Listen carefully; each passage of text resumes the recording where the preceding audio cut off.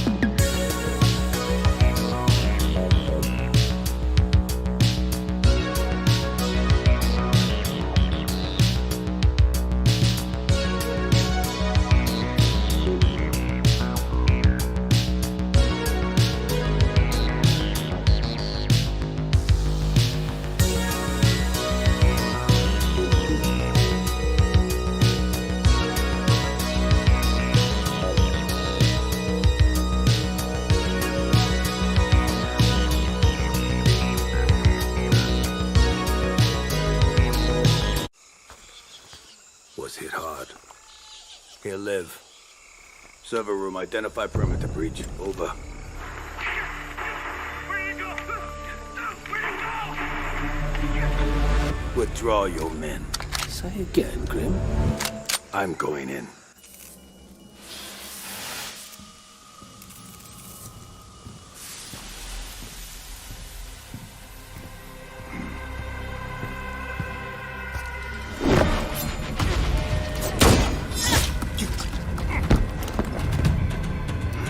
My turn.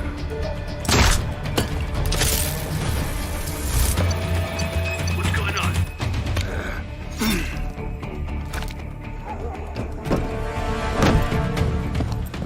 What the? Impossible. Didn't think you spooked this easy. Micro recon drones. Cute.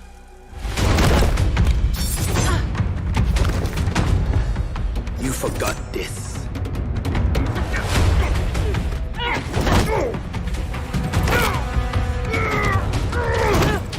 The data key on your jugular.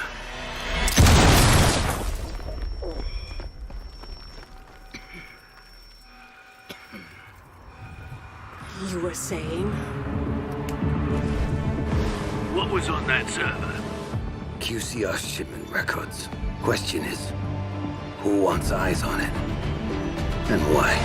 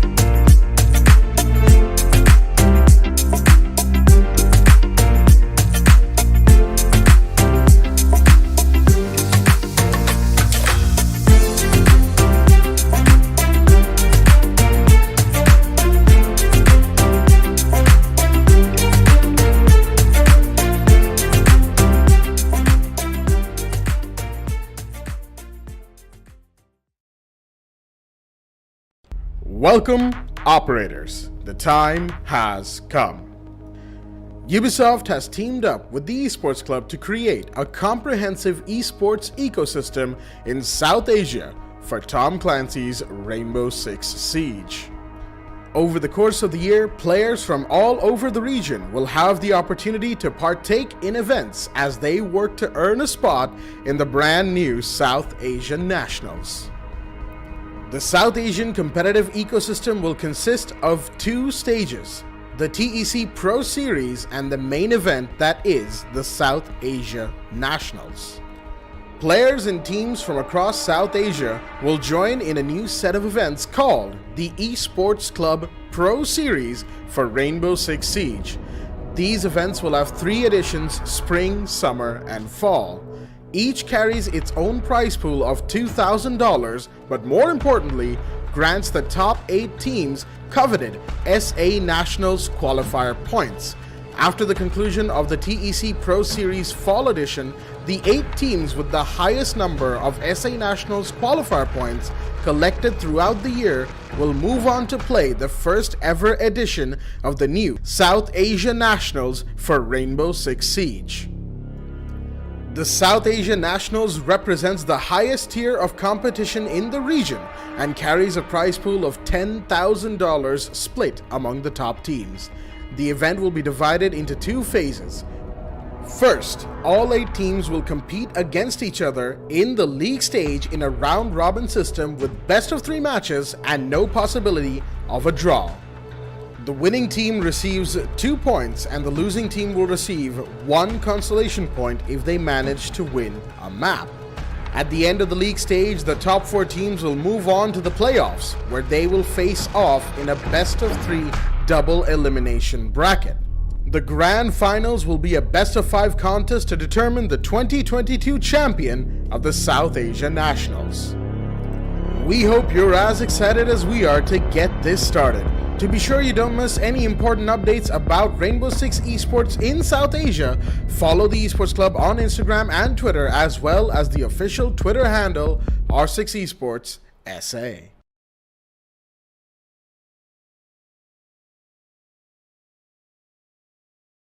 Late afternoon here in the South Asian region, folks, as I, Blackjack, and of course my co-host Aggressive, welcome you to the South Asian Rainbow-Six-Siege Nationals.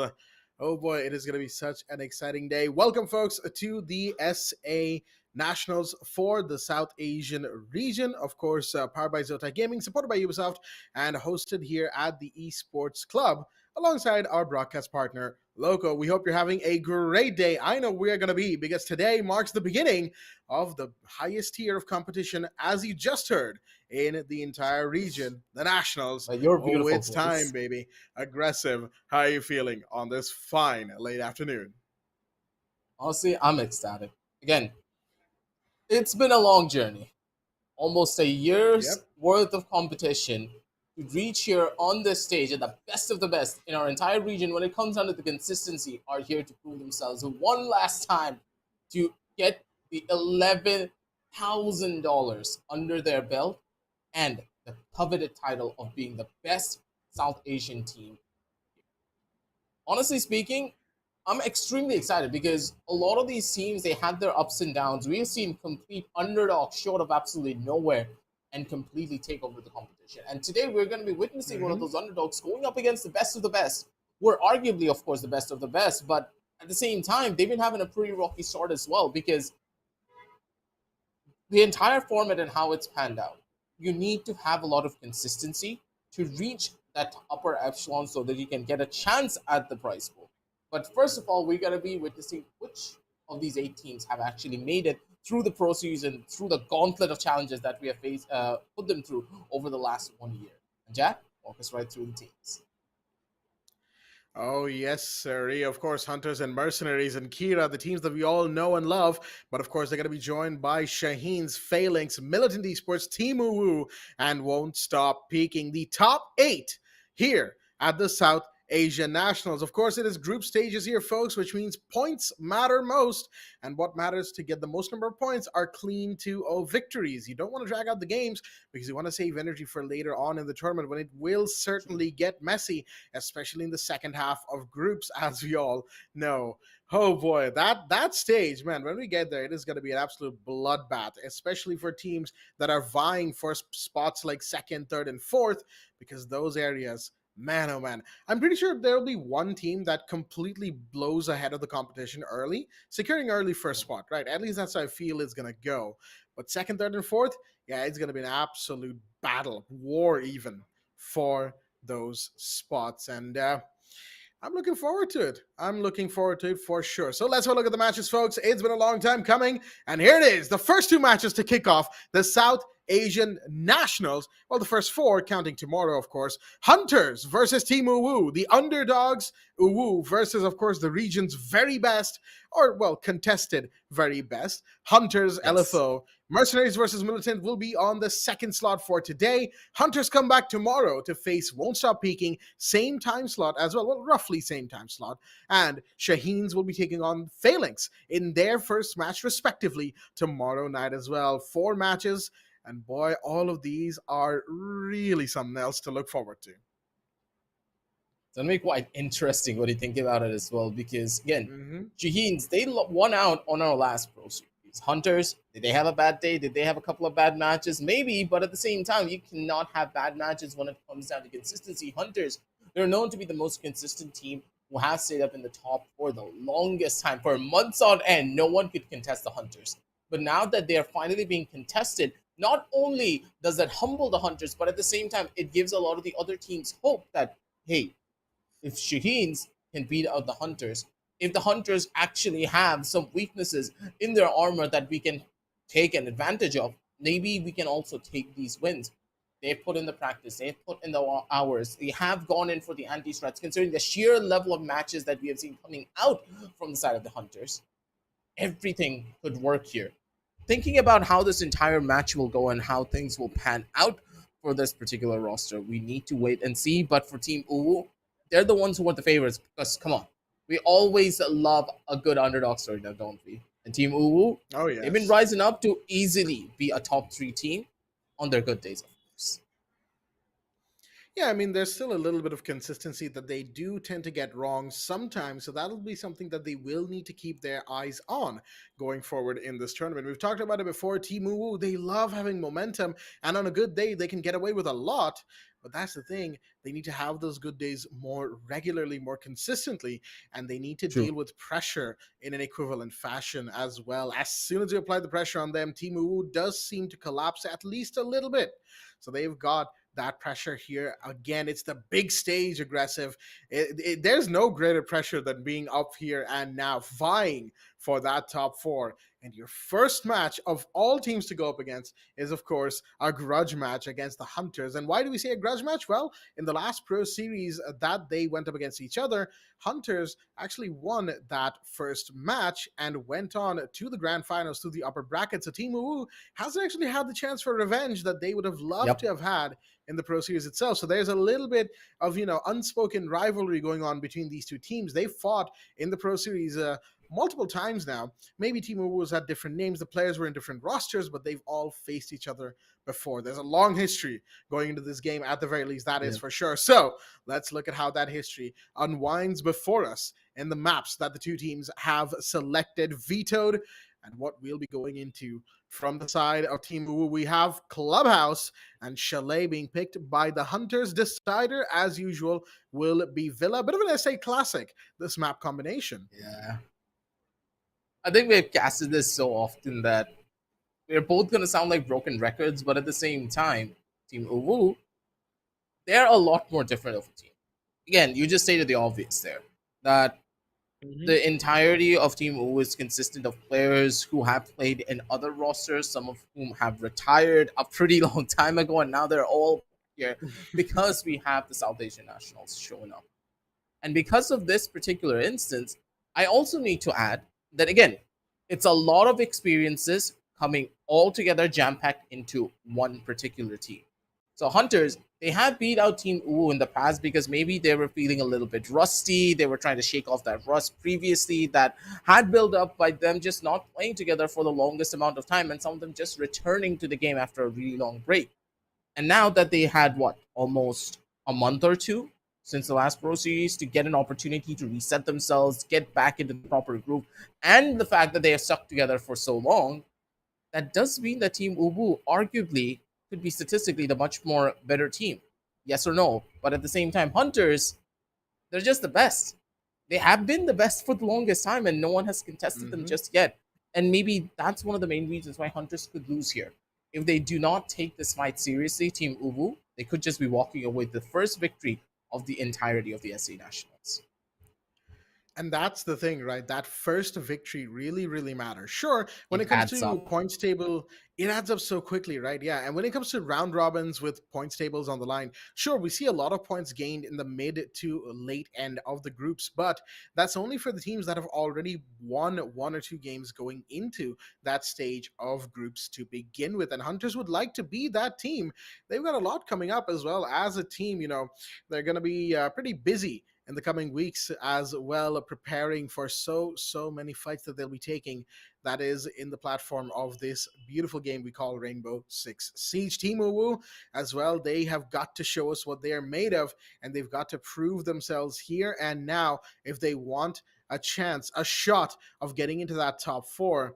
And like we said before, they are not going to be giving up. Sure, like Aggressive pointed out, that sure, maybe they were probably a little rusty going into Pro Series 3. That could very well be the case because they looked so good outside of that one match against the Hunters.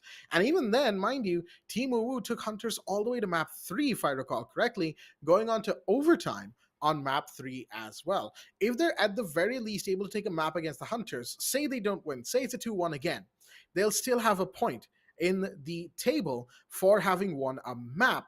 And that, of course, counts quite a bit when it comes down to it. Those one-off points from those 2-1 and 1-2 lost games, those points end up adding the most value when it comes down to the points calculation. And like we said, folks, the top 8 that got here, they had a different SA Nationals points table that they qualified through.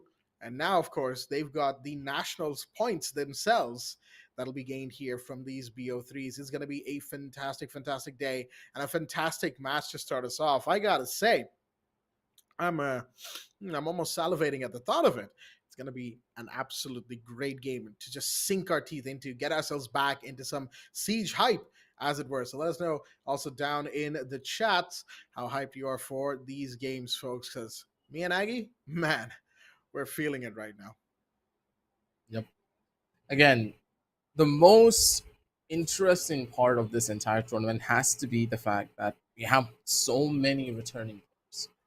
The sheer amount of players that have come back to this game just for the SA Nationals is what really, presses my buttons, because again, we've been waiting for such a long time for a tournament like this, for Siege to be put on centerfold, to be the esports that it was meant to be. And here, each and every one of these players, they have answered the call, and they are now here to be at this grand stage, to showcase to us what Siege is meant to be played like here in the South Asia region.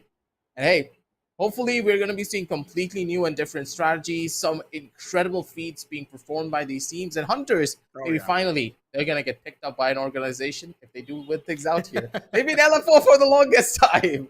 And hey, they have they been, did that. Shame. Yeah, it's a shame, but really at the same time, yeah. they're here for a reason. South Asia Nationals could be their opportunity to get an org, and if they do get an org, I think that we did our jobs properly as well as casters to hype them up. No, but honestly, they do. Like Hunters themselves, they deserve an org. Their hard They work deserve it. cannot be understated. In just the entirety of the seed scene here in South Asia, Hunters have constantly proven themselves time and time again, risen to the challenge and gone beyond. And they are back here again, once again, to do just the same. And my goodness, folks, it is going to be an absolutely amazing time to see not just them, but the rest of the teams that are here as well. Like we said, Team UWU is a bit of an underdog. They've taken on the Hunters before, and they came so close to victory. So they like to, capture that magic, put that lightning in a bottle to be, brought out in this game once again. We'll have to see if they have done so. Like Aggressive pointed out, of course, they have had some time. It's been over a month since we last saw them in proper for a Siege competition game. So now we will be, just very excited to see how they perform. And the Hunters, like we said, they'll be bringing their A game because there is no messing about in this competition. They will be taking this one seriously. I can pretty much guarantee you that much. Sure, there might be 2-1s. Sure, there might be some upsets along the way, but that is the nature of competition, folks. So, with all that being said, let's go into the first game of the South Asian Nationals. Hunters taking on Team UWU to start us off in this grand competition. First initial map will, of course, be Clubhouse, and things getting picked up and things being set. This is where the real fun will start to arise. What I really want to see is what exactly would the agent bans going to be in this particular instance, because the operators that they're going to pick up here will, of course, throw a lot of weight around this particular map, but I'm not expecting anything out of the ordinary. But at the same time, Iana getting banned down, now that is possibly one of the most unorthodox bans, but at the same time understandable bans considering how much utility Iana brings down. Thatcher will be the second ban. No real surprises there. But yeah, like you said, Iana is definitely not a normal ban. And that, of course, is a very smart one, all things considered, because Iana can just do so much, right? She's got the Gun 6 for utility clearance, even burning an ADS if it needs to be. She's got grenades to destroy utilities, destroy operators, whatever have you, grenade from below, which is so powerful in this current version of Siege. And of course, the ARX that she has, very, very strong. 2 drones and her Gemini replicators, which act as drones of their own, effectively giving her near infinite information capacity in any given round. She is exceptionally strong. So the fact that she's been banned, actually, now that I think about it, shouldn't really be all that surprising. Echo has been What? banned in on the other side. That is a ban from Team UWU's end, mind you. So they clearly have some sort of idea as to what to expect here on Clubhouse. We've seen Echo on Clubhouse before, especially in the bottom basement site of True, Arsenal, true, true. That where is Echo can be very, very, very useful. That we, of course, have seen many, many times, right? Deep Arsenal plans, box site plans in Arsenal, that is to say, even plans on Church. If the Echo survives with even one drone remaining, that plant becomes unsure, not secure Yep. anymore. You need to get the Echo drone. Sure, it's not invisible these days like it used to be, but a well hidden Echo drone might as well be invisible to the operator's eyes. And that, coupled with the fact that two drones, so he can send one out to gather information for roamers as well, makes him pretty strong. Not too powerful, not something like Iana, but he's still strong enough to warrant a ban every now and again. Team UWU might be feeling like we've got to ban that operator against the Hunters. They might feel like Hunters were going to bring them out here today. Well, not to be. Iana and Echo are the bans from the side of Team UWU, while Thatcher and Valkyrie, standard bans, all things considered, from the Hunters. They're not going to be taking any particular risk with their bans here today, it seems. And again, I do believe they banned out the Echo because they understand how useful information could be for the Hunters. Imagine it like this: the Hunters are already this incredible when they don't have information. Half of the time, they don't even drone anything out, and they use their usual drones on the attacking side to gain so much information and so much map control that the defenders just can't hold it. Let's say the Hunters have that level of information on the attack that they normally use with their drones on the defensive side, with two Echo drones being used to help the defenders push into attackers. Then yeah, you would be in a pretty tough spot now, wouldn't you? They are making sure they starve the members of Hunters of information so they can't utilize much on their own defensive side, forcing them to play in a much more defensive manner, not allowing them to go overly aggressive. So it's a pretty smart ban at the end of the day to shut down a playstyle in particular. And we all know for a fact that Sandy's just loves to go in for those spawn peaks. He's going to go in for it, and if he has those Echo drones available, that's a lot of information that the Echo can give towards Sandy to allow him to play that aggressive. Give him the sightlines that he wants, give him the corners that he wants to hold on the defensive end, and his alibi is just something to behold. That guy single-handedly can take over the entire site. Let it be a 1v4, and if Sandy is still alive, us as casters, we're going to be, any other caster, sorry, if they haven't seen how Sandy plays, they're going to be like, nah, this guy's not going to be able to do it. We, on the other hand, are just like, we have a box of popcorn on our side and we're just eating. We're like, yeah, I just wait and see how this one goes. But sorry about the delays. So, ladies and gentlemen, you know what happens here from time to time. The players are going to be getting in. They're getting prepped up and ready for everything that could happen here on the map of Clubhouse. And looking at the strategies in particular as well for both of these squads, I'm a little bit excited for what Team UWU are going to bring down to the table, because with Iana getting banned out, that could be something that could hurt the members of UWU because they like the Iana a lot. And if they don't have it here, what's the next game plan for them? That is the question, right? What will be the game plan from here on out? Because at the end of the day, things might get dicey. Again, that Iana is so strong. Let us not understate how strong Iana can be, especially in the right hands. And yeah, let's just say that if you're not careful, Iana can catch you off guard in more ways than one. But that won't be the case on a Clubhouse today. And that is, of course, something that Hunters will simply have to deal with. Now, Hunters are attacking first, of course. That is something that warrants a reminder, as Clubhouse is considered a defender-sided map last I checked. And, of course, that means Hunters are playing for the long game here, because they are the ones who got the side pick, because Team UWU got the map pick, right? So they pick Clubhouse, Hunters got the pick to pick which side they want to go to, attack first, defense first, and they decided to go to attack first because they'll be playing the second half defense, and that gives them that late game advantage. That's what they're looking for here. This is one of the things that Hunters do. A lot of the top teams actually already do this. It's a common strat overall. Some teams decide not to because they feel confident in their second half enough as it is. So, you know, it could just be down to a Hunters thing at the end of the day, but we will have to wait and see for that one as we wait to go into the match proper, folks. Like we said, we can't quite contain our excitement, so we do have to apologize for the little delay that's happening here. It's, just making sure everything is set and ready before we go right into the match itself. And this should be, again, like we say so much, quite the amazing match. That second match today, too, Mercenaries versus Militants. I'm interested in that one because both of those teams, some of the players in Mercenaries have shown familiarity towards some of the players in Militants, right? Even cheering for them in the chat in the Pro Series when the Militants were on stream. So I'm quite interested to see how that match goes. Seems like more of a friendly rivalry, if anything, between them might end up popping up. But that, again, will depend on how the Militants respond to just the fact that it's Mercenaries that they will be fighting. Mercenaries aren't going to be giving them an easy time of it. That much is for certain. So we'll have to, once again, wait and see about that game. Of course, Shaheens, the winners of Pro Series 3, coming in to extend their title of influence and get to the top 4, maybe even win this entire thing. Same for Phalanx, although Phalanx, of course, didn't quite have the same kind of luck and the same kind of performance in Pro Series number 3. Hunters, 2-time Pro Series winners, folks, so they are definitely not to be trifled with here.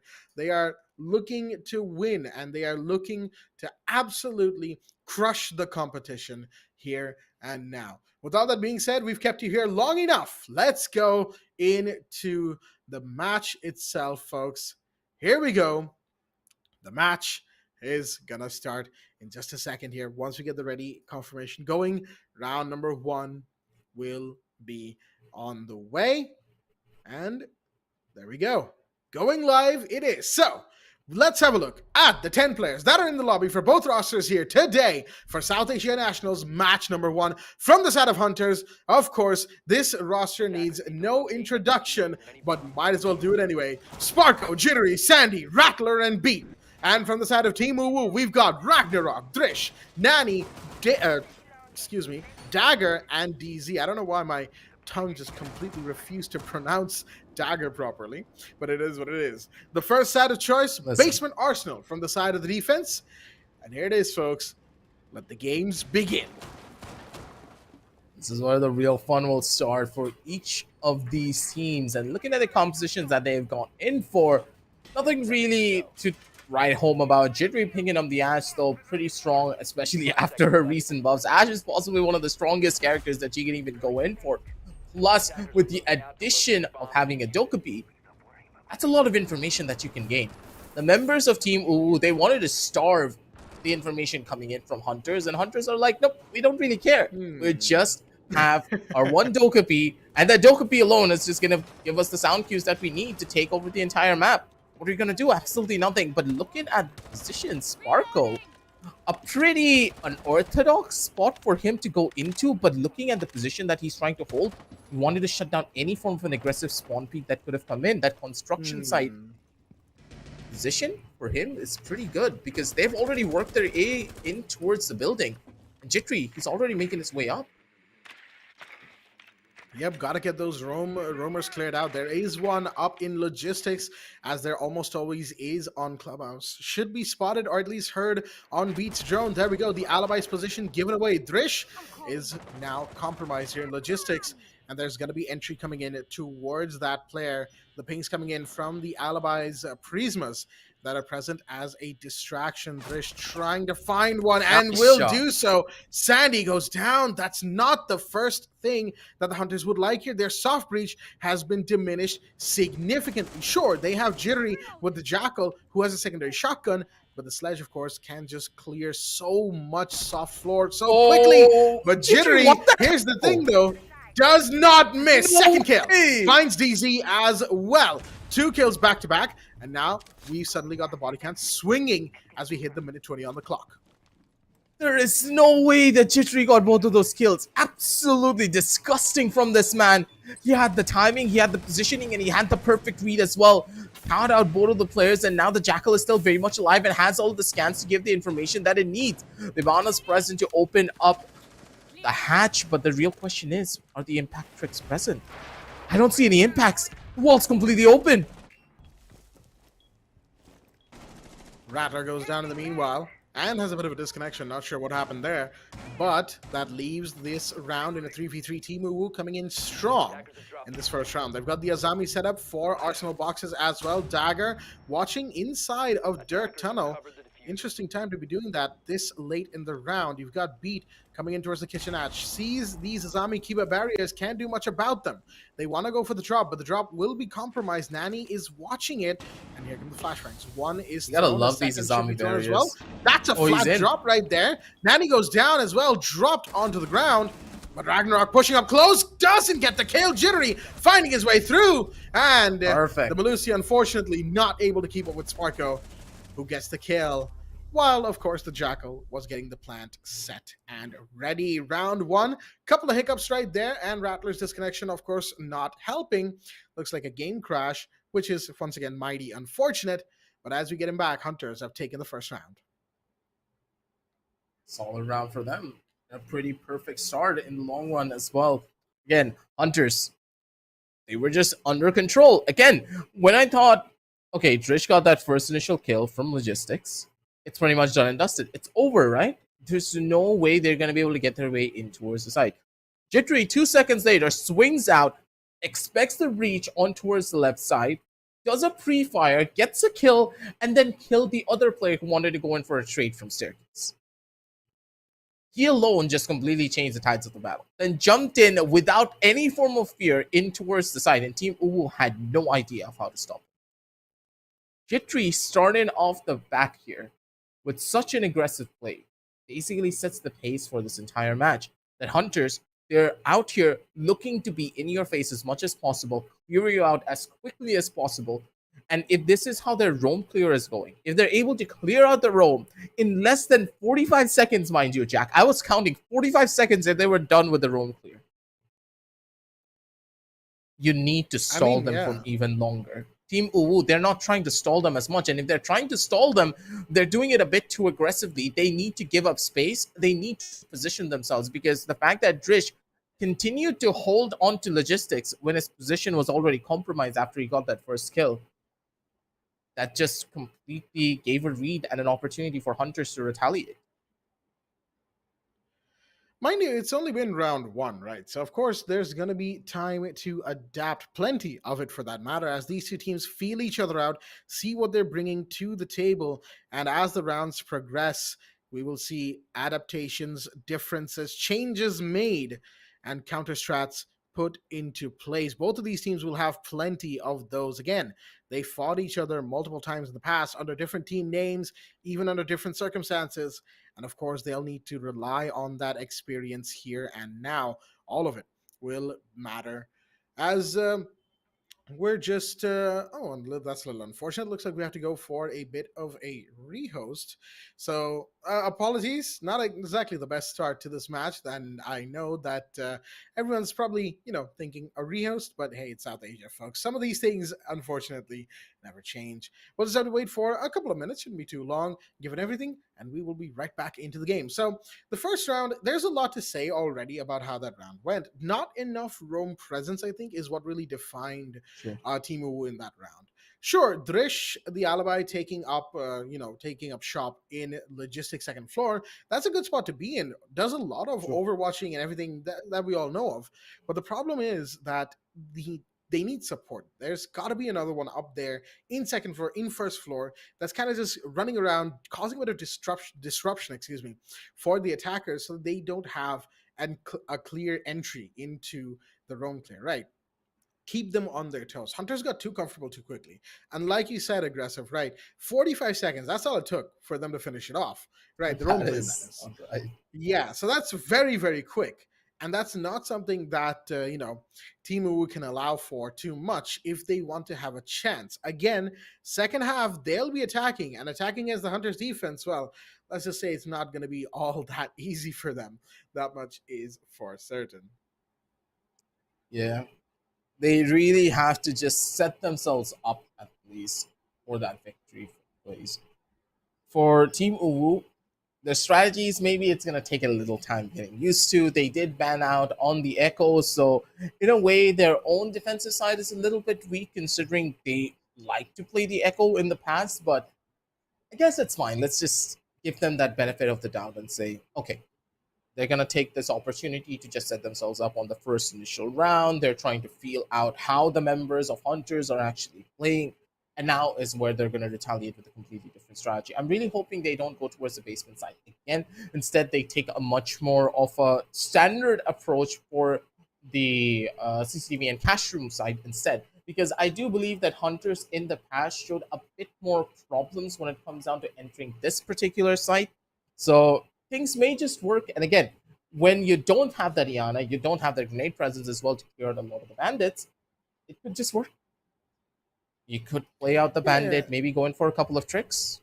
It can happen. As far as the bandit goes, yeah, a couple of tricks could work, but you have to also consider that for Team UWU, they wouldn't really want to go for it. They'd rather have Mute Kaid to support Wamai and That's also Azami true.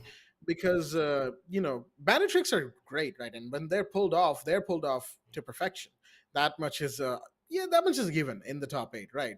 But the thing is, you have just so many operators who can clear utilities so quickly and then get on that bandit's backside without much trouble. So, I don't think Bandit would be the best pick per se, but hey, if Timu wants to go for it, who am I to say no, right?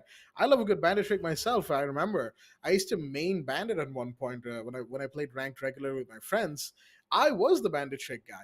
And it was so exhilarating to be in that, in that zone to bandit trick. I know how it feels. It feels great. I'll tell you what. Sure, I might get called a cap can main by CCV every now and again, and sure, that's happened more recently. But trust me, I've played a lot of Bandit, and I love the operator. Sure, Kaid, Mute, and everybody else kind of have overtaken Bandit in terms of overall usability and utility, but Bandit's still really good in my opinion. He's got one of the best SMGs in the game. Sure, it used to be a spawn peak menace way back when it still had its ACOG. Back in the day. That's a bruise for some players that I do not worry about opening up. Trust me, that ACOG needed to go. I will 100% state it. But regardless of all of that, jokes and all that aside, the anecdote here is that sure, they could go for bandit tricking, and they could probably pull it off knowing Team UWU. But Hunters, what we saw in the first round is a Hunters that are not only on form, they're looking to really expedite this match, get it done as soon as possible. They don't want to, give out too much energy. Chalet will be a draining map. We know that much for a fact. And why is that? Because, well, Chalet is one of those maps that we say it's attacker-sided one day, it becomes defender-sided. We say it's defender-sided one day, it becomes attacker-sided. It's a map that kind of swings very wildly, depending on how both teams are playing and presenting on that map. So Hunters know that, and they want to get done with Clubhouse as soon as possible. The problem with that being that Clubhouse, of course, is Team UWU's pick. So they're going to be fighting hard for this game here. And Team UWU, well, once again, the ball's in their court. They are the underdogs of the story, so they will have to change things up, cause an upset, and force the Hunters to bring out some of the strats that they might not have otherwise thought of that they need today. Again, the adaptability of the Hunters is just really hard to match. Even Mercenaries, who are arguably the top 2 teams in this entire region, it's always the Hunters versus Mercenaries fight. We always talk about this. But again, even Mercenaries have a really hard time trying to go up against the Hunters and adapt at the same pace that Hunters do. They're the best of the best for a reason. And it's not because the team has, rocket science levels of strategy that we can't really comprehend as analysts or casters. It's how good they're able to adapt to any situation that they're put into. And that's one of the main reasons why the team is so good, because you can't go up against them in a lot of these, let's say, one-on-one situations. You need to think 2 steps ahead of the Hunters, and unless you're able to take those 2 steps forward, the Hunters are possibly going to be taking 3 or 4 steps ahead of you. And unless you're able to get that read, unless you're able to get into that proper groove and the position that you really want to be in, Hunters are just going to run you over. Here in this exact same scenario, you gave the Hunters one small mistake, which was not repositioning instantly, and they were able to punish. Jittery got the read because you killed out the player in logistics. There has to be a person pushing in from the main stairs who will want to try and get the trade. Jittery got the read, got a double kill, and it was down to a 3 versus 4. It happened in seconds because you let Hunters have the read. That's the thing as well, DZ on the main stairs, we did see the Azami there, right, to try and support Drish as the push was coming in. Drish probably made that call that, hey, I need some support here. But at the same time, you have an Oryx. I do believe we saw an Oryx, right? The Jackal did scan the Oryx's footprints, Yep. right? So there was an Oryx who's more suited to be a roamer than Azami is, who gets her Kiba barriers and defensive utility. That's the point here. Azami is defensive Yep. utility. So having her alive for the end of the round is really, really important. Like say Smoke, like say Wamai. You want these operators alive for the end of the round so that their gadgets can really slow down any push that's coming in. Oryx in the meanwhile, sure, he's got mobility, but that mobility is meant for him to roam. The reason he has those Rima dashes for making quick rotates, for getting out of tight situations, the reason he can jump hatches is because he can take shortcuts that no other operator can. So the Oryx was probably more suited, and the T5 is still a better SMG than the 9x19 that, Azami has. So that gunfight was already stacked against DZ. And then, but the fact that Jittery was on top of the stairs having the high ground, which in Siege, when verticality is in play, the player above is usually the one that walks away with more kills, especially on soft breed. So really, it was in Jittery's favor from the outset with how the overall entry was played by the side of Team UWU. With all that being said, and our over analysis of round number 1 being taken care of, folks, let's go back into the match. Took a little minute, but we are back from the rehost, and round number 2 is now a go, and it seems we are going back to Basement Church once again. The way that this entire match will go will be pretty much set in stone by this particular round. Again, I really hope that they would take a completely different side for their take, but once more, they are going to be heading on down onto Church Basement, and I don't know, man. This particular side, they have lost it out, and I'm really hoping that they're going to have a bit more roam presence this time around. We are going to be witnessing a Mozzie coming into play for the roam clearance, and that's a pretty smart plan because Hunters, they're using their drones properly, and if you're able to take those drones away from them and use it for your own advantage, it could just work. But the real question is, are Hunters prepared for this Mozzie, or will this Mozzie completely catch them off guard? Mozzie, of course, with the pass, really good for denying intel and taking away drones from the attackers. Pretty similar to Mute in some aspects, but also that he can commandeer most attacker drones. That's what really makes him that nuisance, right? And Nani, mind you, Nani, it's been a while we've seen that player. Oh, What? I'm not sure about that, Sandy. Just Sandy? dropping down Oil Pit that quickly. There's gonna be players in blue that are waiting for a play, or maybe even just finishing setups. Ragnar taking damage, sure, the damage is dealt, as they saw an attacker towards Cash in the meanwhile, taking a bit of damage themselves. Oh, Rattler comes in with the DMR. DMR, And that's the man. taking one back, taking a leaf out of the book of Onigiri, as we all know. The DMR APAC, at least for the APAC region. And that, of course, is a tumultuous time. That's not really something, but he's got the cams, and that, of course, means more intel for the side of the attackers. Even commandeer drones, I believe, come into Commander Dukabi's purview. So that's a big, big thing that just happened right there. On top of that, they've lost Drish again. That's the second time Drish has gone down early, this time without even a kill. And minute 37 on the clock, and that's very quick on the timer here, as the breach on the hatch should be commencing in just a second here. One hatch is done. Sparker's going to be moving on to the second one, which means the site itself needs to be reinforced here and now. Team UWU needs to get ready. Jackal again. It's going to be an absolute nuisance. Position's already known. They have more than enough time to get their way in towards the site. Almost a minute and 20 seconds when we first started talking here. They're going to open it up slowly but surely. Jackal's going to be the one to get things propped up from his own end with the shotgun, but the real question is, will they be able to find a pick out of this, though? They need one pick before they can start jumping in towards the side, and unless they get it, it's going to be pretty tough.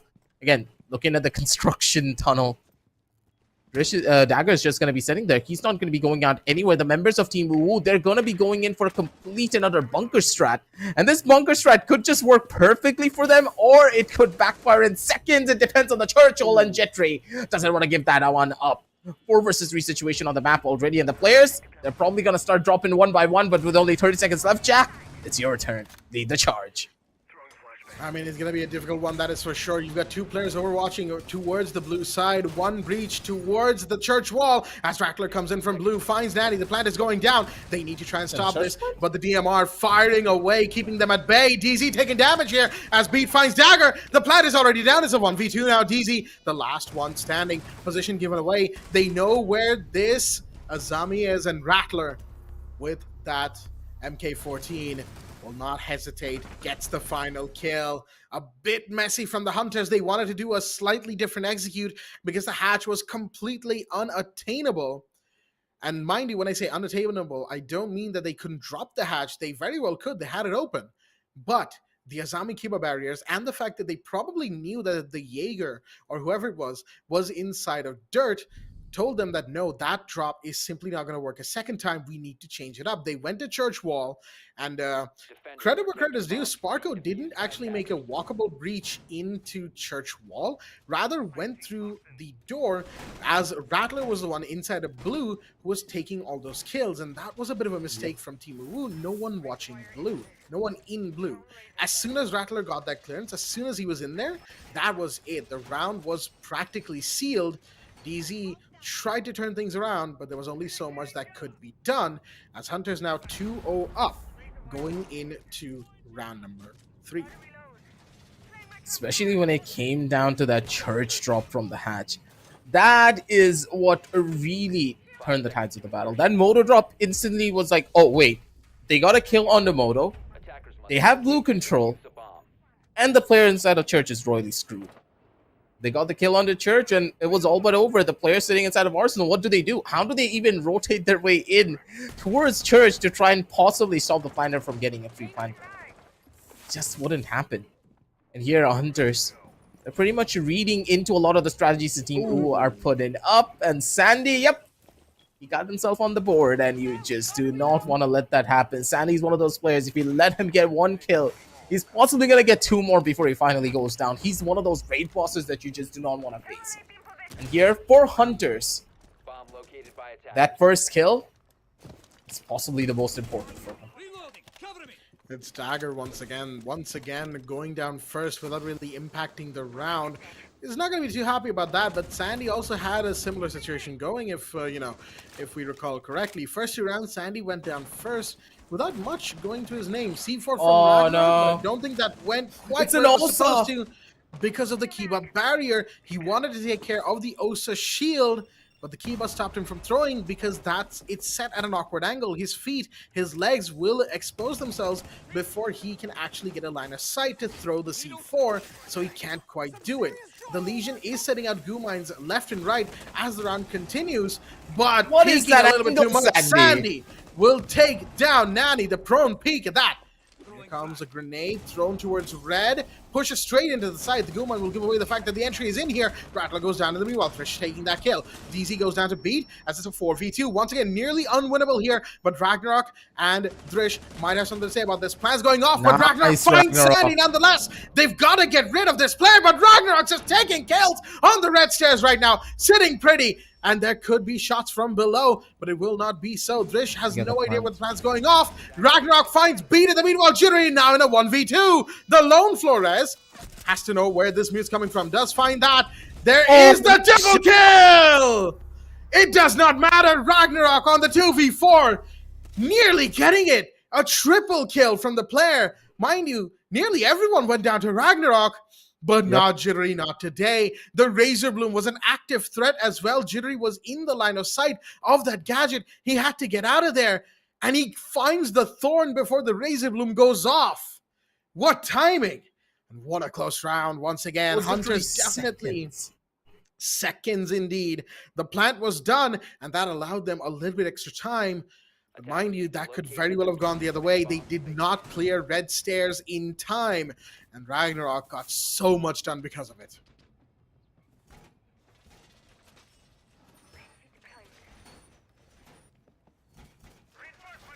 All right. Round number 4. Oh boy. Round number 3 was certainly something, wasn't it? As we now await round number 4, and the continuation of this game here. Hunters have already made it pretty much impossible for Team UWU to take a lead in this first half. That's something that will now be biting at the back of Team UWU's heads, because they would have liked to lead.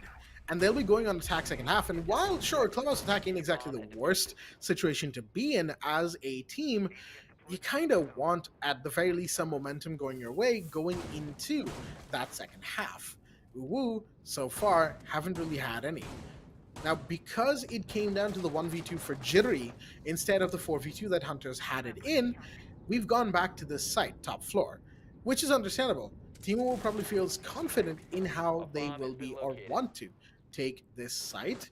Rattler just staring at the sky, it seems, interestingly enough, as we have the RCE Roteros coming in to take care of those bandit batteries. A little bit too soon there, Sparko.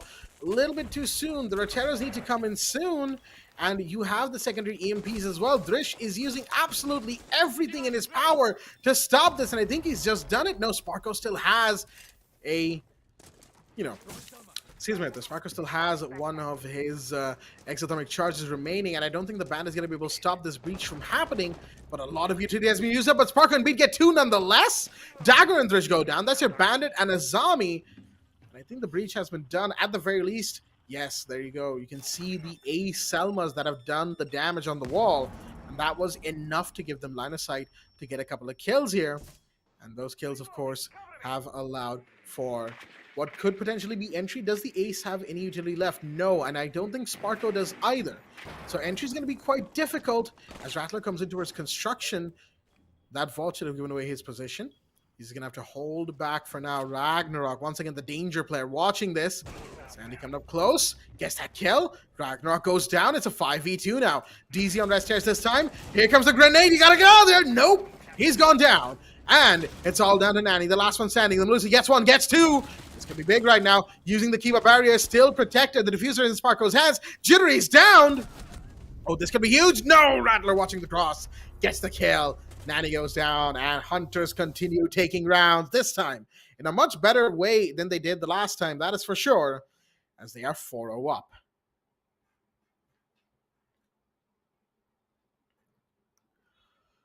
All right, then. Hunters 4-0. Team UWU not exactly looking too strong right about now. At this point, getting even the 3-3 has become an impossible task, of course, as a bit of banter fires up in the all chat. Not sure how Jittery got down, but apparently Jittery, I don't know, maybe Sparko might have accidentally shot him, something or the other. Who knows? But regardless, it is what it is. We're going back to Basement Church. I don't agree with this from the side of, Team UWU. I really don't. Because they came here twice, and both times it wasn't exactly the most comfortable that they were, given that their roam was taken out early, given that, their overall site hold wasn't exactly great either. So Hunters definitely have a lot of sway on this match right now. 4-0. Even if it's a 4-2, they're going to be going into Hunters' defense in round number 7 onwards, the second half. So Team UWU has an absolute mammoth task up ahead of them now. Get these 2 rounds, and then 2 rounds on their attack, while Hunters are this close to match point and to a potential victory. Oh my goodness, DZ. First of all, the fact that DZ is playing a Warden. Second of all, the Warden trying to get a peek going towards this kitchen hall doorway, a spawn peek even. DZ, does he know where Sandy is? No, he doesn't. And there goes the first kill. DZ goes down this time. The first anti-roam kill is taken. Now, is the alibi, is Dagger up towards logistics? The drones will try and spot him. And I don't think he is. The dock is in play this time around from, the defense. They want some heals. Oh, Dagger is actually on the first floor. Just towards, the lounge stage door. And that, of course, is going to be something. The Jackal Tracks has spotted Mozzie, but not the alibi. Dagger could potentially have a big sway in the match right now. He's going to find Sandy. That's a big one going down early. Sandy's gotten a lot of kills in these last few rounds, but as we say, those kills are often so necessary. The call comes in from the Takebi. But again, a little too late to save Sandy. They're going to have to make do with the 4v4. They've done so before. As Beat watches that stage door, he's probably going to come in for the breach on the church hatch as well, as the kitchen hatch has been taken care of. Minute 30 on the clock, and they're just waiting. Once again, all players of Team UWU hunkering down in the site. They've got multiple areas and angles to watch. They've got blue, they've got dirt, they've got church, of course, a couple players in there watching over Moto as well. And they're trying to see who they can catch early, who they can try and turn things around. And then Rattler, ooh, the DMR is great, but loses out to that gunfight against the Oryx. Ragnarok finding Jittery as well. That's big right there from the Oryx, as we now have a 2v4. 50 seconds in the clock. C4 is going to come out. Nanny, but a bit too late on that. Isn't going to detonate. Okay, is going to detonate. Never mind. Didn't even let me finish my thought. But the question is, what do they do here? Ragnarok really just seems to be taking everybody out for a spin right now. Sparko will find one. Yeah. It's a big kill. Can he get a second? No, Not Sparko. quite. Coming in through the door. Flashbang's out. But no, in the hallway, Dagger peeks him and Sparko goes down. Ooh, we're not having it. And they finally put a round on board for themselves, as it'll be 4-1 still in the Hunters' favor. They needed this one particular round to turn the tides of this battle, and they finally were able to get it. Sorry about the small interruption from my own head there, but it seems as though my internet doesn't want me to watch Hunters completely demolish Team UWU. As soon as they come back, I see Team UWU take a 3-1 victory going up against the Hunters. Now, this is one particular round that they needed to get themselves set up and ready for a possible 4-2 scoreline. They need this 4-2 scoreline if they want to have any form of a chance on their own attack. Again, Clubhouse, one of those maps that I will personally say I always do try and highlight this to be extremely balanced. It's not unbalanced whatsoever. Both of these teams have opportunities to prove themselves on either end of this, but still, Clubhouse, it's very difficult factors to get in unless you have certain positions of under your control. And if Team UWU don't have that way of, making a couple of mistakes going up against the Hunters, you're in a tough spot. You need at least one round to try and stabilize your strategies and understand how Hunters are going to be playing on them. You banned out the Echo, you banned out a lot of the aggressive options that they had. It doesn't really mean the Hunters don't have defensive options as well. So they need to try and take this round to give them that small bit of a wiggle room to lose out a round, get to a stage where it cannot.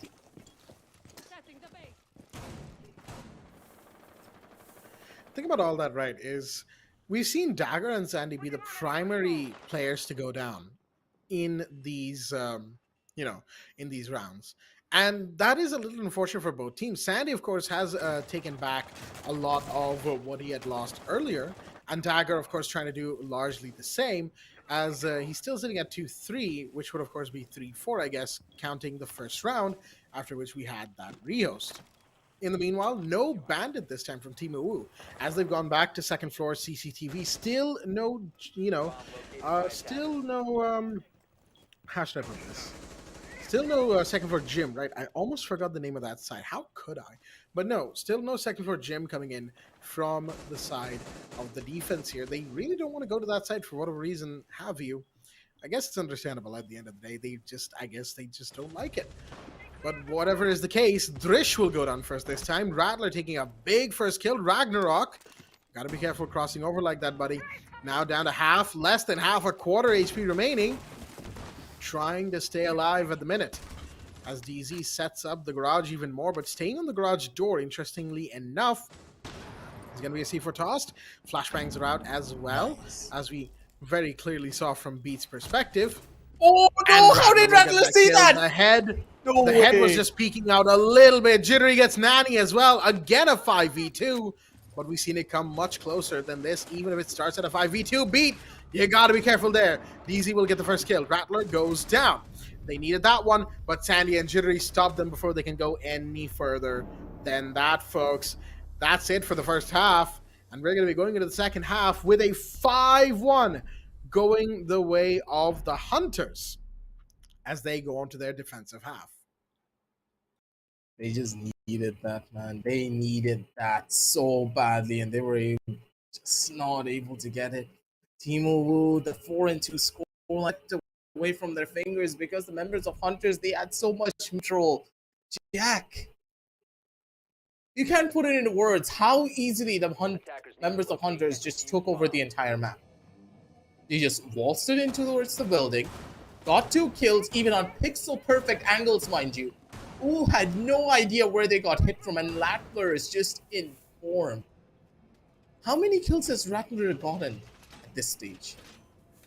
The guy is unstoppable. He's on a 6-3, and Rattler got 2 more kills on the first round where the rehost happened. So he's on an 8-3.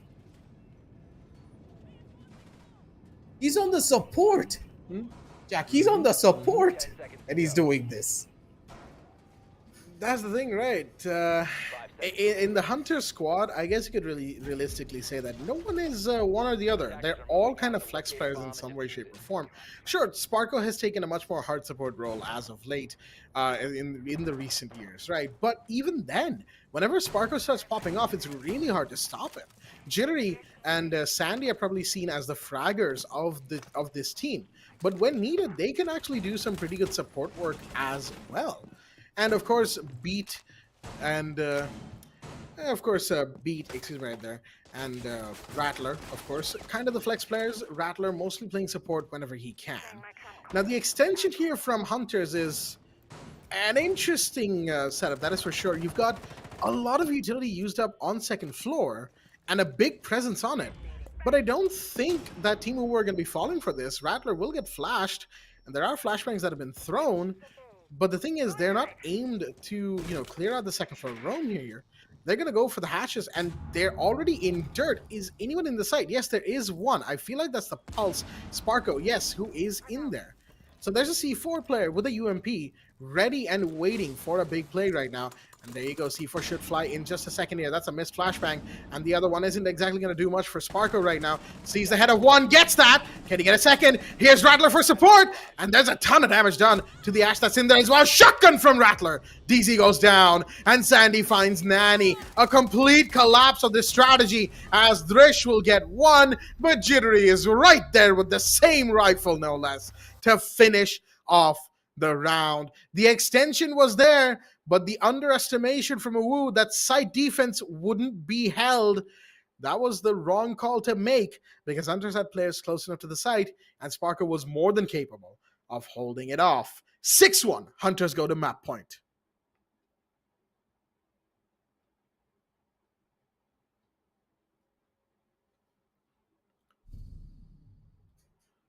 All right then. Map point for the Hunters. They are 1 run away from pretty much sealing the deal on Team UWU's map pick. And like, we said before, myself and Aggressive, this is definitely a Hunters that's looking to get it done, Get in, finish it off, get out. They don't want to spend more time than is necessary on these matches. And it's very clear with the way that they are playing so far. I was a little concerned, right? Because we've seen that extension from them before against Mercenaries, against KIRA, against Shaheens. They've done it everywhere. And it's had mixed results. When they first brought it out, I remember it didn't work, if at all, because, well, let's just say their site got ran over extremely quickly. But it's also worked a lot as well. So I want to see that strat more from them. I want to see them bring it out against other teams as well. As DZ will take a bit of damage. Looks like spawn peaks are happening. Beat goes down though, as that angle on the blue stairs window is a little predictable, admittedly. DZ wants to peek the garage door. There's somebody right here. Sandy's position will now be given away. Sees the Ash. Can't quite get the shot. Still looking for something here. Is he trying to force the player out? Okay, Sandy. Gets the Ash, but Drish was right there for cover. Takes care of that player, and that's 2 down for the price of 1. Only an Ash gone. While, of course, Hunters have lost 2 bodies. Now they've got Sparko, Jittery, and Rattler alive, so it's not like they're going to be too fussed about exactly what has happened there. But the upset and repel on the breach, of course, something they'll have to be careful of. No, the Dekabi decides not to peek it instead. You've got the Azami setups as well, making sure that they're protected, the defenders that is, from multiple angles and points of interest that Team UWU will soon be taking up. But the question is, how does Ewu proceed from here? They've got a lot of leg room to really play with. Oh, but that angle! Jittery, putting Nani on the floor. Doesn't get the kill, mind you. Nani can still be revived. And I think, yep, there is going to be support to do exactly that. The Jackal will be back on his feet, but only 20 HP remains in that health pool. As Dagger finds Jittery in the meanwhile, that's another big shot. Sparko in garage now, low. Well, not quite low, but half HP. Gotta be careful of the gunfights he takes. Rattler finding Dagger in the meanwhile. That's one. Frost mats are, of course, pinged. As Rattler needs to find a couple more here. They're facing a real uphill battle. Nani's low on HP, but he's not going to be the first one you face here. Shots are about to be fired. C4 is ready. Rattler's got it in his hand. It's out. And Ragnar takes a ton of damage off of it. Now down to less than half. Everyone on that attacking team is less than half as Rattler finds one. That's Drish gone. Big drop right there. Needs to find a second. Sparko has to watch the cross here. That's exactly what it's going to do. But Sparko goes down.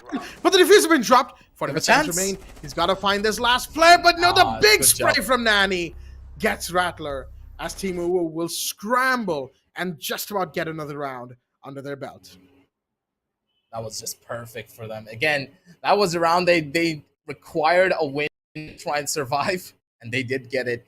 Again, it all really comes down to the last closing seconds. You being able to set up those crossfires, you finding those admirable peaks that you need and that level of control that you want. But again, the members of Hunters, they're just able to take so much control away from you that you were forced down to that exact 1 versus 1 situation that you did not want to be in, and you'd nearly just dropped. I'm really hoping that this does not happen again for the members of UWU, because they are pretty much lifeline. 6-2, no opportunities to make mistakes here, Jack. One mishap, one small misplay, Team UWU, they're going to be sent back down over towards the second map, which is something that they do not want to go through. Clubhouse, arguably one of the much more stronger maps for them to play around with. So if they lose here, yeah, things are not going to bode that well for them. That is very, very true right there. If they're not able to hold their own, Team UWU, for another 4 rounds, mind you, things are not going to look too good for them. We're going to be going towards second floor gym and bedroom now. The side that Team UWU absolutely did not want to go to, no matter how many times they lost on CCTV and Basement Church. Hunters bringing that side out in a jiffy. And mind you, this is something that we did not see at all from Team UWU. The fact that the Mira is available. And Mira on Clubhouse, as we all know, is a really strong operator. Mira on just about any map is a really strong operator, especially in the competitive scene. Competitive map pool, I should say. Drish doing a lot of damage to Rattler right now. Playing on the main stairs, the lower area of main stairs as well. Rattler's got a skedaddle, and that's exactly what he will do. And he's going to get the footprints tracked up, as the alibi should come in for, you know, a little bit of help here. Yep, just sitting there in the corner. They are going to have to be careful about the open hatch. What? Oh, hello? Nani was not ready. Nani was not ready. No, none of them knew that the alibi had dropped, I feel like, even with the drone there. And that's going to mean the Jackal's gone. Your roam clear already off the board, and Sandy is more than comfortable staying on first floor. He's being pinged, mind you. They know that that alibi is there. But Rattler's also playing on that main stair side. They've got to be careful of him. And there's so much to do still. And these roamers, of course, aren't going to let them get away with a whole lot. And there's 3 C4s as well. Rattler going down constitutes 1. The Kaid going down constitutes a 2nd. But that's a peek from CCTV that Dagger now has to be careful of as Sandy finds DZ. Grenades out. Minor damage done to Sparko. And we're less than a minute 20 remaining. Team UWU still really haven't gained any ground. Nothing. 5 versus 3. Ooh, haven't even made their way in towards the building. Finally, they have some levels of control, but not much. But again, Trish, he's trying to equalize things out as quickly as he possibly can, but it's just not happening. Not boding well for them. Jetry's going to be able to shut down Ragnarok, and they only have 1 minute left on the clock. Yeah. Oh, Rattler's going to find Dagger in the meanwhile. Put it down to a 1v3. Drish now quite the pickle, as it were. He's got 1 mirror window to deal with in logistics. So crossing construction is going to be so so hard for this player right here. And oh, it's Rattler C4 who's gonna get that kill. And with that, folks, that is gonna be map number 1 done and dusted. Hunters take map 1 in a very, very convincing fashion, as it is, of course, 7-2.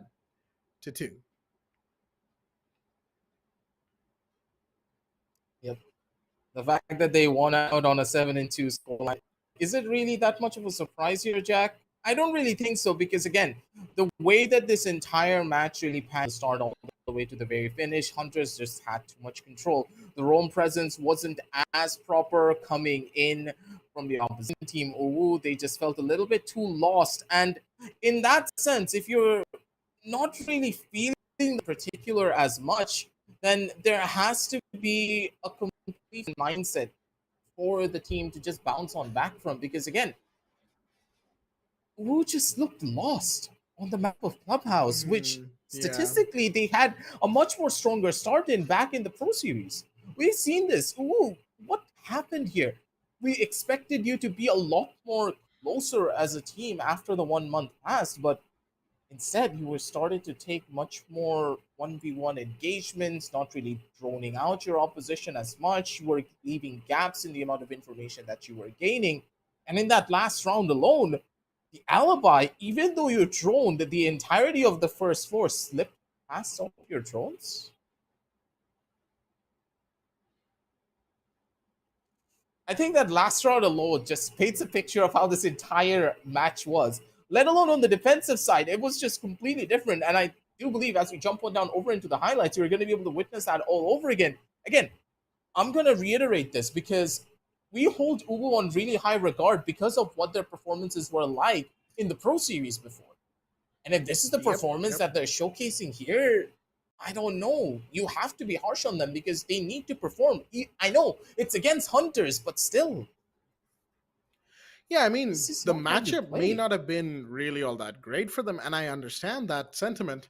But the thing is, right, at the end of the day, it could also just be the pressure of being in the nationals, right? Because now they have to fight all over again for a whole new set of points to be able to progress forward in the championship. Sure, the way the prize pool is divided, even if you don't get to the top 4, you still get a chunk of it, but just not as big of a chunk as if you were in the top 4, especially the top 3. The winner, of course, getting 5,000 US dollars, folks. $5,000. And the MVP of the tournament gets another 500 on top of that. So, there's a lot that is to be fought for. And Team UWU will want a big chunk of that. But for that, they'll need to play a little bit better here.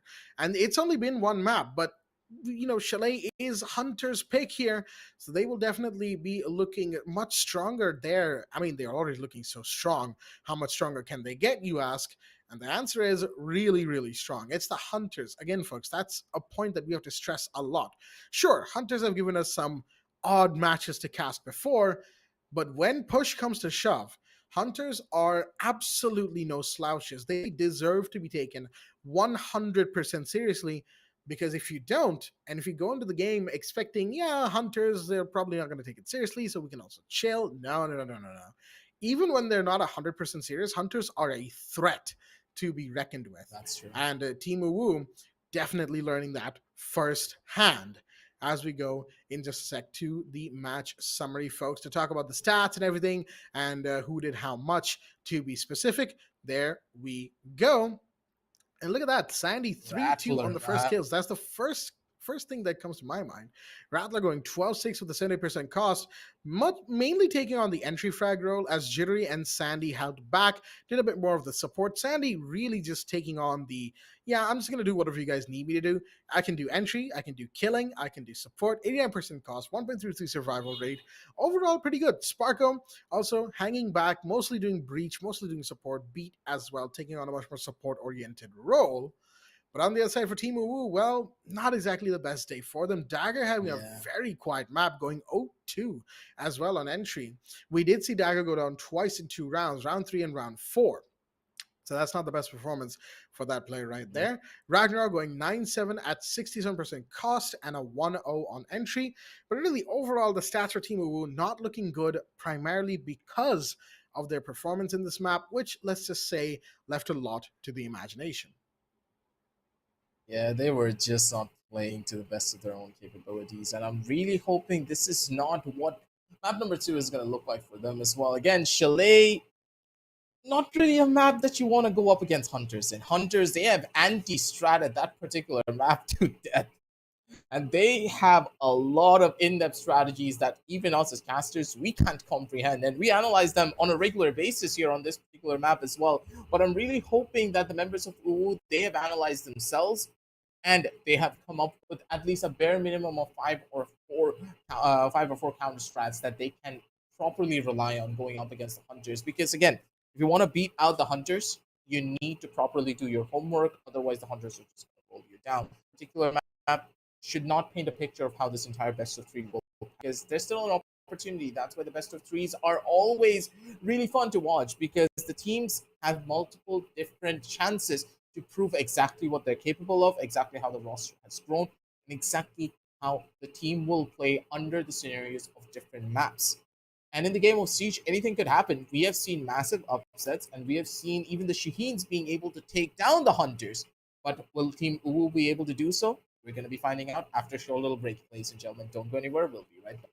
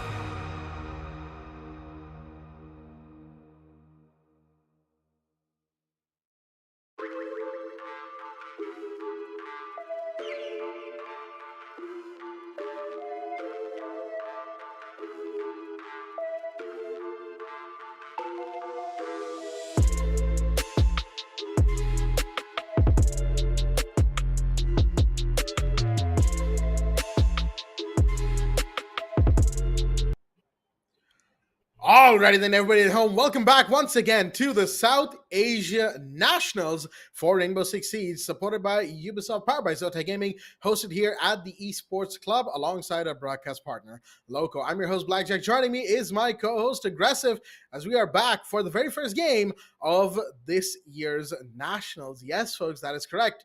We've had 3 Pro Series, and now here we are at SAN at the end of the year event for South Asian Rainbow-Six-Siege. We hope you're all excited as we will resume the match between Hunters LFO and Team UWU very shortly indeed, as we've just gotten done with map number 1.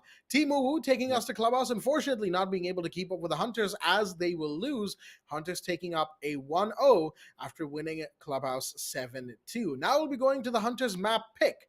That is, of course, well, Chalet. They've been going to Chalet a lot recently, and there's a good reason for that. They really love the map, and the map clearly seems to love them, as their record on it, while not as great as they might have hoped for, is still really, really, really good. So they're going to be playing their hearts out here, and they will absolutely be doing everything they can for it.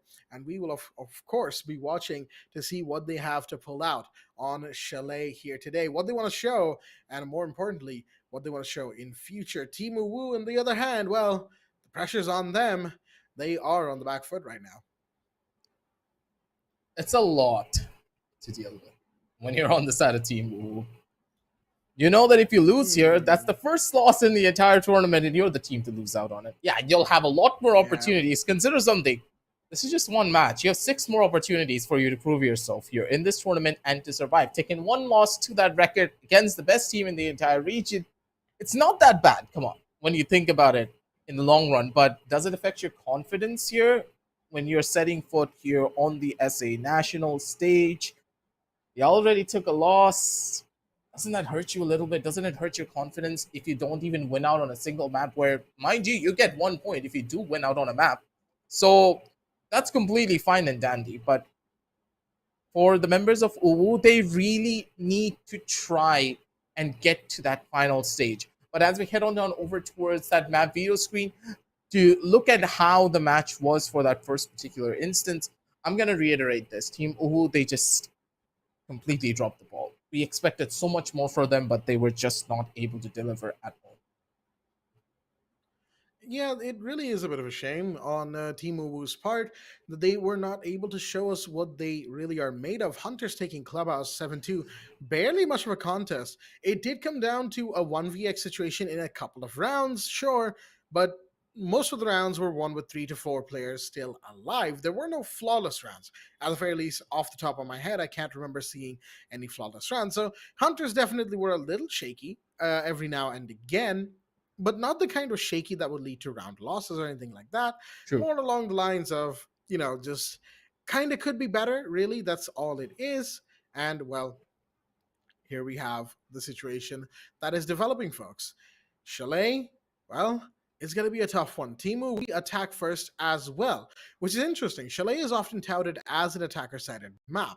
And to that end, we'll have to see how Hunters, play around on the defense in the first half, because again, they'll have that advantage of going the map's favorite side in the second half, that is attack on Chalet. And I know it's a bit of a rarity. Border and Chalet are pretty much the only attacker-sided maps, or at least considered to be the only attacker-sided maps in the 9-map pool that is currently in competitive seeds. So it's going to be very interesting to see how they play, how their defensive setups are going to be. Because if Clubhouse is anything to go by, Hunters are very comfortable, even while being on the other side of the less advantaged side, as I should say, of any given map. They really aren't that uncomfortable with it. So this is going to be a big, big fight for Team UWU. And if they're not able to do it, well, that first loss is definitely going to be haunting them going forward in the competition, making their stay in the groups that much more,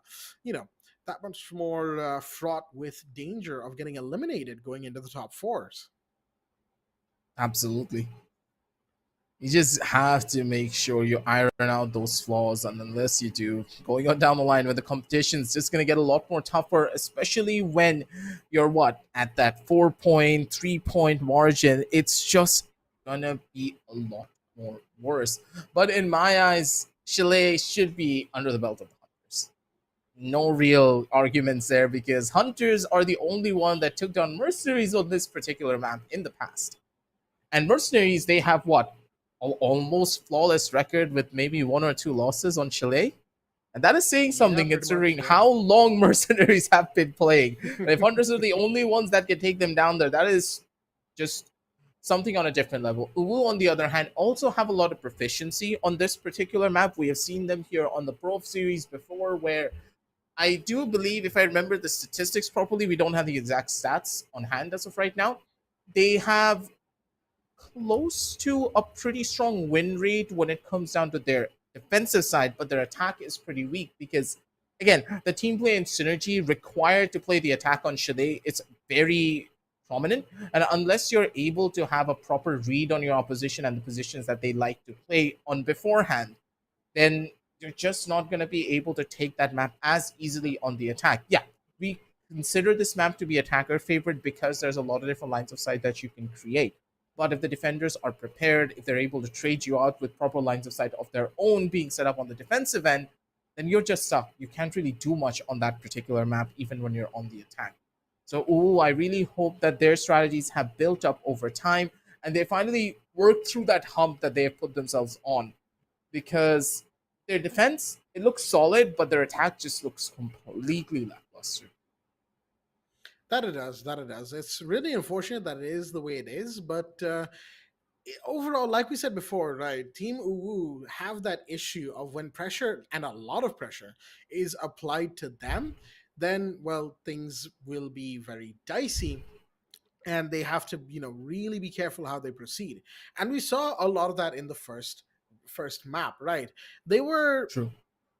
I won't say they actually ever had it in the bag or that they were even close sometimes, but the couple of rounds that they won did seem to do a little bit for their confidence, but it was not enough. They simply did not get enough rounds in. They simply didn't get enough indentations in against the Hunters to really qualify as much of a threat to them in that map. But of course, that all could also change. They could react to all this pressure of being at the Nationals, excuse me, being at the Nationals, being at the stage, facing against the top team of the region. They could react positively to it as well as a bit of a True. learning experience because they will need to take lessons from this match and apply them into matches going forward from here. Team UWU will be having a tough time because of this first loss. Even taking a map would be better than not taking a map at all. At least you get 1 point from that. But again, it's the Hunters. They will really not want Team Uwu to take anything just about here and now. They want to finish off this game really quickly. And well, we'll have to see as to how they are able to accomplish something like that. Yeah. For Hunters, they're the ones who should be able to take it, but at the same time, Team Uwu, they have an opportunity to come on back from this. But again, I don't believe Team Uwu are gonna take that big of a massive hit. Maybe they're saving up their strategies down the line for, let's say, a team that they can, drastically put a proper fight against. But here in this instance, they really have to showcase what the team is really made of. Get themselves out on the ballpark, hit the ground running, and just keep going. But on Chalet, what I'm really interested to find out is what kind of operators they're going to start picking out here. Because after so many of the changes that have come through from Little Swarm, I do believe that, again, will there be another Iana ban coming in? Because you know how strong Iana can be on this map just because of that replicator. That replicator gains so much value, especially on Mezzanine, that if you have an Iana on your team and if he's able to clear out Mezzanine just with a replicator, you pretty much have the entirety of the map to yourself.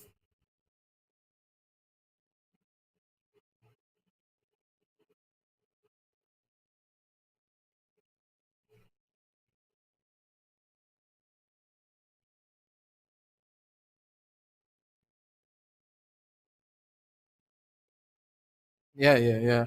I think his mic is muted. I thought I was having network issues on my end. I was so confused for a second. Right, right, right. So yeah, unfortunately, I forgot to My unmute myself. language. Oh dear me. But anyhow, to actually answer what I was trying to tell you in just a second ago, is that Iana can do a lot of mezzanine clearance, yes, but mezzanine can be cleared by Yes. other operators as well. Anyone with True, grenades, think Sledge, think Nook, or even Glass with grenades if you're feeling Oh yeah, I adventurous, forgot. right? Nook.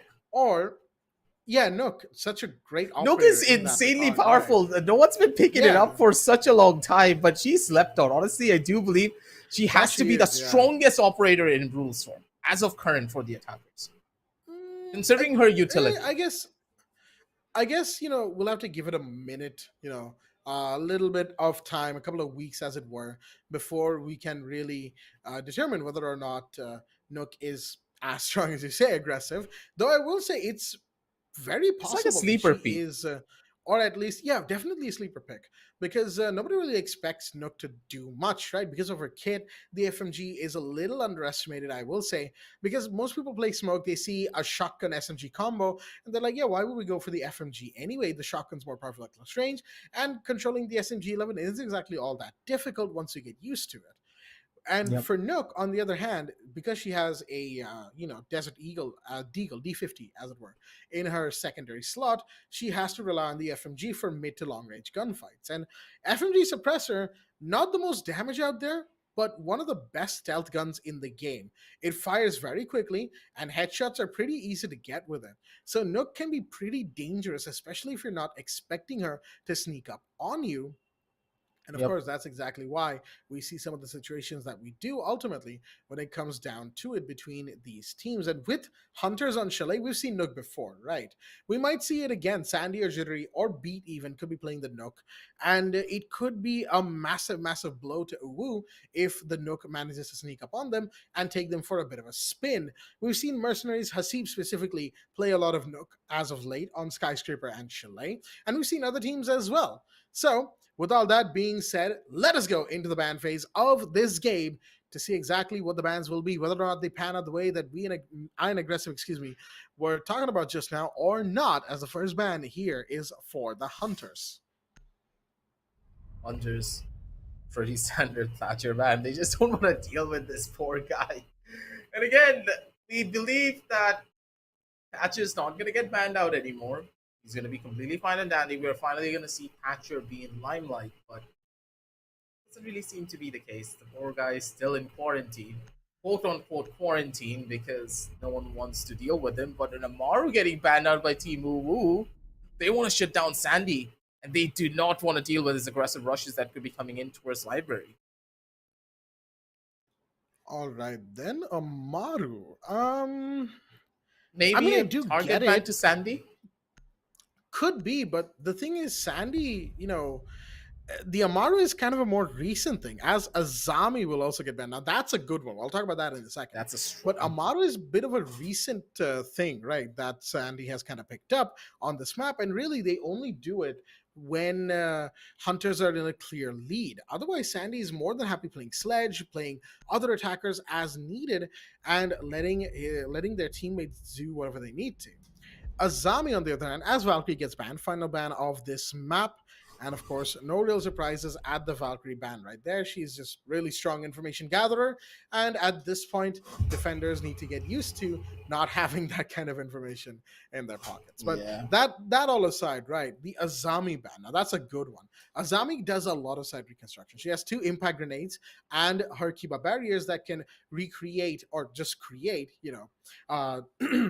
pretty much soft breach walls, soft walls, so to speak. They're bulletproof. They'll give you a lot of cover.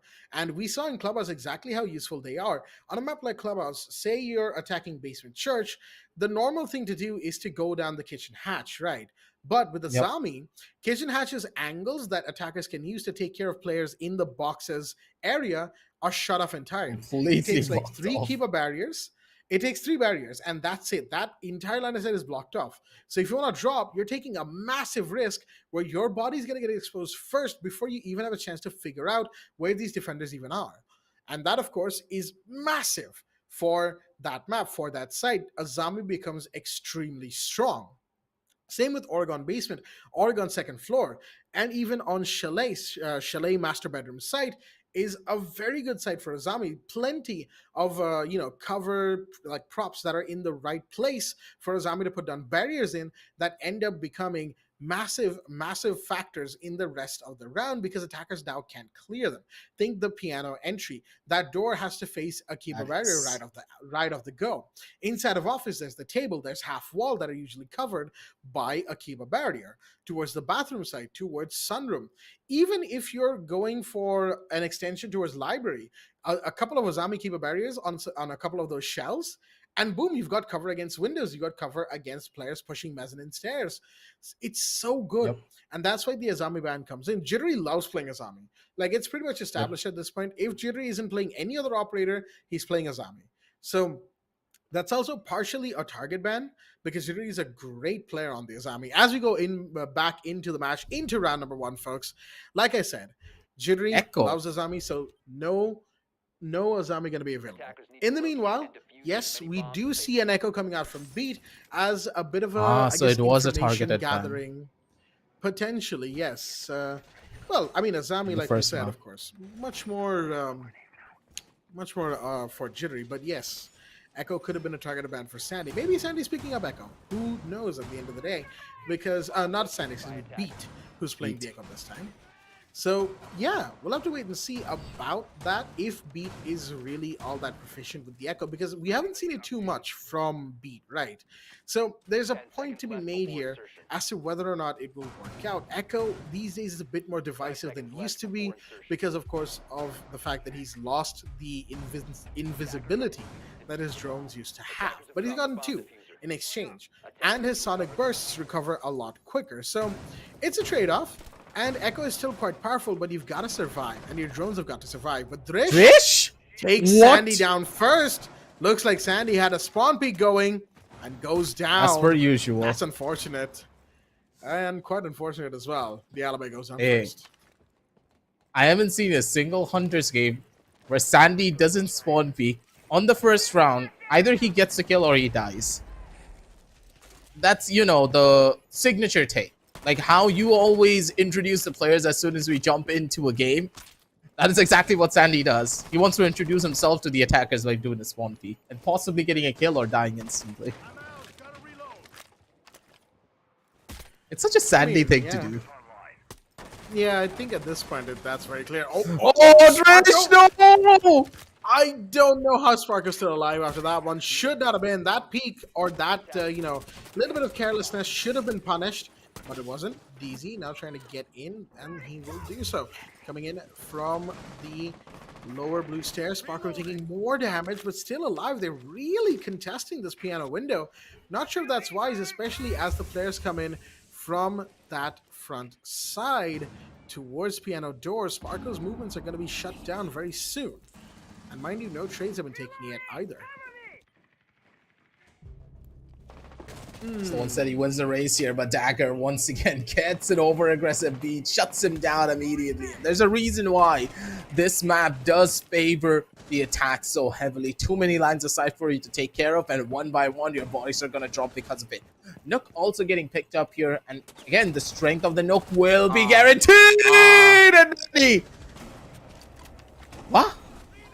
How? What? Wow, that's it's a 2 versus 3. range on What that just shotgun. happened? Yep. That range is gonna be good. Rattler? Habla no español? What just happened to him? He just got completely ran over, but it's completely fine and dandy because DZ's gonna be able to shut it down. Maybe a complete another disconnect coming in from the members of Hunters. Where are you looking at? It The definitely guy was felt like walking, Hunters right? were a little, yeah, I mean, Hunters were a little jumpy in this round. Not exactly characteristic of them to be so jumpy and so out of focus almost, as they do lose the first round. Now, on Chalet, attackers do have advantage, so it's no surprise that the first round went to UWU at the end of the day. Even if it is the Hunters, a team like them is still bound to lose a round. So it's not really a big surprise. It's still a little bit of a shock to see the Hunters play like that, though. Not well. They collapsed. There's no two ways about it. Why was the Echo out there peeking windows? I'm not sure. Echo should have been the one staying alive for the rest of the round. And Sandy, of course, going down first. I mean, that's expected at this point. Either Sandy's going to get a kill or get killed. So that's fine. But the trade shouldn't have been coming from Beat to begin with. It seems like the site has changed and has gone down to first floor now. First floor bar and games room. That is surprising. Now, ooh, they're gonna need to work their way in here already. Reinforcements are coming up slightly late in these instances, but that's completely fine. And up to the other end of this, though. Ooh. What's the game plan here to run in towards the site this time? Not really any form of information that has been gathered, and ooh, they're pretty much dry on that info. They need this level of information to work their way in towards this first floor, but looking at the different positions and how they're going to be doing it, Drish is going to be able to open up the wall over towards Garage. It's going to be working his way in from the bottom. They heard the noise, they know the exact positions, but they can't retaliate. They don't have members close by. Jetri holding down from the other end of this, from the top side of the stairs. He just needs to wait, and Sandy finally gets that first opening kill. That's the kill that he wanted, and that library push put to a complete and utter halt. And mind you, it's the Zofia who just went down as another big peek comes out, but DZ gets the headshot with the gun. Good Pistol, kill, no less. Jittery, not sure what happened there. Definitely a lot of whiffed shots as Sandy slowly edging closer towards this balcony side. I'm not sure if this is wise. His head could peek out any second now because Kato is holding from a very high angle. Sandy's got to be careful here. He's trying to look for a kill, but he's playing this smart as well. Knows that the rappel is there, and the IQ just not getting the shot. Sandy really wants to peek this. He really wants to aggress right now because he's the one right above sight as well. So got to keep things safe. Couple of bodies from both sides. 4v4 into the minute 10. 70 seconds remain as the push needs to come in. Nanny taking a ton of damage right now on the main window of sight itself. Sandy gets Kato. That's the repelling IQ, but then it comes in from above. Gets the refrag on one. Gets shut down immediately. He fell asleep on it. Takes that kill. Nanny finds Rattler, though it's still being fired. Sparko unaware of where Thresh is. gets taken down, and it's all now down to Beat. They know his Position given position. away. Nani with the shots fired. Above, No, Beat Beat finding still gets Grish. it. It's a 1v1. Nani's low. All down to these last two players. Nani's low. There's not much HP remaining on this Twitch. Beat just has to play his cards right. Where's Nani going to go? Looks like he wants to go above. The camera's going to That's get shot info. out, so that's going to be intel given away. And Beat just needs to play this carefully. The Twitch will approach, will aggress. All Beat needs to do is watch the door. He's watching the hatch. He's still on the hatch. He's coming towards Mezzanine. No, but no, Nani drops down. I don't think that was the right idea. He's going to go for the plant, I think, and there we go. He's going to go down. Beat gets the kill. Completely unaware on Mezzanine, mind you. Beat should have gone down, but Nani decided to play for the clock instead, trying to go and get the plant off, and got taken down as a result. Good trades from both sides, but Hunters keeping themselves afloat, as it's now 1-1. Just had it. Pauses are going to be coming in from the side of the Hunters. But for this 1-1 scoreline, god damn, that was a little bit too close for comfort as well. Imagine a situation where Nani just worked his way all the way around, came in from the back, from Mezzanine, and caught out that smoke. That smoke had no idea where the Twitch was. I was hearing the footsteps on the side of my headset, and I was like, wait a second. Can't he hear him? I hear the bullets. We have the pings coming in from the camera. He has to be up top. But there was... Apparently, Beat just had the perfect read. He had an idea of where the Twitch would go in from. He knew for a fact that the timing was at 12 seconds. And he understood at the instance that, okay, there's no way that the Twitch is going to be coming out from the top. How is he?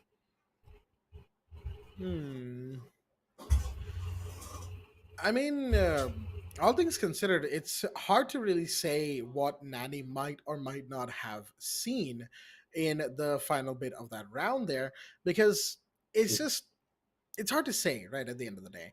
I do want to give Nani the benefit of the doubt, saying that, you know, where Beat was, that shelf, not that shelf, that desk or show desk, I guess you could call it, in library, the glass wasn't all the way broken. It just, one shot had been fired at it, which meant, of course, that you know, it was shattered glass. It's hard to see through, right? Shattered glass in Siege. And because it's such a localized area that was shot, Beat was probably standing in just the perfect point for his head to be obscured by that shattered glass. It wasn't cleared out. The glass wasn't broken, True. just mildly shattered. So that would have allowed Beat to just sit there quietly. And I think that's why Beat went there in the first place, seeing that there was shattered glass. He probably assumed that would be cover, and that was probably the right play to do. And now I'm saying assumed probably because we can't tell, right? At the end of the day, it's a play that we don't have much info on, and we'll get player comms, I guess, at some point. But other than that, there's not much to say about who or why. But the thing here is, whatever happened. Nani probably still should have tried to push Beat. Because the Twitch was going quietly. The sound clearly seemed not to be an issue. Nani had the advantage there, but decided to jump down and try to go into site. Maybe Nani thought that, Beat was back in the site, and that's why they should also go back to the site, try to get the kill maybe. Whatever it was, unfortunately, was not the right decision there, and that's really all there is to it. Now, the pause, of course, is because I believe Hunters have a disconnect going on right now, and they're going to be getting that remedied as soon as possible. Don't worry, folks, this pause shouldn't really take all that long, and we'll be back into the game very, very shortly indeed. We're just waiting for the player to get back in, get into the lobby, and we're going to go right through. So apparently it's Sparko who got disconnected. I didn't notice in the pause screen either. But yeah, that kind of happens. The game crashes every now and again. It is what it is. It's a pretty heavy game these days, right? A lot of code going on in the back there, especially 7 years down the line, right? It's an old game at this point. Happens. Yeah, there's a bit of it in there. But regardless of all that, we're just gonna have to wait and see how the Hunters react now. They're 1-1 up, which means, of course, they've got a pretty good chance of not only pushing ahead for the lead, but really taking it. Now that they've taken one round, bar gaming is theirs, but they need to continue pushing forward. I don't see them going back to bedroom just yet. I think they'll go for kitchen and then probably for bedroom. Because Yeah, that's Hunters are better the at team five. that likes Snowmobile Garage. They don't particularly like it. They brought it up before, but it's not their first or even one of their main choice of site. They love bedroom. They They don't love like bar gaming. bunker. They love kitchen. But they don't like snowmobile. Yeah, they don't like the wine cellar. I mean, understandably so. But it is what it Team is. that Some likes to teams do spread out like. a lot. Yeah. That's That's all. the thing, right? And snowmobile, sure, it warrants an extension of your roam up to second floor even, but it doesn't really give them the same kind of leg room to really extend the way they want to. And maybe they've got a strategy for it, but we're probably not going to see it today. It's just day one. Hunters aren't going to be showing us all of their cars just yet. That is reserved for, I don't know, top four maybe, but we'll have to wait until we get there to see that. But for the time being, folks, once again, just waiting for the reconnection from Sparko. As soon as he's in, we'll go back in to the game as well. You won't have to wait for too long. With all that being said, only 2 rounds have happened, mind you. And sure, we've got a lot more context now because of what happened in Map 1 Clubhouse. But still, it bears mentioning that it's only been 2 rounds, and there's still a little bit of that element of feeling up your opponent and sizing them up to see what they're going to be bringing to the table. We're talking about sizing up in the previous match as well, but at the end of the day, did the members of Team UWU take a little bit too long to size them up? Because the only time they started putting up fights were right at the very end of the first half and right at the closing moments of the second. It was a 7-2 win, and both of the rounds that they did win out was what? It was 4-0 where they took the first initial round. And at the 6-1 scoreline, they took another run for themselves, taking it down to a 6-2. They can't do the exact same thing on the map of Chile. You're on the attacking side, much more of the favorite side, mind you. So imagine a world where Hunters, they take 4 rounds on the defensive side of Chile. And then we move over to the second half where Hunters, they're on the attack. That just cannot happen. Not even, just forget about that. Think about on another route. They take a 3-3 scoreline, or even a 2-4, and Hunters, they're still in the lead because they got 2 or 3 rounds. You need to stop them here when they have 1. Otherwise, do you really have an opportunity on your own defensive side? That's the real question. It's a hard question to answer, that is for sure. It's a hard situation to be in for Team UWU. We say that, but not as in like, oh, look at this team and we should feel sympathy for them. No. They're fighting their hearts No. out there. And they should be feeling proud of any round they get over the Hunters, because it's a hard thing to do at the end of the day. If you're not like, I don't know, Mercenaries or Shaheens or KIRA, then most teams kind of just go into a match against the Hunters and everybody kind of just expects them to lose, really, at the end of the day. There's no sugarcoating it. But Team UWU has proven it before that they can go toe-to-toe with the Hunters. And they are definitely looking to do that once again here and now, folks. That, of course, will be one of the things that we'll have to see.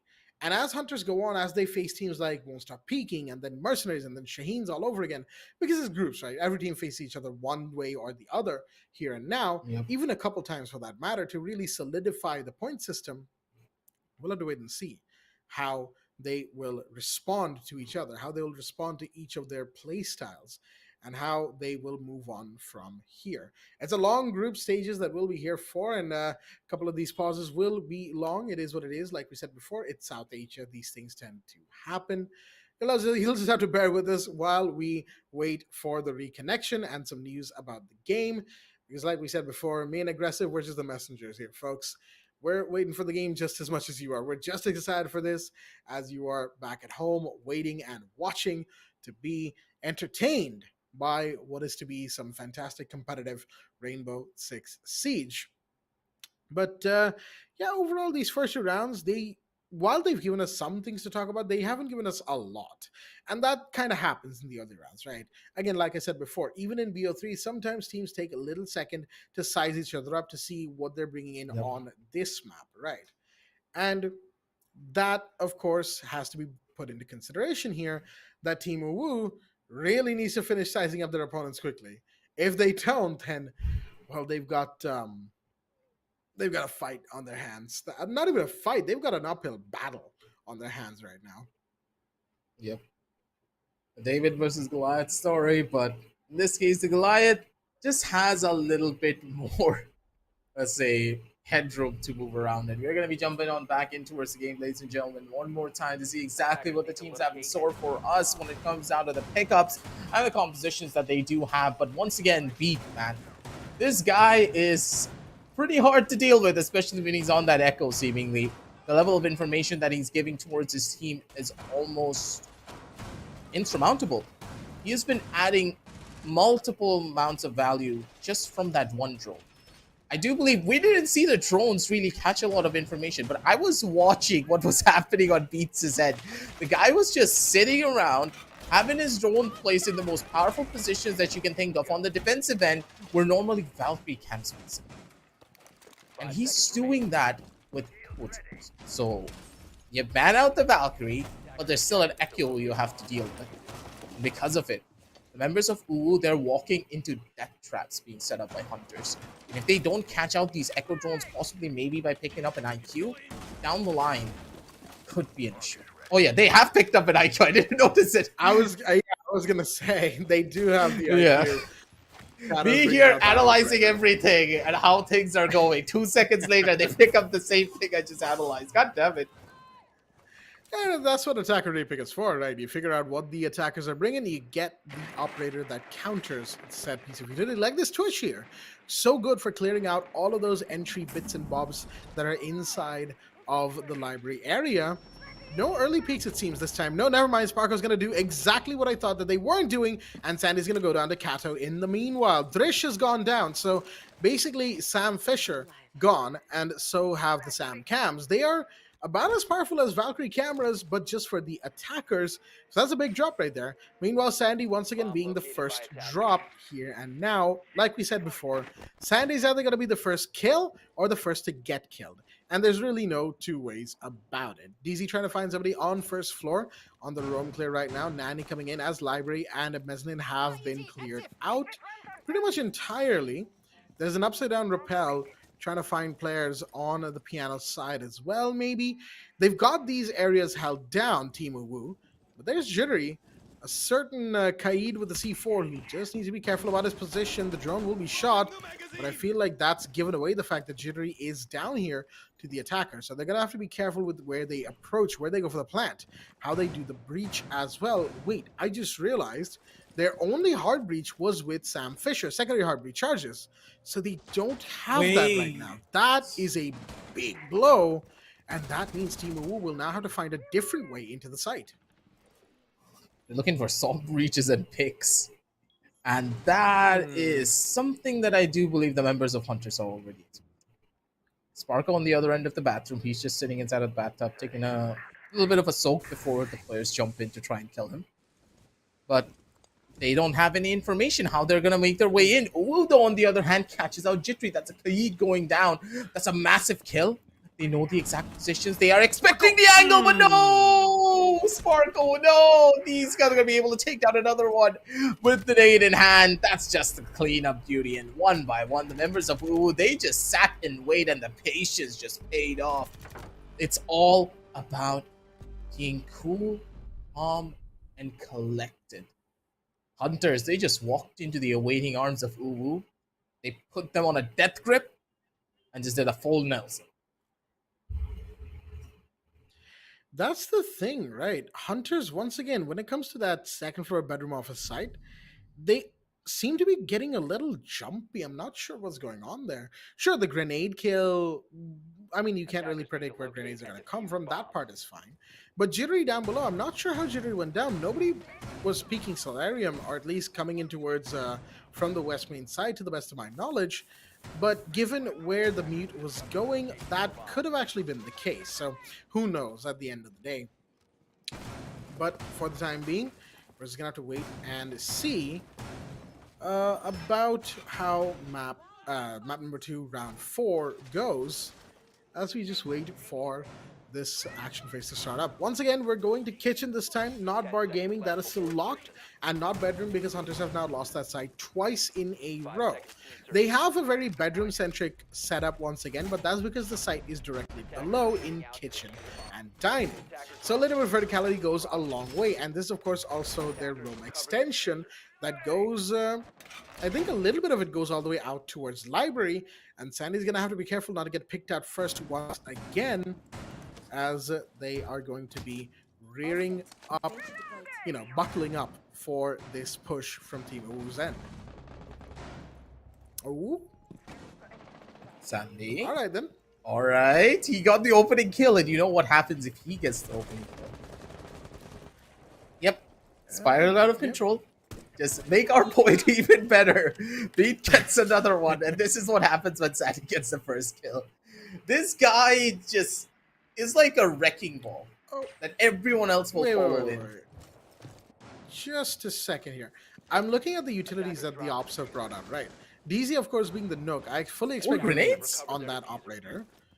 They've got 4 grenades. They've got Zofia with claymores, right? Twitch with smokes, and Kato IQ with soft breach charges.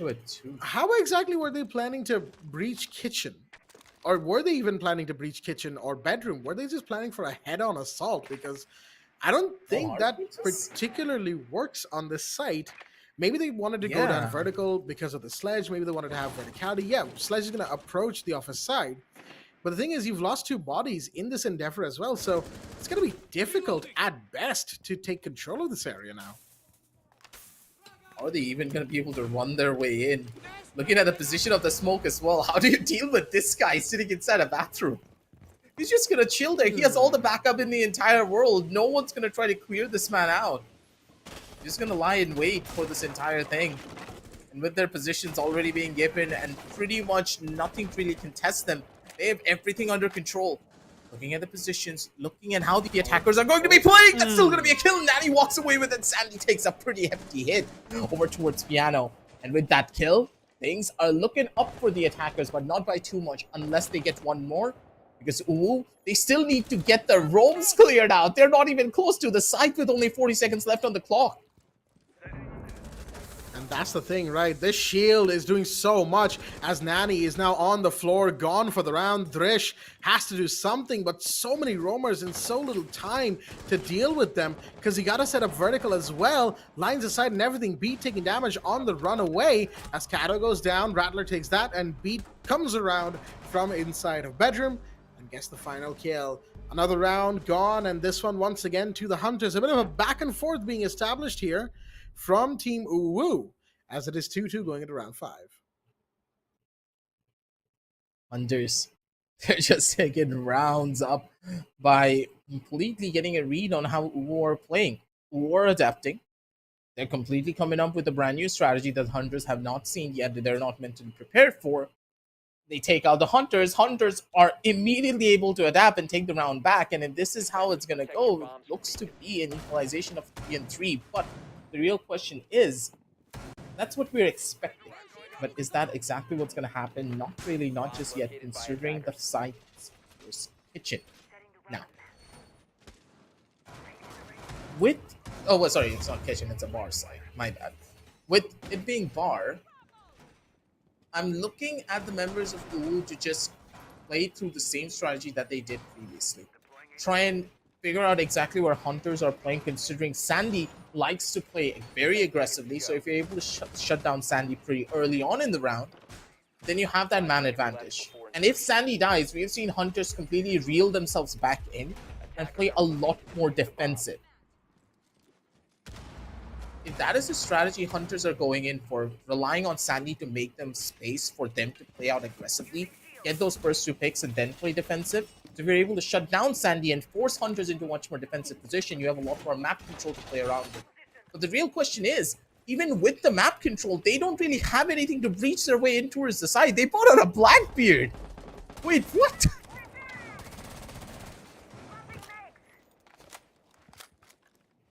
I mean, sure? I'm not too big on this Blackbeard pick. I'll be honest with you. Given where the site Because is, it you know, resonates first with floor your name. bar gaming. I mean, okay, so I'll give you that one, but no, I'm not particularly fond of Blackbeard for just about any reason that any Siege player isn't.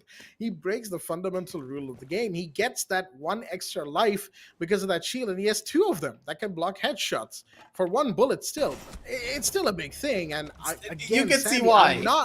I don't think this is quite working out for you, dude. How many rounds has it been? We're now in round 5, and Sandy has died all 5 rounds. 3 rounds at a minimum have been his first round start deaths. He's been the entry kill for UWU, regardless of who gets it. As Nanny comes in, big sweep, finds one, gets taken down by Beat, who was just sitting there in piano, chilling in the meanwhile. Gotta be careful of the Nook, mind you.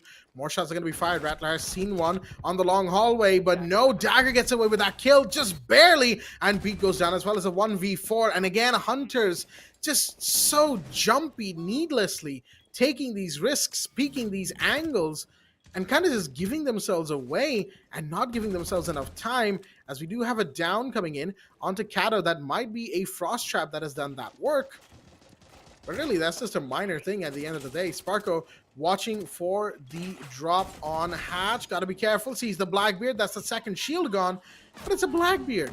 He can still shoot. As Sparko Very gets low one on more. HP. Oh, wait. What? No, he Somebody wins was just everything. Hold on. Somebody was just downed on the door. And then, yeah, Sparko did whiff, unfortunately, the Dokebe getting that kill. That was an interesting position to be in, I'll be honest with you. As Team UWU takes another round, 3-2, going to them, going into the 6th round, the final round of the first half. And looks like we're going to be going back to Master Bedroom and Office. And like we said before, Hunters, oddly jumpy this map. They almost impatient, right? As if they want to finish off the game. But the thing is, you got to take it slow. Team UWU is still fighting to win here. They haven't given up. And that's, I think, a mistake that the Hunters have made so far, but they'll be looking to stop doing that exact, stop showing that exact issue. Snowmobile and Garage, the site of choice, coming in from the Hunters now. Yes, so the site that I said that they might not go to all that often, well, they've gone to, and it seems like it's pretty much a bid for just winning this final round by bringing in something different. Yaruni could just be the best decision that they could have gone. Of course, Sparko setting up his drones all across, but members of Hunters, they have not yet opted for a full-on roam yet. They're not extending all the way up towards that second floor. They want to go in for a proper hold on the first floor and just leave that second floor completely unattended. That could be a really good thing for them, but at the same time, it could just drastically reduce the chances they could have had to try and win out on this round. But considering how UWU have been clearing them out on these roams, I don't think the members of Hunters, they want to risk it. They're playing it slow. That's saying something again. They are. That last round, remember the analysis that I gave you. If you're able to take down Sandy, who's playing super aggressive, the members of Hunters play defensively. But now the setups, completely different. Oh, wait. Oh, That's these actually Khalid really smart tricks! from God damn it, He's Rattler! Khalid You tricking just did not right do now. this! But no, a little bit of the wall was opened up. And of course, that will lead to Rattler going down. Jiri finds Kato as a bit of a fire back. The Jackal going down. But again, really well played by Rattler there for the trick. Not something that players do too often, but seems like Rattler has managed to, at the very least, take the Selmas out of the Ace's hands. Yeah. And that, of course, is a big, big issue right now. Drish is joining a trench, so it seems like they want to go from the back, maybe potentially. Once Drish gets off the drone, we'll know exactly how many Selmas that player has remaining. There's another attacker up here, and Jiri will get that 4v3. And UWU struggling just a little bit. Oh, that's gotta hurt. Especially Wait, when is you're he on that inside? pixel angle. But wait, Dagger? You're actually in the site? Where did you even get in there from, buddy? He's all the way on the other end of this, on the opposite side of garage. He's in the storeroom. He's just waiting, but no, Sandy's not gonna be able to get that kill. Drish is able to walk in, but the vertical is just a bit too powerful. Dagger is still in towards the side. They have no idea his position is there. Dagger's going to be good for the first kill, but he's super low on HP. Absolutely nothing that he can do. Remember what you were saying, Jack, about the strats here on towards Snowmobile and Garage? Yeah, I think that's the strategy that they were looking for. Wine Cellars is a pretty hard site to break into if you're able to extend yourselves out, have proper control of the entire map, and then have a Kayid like Rattler. He Kayid tricked them to that, which is possibly the hardest thing to do in the game of Siege. Yeah, it's definitely one of the hardest things to do in Siege overall, I would say. Kind of just in just a competitive game like Siege, just in competitive games in general. Time. Tricking the way Kaid does, yeah, the timing is so strict with Kaid, right? It's like those one frame links you see on those combo videos in fighting games all the time. Makes you want to do them, but then you just can't because the links are just way too tight, right? It's kind of like what Kaid's tricking is. That link, that exact frame perfect timing, it's so hard to do. So full credit to Rattler for that. But now, of course, we're going to have to zoom to the other half, the second half, that is. Since it's a 3-3 going to round 7, it means Hunters have equalized, and they are on the attack now. Team UWU, you better brace yourselves, because this Hunters attack, it's not about to give you any quarter. Attackers are heading out to defuse a bomb. No real wiggle room for them to even withstand this attack. Looking at the positions and looking at the play that they have normally been going in for, the members of UWU, they have an idea of what Hunters are really doing all across the map. They have an understanding of Hunters, how they want to play this particular map as well, but now it's all being thrown out of the window. It's a reset. You're on the defensive side, the arguably much more weaker side for this particular map, where Hunters, they will always have the advantage because of how strong their attack has been on the past statistically. Going up against you, though, that's a completely different story. You push Hunters down to a 3-3 score. But Hunters, in my eyes, they still won out with Trish opting for a much more slower approach. While Hunters as well, they want information, but members of UWU, they're not giving much away. Hunters, the level of respect they're showing to UWU is unheard of. It's the first time I've ever seen Hunters be afraid to go in for the attack, and rightfully so, because Dagger, he gets the first kill, and that's a massive one to find as well. Now, I have a question. Did Dagger just push up big window and get that kill? It really seems like that was the case. Jittery, will find Nanny in return, and that is, of course, a massive drop right there. The Jaeger gone.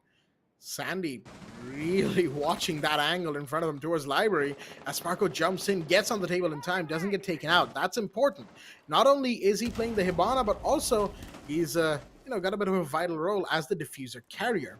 But there are other roamers towards the bedroom side. They need to be taken care of as Kato is coming in close. Slowly but surely gets one, and that's beat gone. Shots will be fired. Sandy fires back immediately, getting a refrag.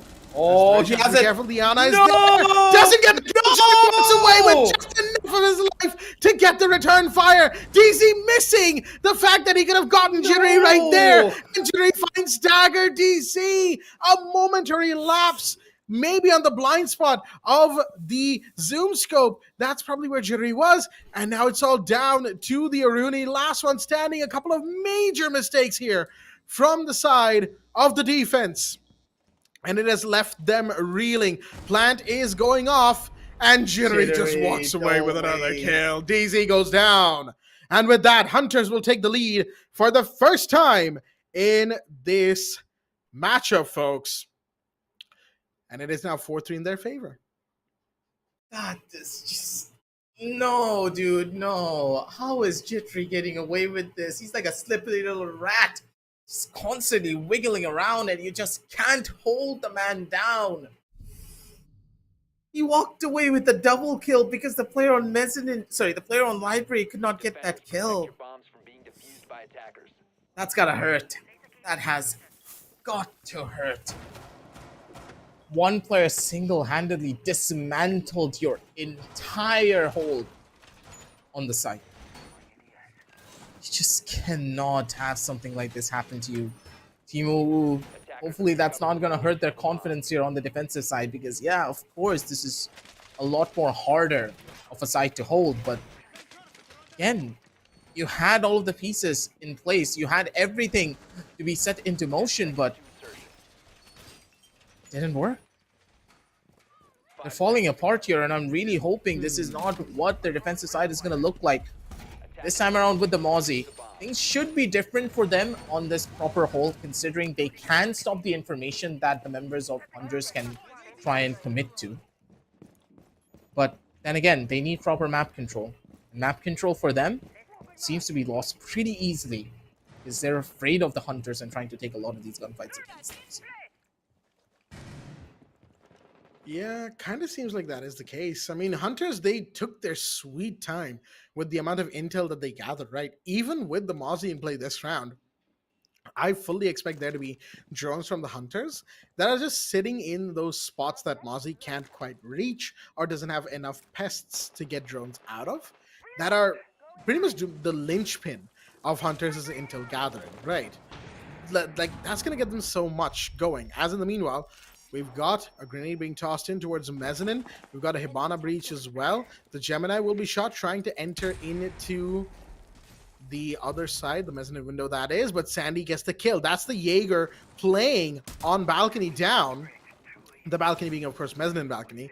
Going down, that's one. And Rattler really wants to find the others right now, and understandably so, because these players have been pretty sneaky. Overall, what a shot from Kato, but no, Sandy was right there on that window to get that kill. Takes down the Mozzie, immediate refrag, and of course the Twitch has immediately backed away into a much more favorable position because we saw a long peek by DZ all the way from down below from the outside of the building.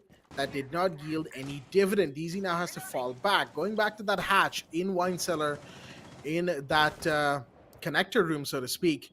Dagger in the meanwhile, waiting for somebody to push in. Sandy, Dagger. I'm not sure about that push, but a beautiful shot indeed by the Alibi. Makes it a 3v3 again. Perfect when it came down to that play. Dristo on the other side. Perfect rotate for him to be at place on as well. Using the Pokeballs to proper fruition, but for UWU, they have a lot of control. Positions are good. They have the entirety of the map under wraps. They just now need to wait. The members of Hunters, they have no idea where the positions could be at. They don't even have Mainsters control. They're going to be running their way in, but Beat! He walks away with a kill onto Dagger, who was in towards the side. That's the timing that they wanted on Sparko. He just runs away with the diffuser. They don't really have it anymore. 24 seconds left. They still have the timing. Jittery gets another kill. Beat's going to be able to opt to go in for the plant. They have the timing. They have the understanding. They don't need to plant. He faked it. That's completely fine. They're just waiting for the defender to walk in. And Jittery's going to be able to find the kill out of it. This is why you ban out the Iana. So much information, so much utility, so many problems for them to deal with. And Team UWU, they're down one more round. This is all down to the wire, down to the last couple of seconds here as well. But Hunters, they're cool and calm under the pressure. They're not even sweating a single bit here. That's the thing, right? It looked a little bit like Hunters were, trying to jump skip their way into the site maybe. And sure, the way Sandy pushed the Twitch, right? I wasn't too particularly sure about that decision made by Sandy there. But regardless, Sandy had already done whatever job they needed to do in the round, right? So, credit where credit is due. But right now, Hunters are 5-3 up. And even with those disadvantages that UWU keeps throwing at them, they just keep climbing back. 2 rounds in bar, and both of them go Hunters' way, despite UWU matching the body count. That's down to Hunters just kind of knowing what to do and where to go in a given situation. And it's so hard to play against a team like them for that very reason. It's really just incredible to see the Hunters at work, especially when they're flowing as well as they seem to be for the time being. I say seem to be, of course, because you never know. UWU could suddenly start really firing back. That's a nice deployable cam right there. Can't really be shot out from any angle unless you, open out the wall a little bit more. But to do that, you have to get close to it, and Piano, of course, is going to be seen by defenders. So this area becomes a pretty nice way, that camera becomes a pretty nice way to have intel without really risking anything. In the meanwhile, Of course, the Prismas doing their work. Nani with the Vigil this time. So really, UWU are identifying what the problem is. Hunters have information. Despite everything, Hunters seem to just have so much information. And they've now brought out the Vigil to deny them that info. Sure, it's for one operator only, Mozzie. but it's still a good one. And a Mozzie on top. Yeah, so there's tons of info being denied here. But the question is, can it really pan out the way they really want it to? Attackers dropped the diffuser. You have a plan Attackers in recovered their diffuser. motion, but will this plan really work out the way you wanted it to? Is something that we'll find out soon enough, because members of UWU, the way that they have spread themselves out, they understand that, okay, if we can starve the members of Hunters of the information that they want to gather, we should be the ones to win, correct? Not exactly, because Hunters are also playing it extremely patient. They're not utilizing any of their drones yet.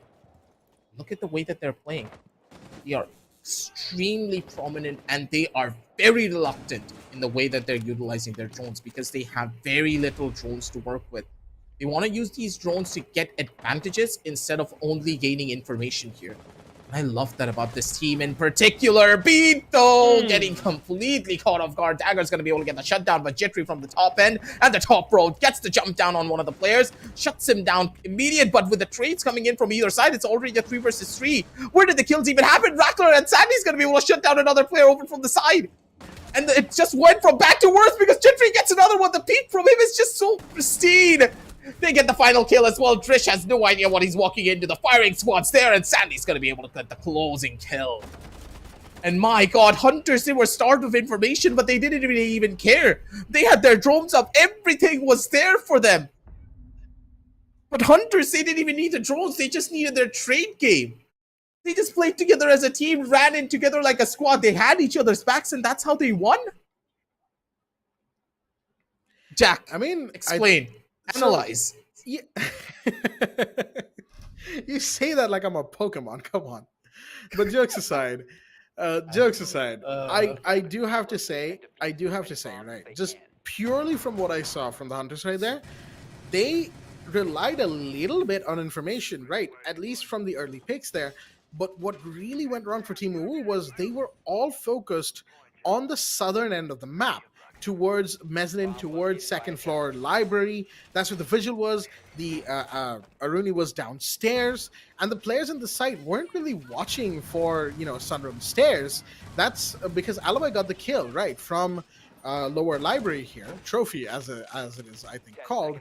So trophy window out to beat, that's your nomad taken care of. So there was really no reason to assume that Jittery would just walk down Solarium stairs, right? But that's exactly where they went wrong, because it's Hunters. They can play a full coordinated team, or they can just say, Jittery, go kill. And both will work depending on the situation. Jittery just walked down Solarium, got one, got two. Nobody expected a thing. Nobody suspected, I should say, a thing. And that really hurt them, because while they were getting kills on the other side of the map, Jittery was just clearing house and getting in the site.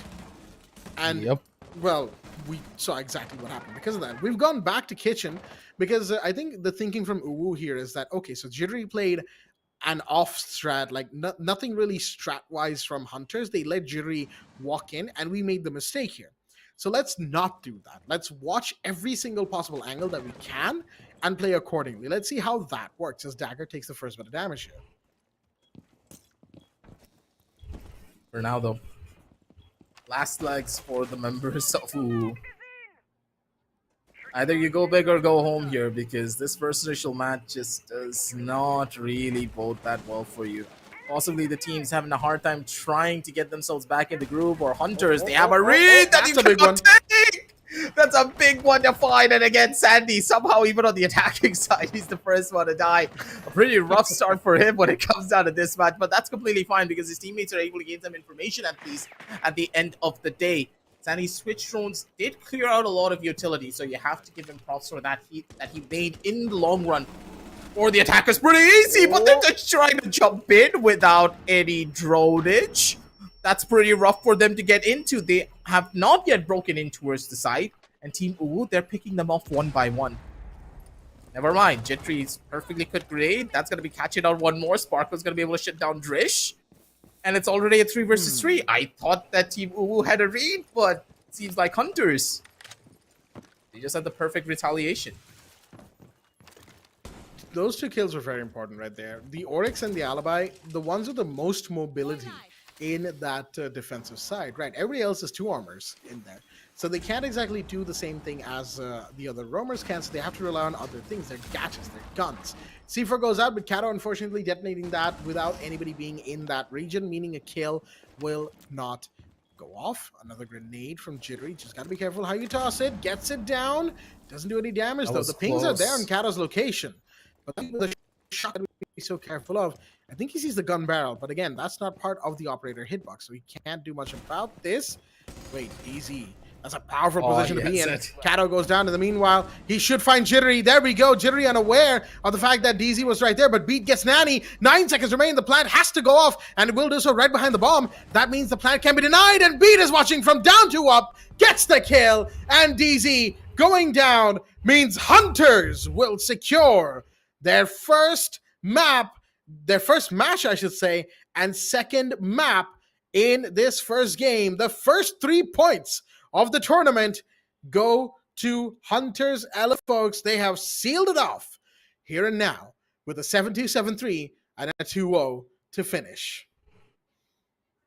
Absolutely gorgeous when it came down to that play.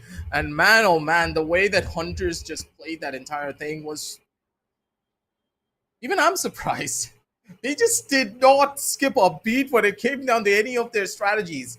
No puns intended, of course, because Beat also didn't miss any of his shots. His trade game was absolutely on point. I want to see the entry on Beat. I want to see the entry on Beat. We'll see that in a bit, but like it's gonna be an amusing stat. I feel like Beat goes down first so many times, also gets the first kill so many times. It's amazing. And then his trades, Jack. You have to give credit right? for the trade potential. You look at Beat. He's like, oh, one of my players died. 2 seconds later, he gets the trade. God knows which angle that he came from. I'm pretty sure the members of UWU had no idea where Beat was hanging out most of the time, but that's how the members of Hunters play. They have so much control of the map. They have an understanding of what their players normally like to do, and they position themselves around it. Normally, you don't find 2 Hunters in the same spot. Now, do you? No. They have power positions and crossfires set up in such a way that they have proper lines of sight on each other while being on opposite ends of the map. And that's one of the main reasons why you don't get a proper man advantage against the Hunters. You kill one of the players, and then suddenly 2 seconds later, you watch 2 more of your players die from your own team. And then you're like, wait, what just happened? Don't we have complete and utter control? Didn't we just get a man advantage? How are we down to a 3 versus 3 in like less than 5 seconds? Because that's how Hunters play. That's something that, you know, when playing against the Hunters, you're going to have to remember. Every single team will have to, right?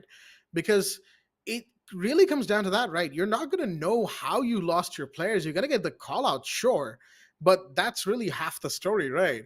And after the round, you'll only get to know what even actually happened. But that's besides the point. It's because of those off angles and those strong power lines of sights that, you know, the defenders of Hunters or the attackers of Hunters hold, that they get away with these sorts of rounds. And, you know, we did say, right, that Chalet being a very good map for the Hunters means that on the attacking half, Hunters probably will spare no quarter, and that's exactly what happened.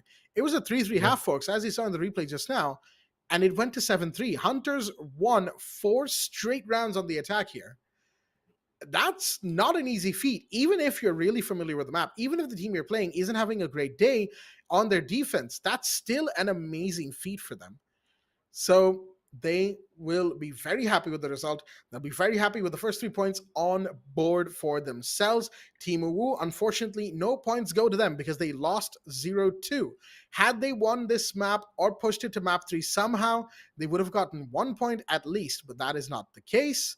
And so Hunters will take the first set of points here.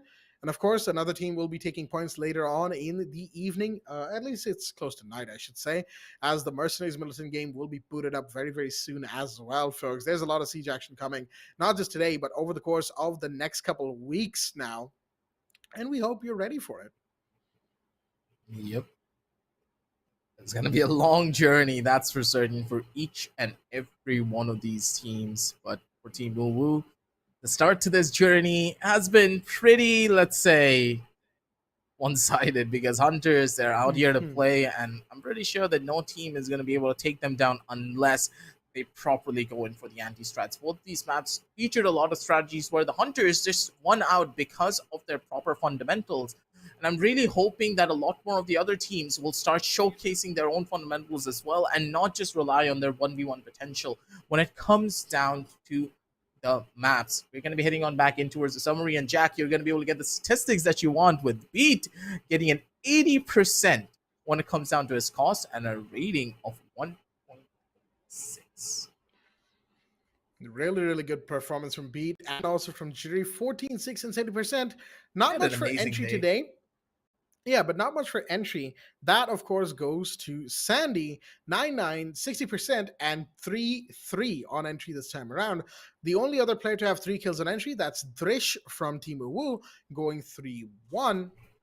But really, for the side of Team UWU, actually, let's have a look at their stats over there. Dagger, 10, 8, and 80%, going 2-1, by far and above the best player for UWU in this map. But even then, even with DZ going 8-7, Drish with 7-8, it just wasn't enough. Kato and Nani having a bit of a quiet evening here in Chalet, as Rattler actually had a bit of a bad map, I can see. 2, 9, and 50%, not really affecting the rounds too much. Not the best performance from Rattler. I'm sure that, he's going to be not too happy about it. So he's got to be careful and got to make sure to up his performance going farther into the tournament. The Hunters will definitely love that from him. As we go into the match results, folks, to finally, just see how this map and the matches went, the match, so to speak. 7-3, 7-2, or 7-2, 7-3. That is, of course, a 2-0 to the Hunters. And they will move on with 3 points on the board, the first team to do so. And they would love this because this gives them a lot of early momentum as well, which means that, Team UWU, they're going to be struggling farther down the line because a loss right at the beginning, not exactly the best thing to have for you as a team. But Team UWU still, there were a few rounds in there that they looked really good on, but it could have been better. I do truly believe that. They'll simply have to work on themselves, get better, try harder coming into the next matches that they have going forward in this group stage BO3s, folks. But mind you, speaking of group stage BO3s, there's a second one today, the second match in the South Asian Nationals in its entirety, and that, of course, being Mercenaries taking on MLT Esports. I don't recall these two teams going up against each other in Pro Series 3, and I can't say anything about before that because we only saw Militants for Pro Series 3. That's the first time they came up. So we'll have to see how they perform against a big team, a titan of the region even, in Mercenaries.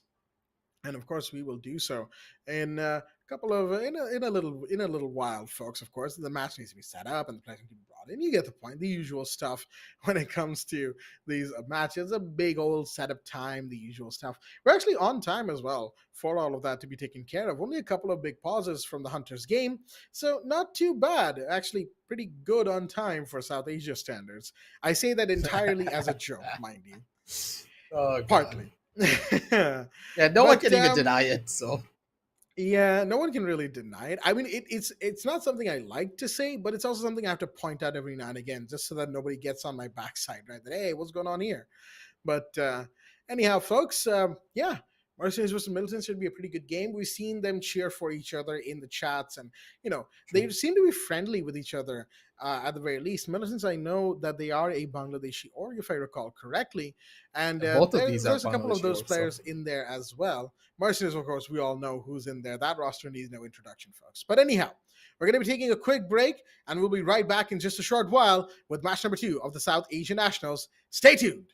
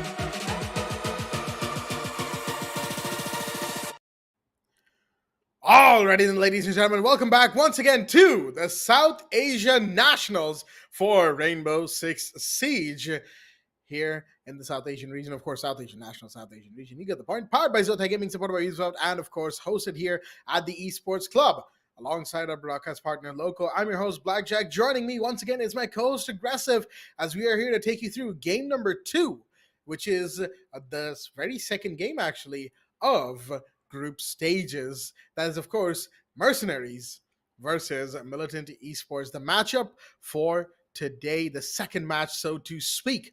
Mercenaries and Militant, it's going to be a pretty good game, I feel like, and it's going to be one that's going to get started very, very soon indeed. So, Aggressive, how do you feel? We've seen these two teams separately, but they're finally going up against each other. Two teams from the same country who have possibly faced off against each other pretty much countless times, considering the Siege community in Bangladesh is quite small, so I wouldn't be surprised if they have a pretty good rivalry. Top two teams in this particular country, so they're the only ones that have made it this far. And honestly speaking, I'm really looking forward to see what Militants have in store for us. Again, Mercenaries, we already know what they're capable of, but Militants, they've been a little bit hit or miss throughout the entirety of the Challenger Series that they were playing in for. The Pro Series just really did not, paint a proper picture in my eyes of how this team really performs. In the Pro Series, they were doing pretty good. They were decent. But were they anything out of the ordinary that we haven't really seen? Not exactly. It's as if the team doesn't have a proper identity yet. For example, for Hunters, we know them to be extremely aggressive, who like to spawn peek. While Mercenaries, on the other hand, they like to play it slow. They like to play it steady. Go in for map control strats. And as we go into the Hunters team stats from the previous matchup, that also is going to paint a picture of how the team likes to play. While Militants, they don't have that on their arsenal. So the reason you're seeing the Hunters team stats here, folks, is because, well, we kind of just had these getting ready in the back end, and we finally got them up and running. So here you have it. The team stats, specifically every player's statistics here for all of our viewers to see. And overall, pretty good stats from the Hunters in general. Rattler, the only one. Okay, Rattler and Beat, the only one going less than 1 on entry. But really, they play the support roles for the most part and kind of stay on flex roles as well. So they're not really doing too much entry as well. And as you can see, there's 3 players who apparently are Jaeger mains in here: Jittery, Rattler, and Beat, even though we see Sparko playing the Jaeger a lot. But interestingly enough, Sparko's mains are apparently Ash and Sense. I would love to see Sense come out from Sparko in any of these upcoming matches. I want to see Sense. I really, really do. But mind you, there's another thing that we also have to show, which is the player's spotlight. And of course, who else would it be but Jittery himself? Just rocking a fantastic overall performance in the game. 24 and 12. That's an exact 2 KD and a survival rate of nearly 1.5, cost of nearly 80%, and going 1.26 on entry. Basically, they're given enough rounds, Jittery gets more entry kills, then he goes down as the entry kill. Ash and Jaeger, I mean, we all know the Ash Jaeger main memes, but Jittery isn't like that, folks. He actually lives up to what all the Ash Jaeger mains want to be, which is actually useful for the team. That's a joke. Oof. But I have to say, though, I went there. Yes, I went there. I have had enough Ash Jaeger mains in my ranked matches to be legitimately frustrated at them, okay? Thank you very much. But Jittery, a fantastic player in all regards of just this game in general. So mechanically skilled, so almost gifted, but also really talented and really hardworking as well. No one can deny the kind of grind Jittery has put in when it comes to this game of Rainbow-Six-Siege. But with all that being said, we have talked about the Hunters game enough, and I know that all of our viewers here now are obviously here for the Militants Mercenaries game. So we're going to zoom in to that one in just a short while. Since we get everything ready and set up, we're going to go into that second game, and it's a pretty exciting one. I would say overall, in terms of the kind of excitement I feel, it's the same level of excitement as Hunters versus UWU. In that, sure, Militants like Team UWU are a good team. They have a lot of potential. But going up against the team that is basically top 2 in the region, in this case Mercenaries, I'm not sure about their chances in this match. Now, of course, just like Team UWU, they would like to walk away with a win. They are the underdogs here, very much so. Regardless of Mercenaries' recent performances, as we go into the map vetoes to see what maps both these teams have for us in store, regardless of Mercenaries' recent performance in Pro Series 3, they still are pretty much top 2 overall. Pro Series 3 was probably nothing more than a temporary setback for them. As we see, the map picks are also Siege largely Classic. similar. Clubhouse Chalet, but Oregon will be our decider instead. SA Classic, once again, you can really interchange any of classic. these maps for Villa. Yeah, and it'll still be SA Classic, right? Yeah. So we've got Clubhouse coming out from Militant and Chalet coming out from Mercenaries. So yeah, pretty much once again, the team supposedly top 2 gets second pick, picks Chalet, Clubhouse is picked by the underdog, and it's the same situation as well. Mercenaries are attacked first on Clubhouse, and Militant are attacked first on Chalet. It's almost a mirror of the first game, just the players and their styles are slightly different as compared to the first match. I want to see the style that is brought up by the members of Militants. Again, the team just does not have style that you can write home about, and not a team that really has a style that identifies with them. Mercenaries, they have their own. All the other teams in our entire region have their own specific play style that they always bring out onto the table.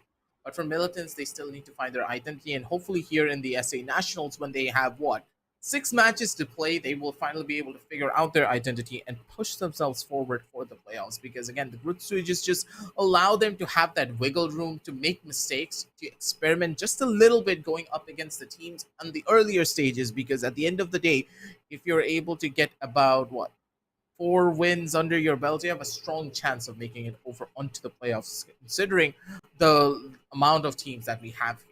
Not everyone's going to be able to perform. Not everyone will be able to step up to the table, but I'm really hoping that Militants are able to do so, because the team in the past have showcased a pretty good opportunity for them to be one of the best, but it's a hit or miss. They sometimes just perform out of the ballpark, while on the other days they just start to fall flat. And I'm really hoping that that does not happen going up against Mercenaries. They know the Mercenaries play styles. They know exactly how Mercenaries like to play, what their strategies could be like. But at the same time, looking at the map veto, you did not ban out Chalet versus Mercenaries. Yeah, that's Let that sink in for a second. Let that sink in for a second. No, to be fair, I did see that Militants banned Skyscraper specifically, right? Now, we haven't seen too much of Militants for me to say if they like Skyscraper or don't, but I will say this much. Skyscraper against Mercenaries is also a death sentence, right? Because, don't get me wrong, Chalet against Mercenaries is also a death sentence. As we go into game number 1, which is on Clubhouse, we'll talk a little bit more about what the whole ban thing is. But Mercenaries have recently also risen when it comes to the map of Skyscraper, right? So that's another map that you have to be very careful against Mercenaries on. And of course, you have maps like Theme Park, Cafe, Border, Bank. Mercenaries pretty much have all those in the bag as well, just not to the same level as the Hunters, which is why they fall behind so often. But anyhow, folks, let's not talk about all that. Let's talk about map number 1 of game number 2 here at the South Asian Nationals group stages, with Mercenaries and MLT Esports going in on the ban phase for the first map here. And there we go. Thatcher will be the first ban of the night. No surprises right there. Thatcher just does not get to play. It's pretty much an unwritten rule of Rainbow Six. Whenever there's a ban phase involved for operators, Thatcher must go. It's almost like you're giving Thatcher up to the Siege gods to have a great game at this point. And it's a bit of a hit and miss. Jackal, in the meanwhile, will be banned as well. I never really know what to do with the Thatcher bans anymore. You don't need to ban out that character, but at the same time, people are so used to banning him that what else do you ban if you're not It's banning a matter him? of habit at this point. Yeah. It's not even a habit. This guy's been in quarantine for how long? Quote unquote quarantine. Quote unquote quarantine. Yeah. Too long. Entirely too long. Almost 6. Let's just say 5 years almost. This guy hasn't really seen the lineup table at all. pretty much since the since the ban phase was introduced to Siege. Yeah, he's been in quarantine since. Nobody likes to play against Thatcher. There was a time when that was actually a valid argument as well, right? Thatcher could do so much, and he still can do so much, right? Just disable pretty much every single defender utility from across a hard wall where those utilities can't even get it, right? So the secondary EMPs are a bit more balanced. Their range and radius is less, and the amount of time that they, disable for is also less. So nobody's really going to be complaining about secondary EMPs as much, but Thatcher EMPs, massive radius, long downtime, they create this dissonance where your gadgets can't really work and you have to rely on pure gun skill, which is pretty much 50-50 in Siege half the time, right? So that then creates this feeling of like, but did the attackers really earn it, right? The Thatcher is just that powerful. So there's a reason he gets banned so much, but then he got banned so much it became a meme, and then people forgot how to use him, and then they just got too used to banning him anyway. Nobody plays with the Thatcher anymore. No one. It's Who wants hilarious. to touch that character? Yeah. It's a sad story. It's just like that middle child that he exists, but at the same time you don't want to think about that. Thankfully, I'm not a middle child here. I'm the secondary little one. But for Thatcher, I do believe this treatment will go on for as long as Siege lives. Even when you and me have kids, Jack, we'll probably still going to be watching our kids play the game one of these days. And they're the ones batting out the Thatcher. Then we go back and just think about back in my day. This still used to be a thing. I like how the younger generation is still following in our footsteps, but looking at how the game is going to go, it's pretty standard. Both teams have literally banned out the things that really causes problems on this particular map. Nothing really to talk about when it comes down to the compositions that they can play.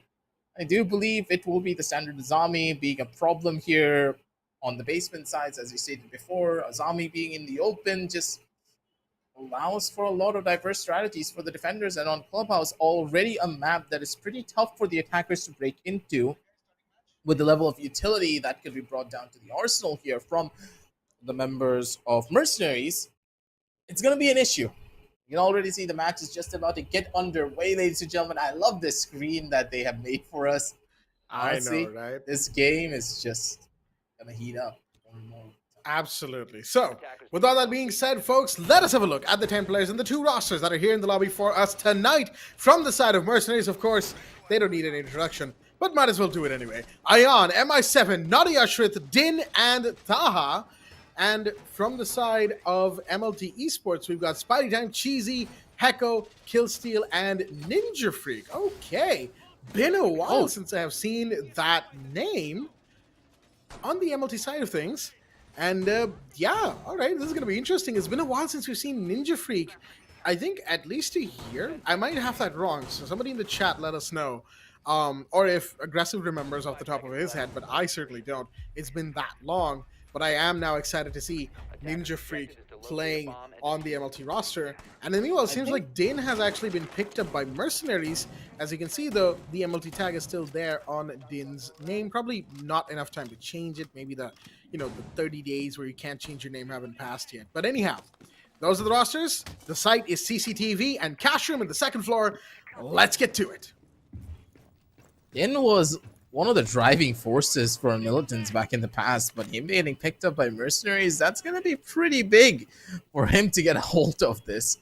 Mercenaries, in my eyes, still look to be a team can easily turn the tides of the battle, but Bandit tricking here early on could be the break point for them, but at the same time, they're working their way up. Ayan, holding from the bottom end of the garage, gets some information, but not really much to play around with just yet. EMPs in hand, they're going to be able to break down the wall, but the real question is, will Hecko be able to trick the wall in time? Because if he's able to find both of the tricks, then that's done. Mercenaries, they can't enter on towards CCTV anymore. It looks like Taha's going to be going for it anyway, and I don't know. I do see the bandit there, and he's got it. I just heard the Wait, he exothermic actually fizz got it? out. He got it. Yeah, he got one exothermic, and he's still sitting there. Din could go down below or from this window. Yeah, there you go. Grenades are out. That should force the bandit out of there, but he's still sticking it. He's still sticking it. I mean, he's alive. He's gonna deny the second one. It's not The broken. grenade was not Taha cooked. still has it. The grenade wasn't cooked properly, or there was something that stopped it from getting there. Maybe Killstream has multiple ADSs. Something. It wasn't allowed to go through, and that means Taha will not be able to breach the wall because they're out of secondary EMPs as well. CCT wall stays closed, and that means the site needs to be approached in an entirely different way with only 60 seconds on the clock. This has gone from bad to worse. Mi7's going to be able to take down one. MI7's just insane when it comes down to these opening pickups. He does find one more, but Spidey time, what a swig. Just slid into his DMs like he's smooth like butter. Mercenaries, they take down 2, but they also take down 3. Wait a second. They find the kills that they wanted here. And those are the kills that they need to work their way in towards the side. They have the man advantage, 4 versus 2 to try and rush in towards the side, but none of the positions that they're holding are favorable for the entry. Finally, the wall is going to be opened up because of the garage players getting cleared out. That's the final kill over onto Hecko. They have the positions. Everything is good. Maybe a little bit bad from time to time, but that C4 is not going to catch anything out. They do get the plan down. They have more than an ample amounts of time, but still Spidey time's being an absolute nuisance to them. One by one, the bodies are going to drop. 8 seconds left on the clock. They know the exact positions in MI7. These are the opposite end of the map. Ion's not going to be able to open things out, but still he gets the kill. What? Ion! He just beelines it and he still finds the fight, even though the footsteps were favoring the other end of this. Ninja Freak, you heard him. I thought he would pre-fire that corner. Where's the pre-fire?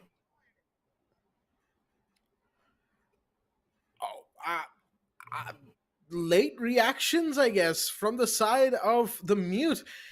MLT definitely could have and probably should have won that. They had diffuser dropped, only a few seconds remaining. You could even say that maybe had Ninja Freak just walked away from that area, because the call would have been that, hey, he might be in the corner wall. That's the one you want to check, because that's where he got the kill from, I believe, as well. Right next to the door, right? But no, Ninja Freak stayed there. And whether or not that was a good decision, I mean, remains to be seen.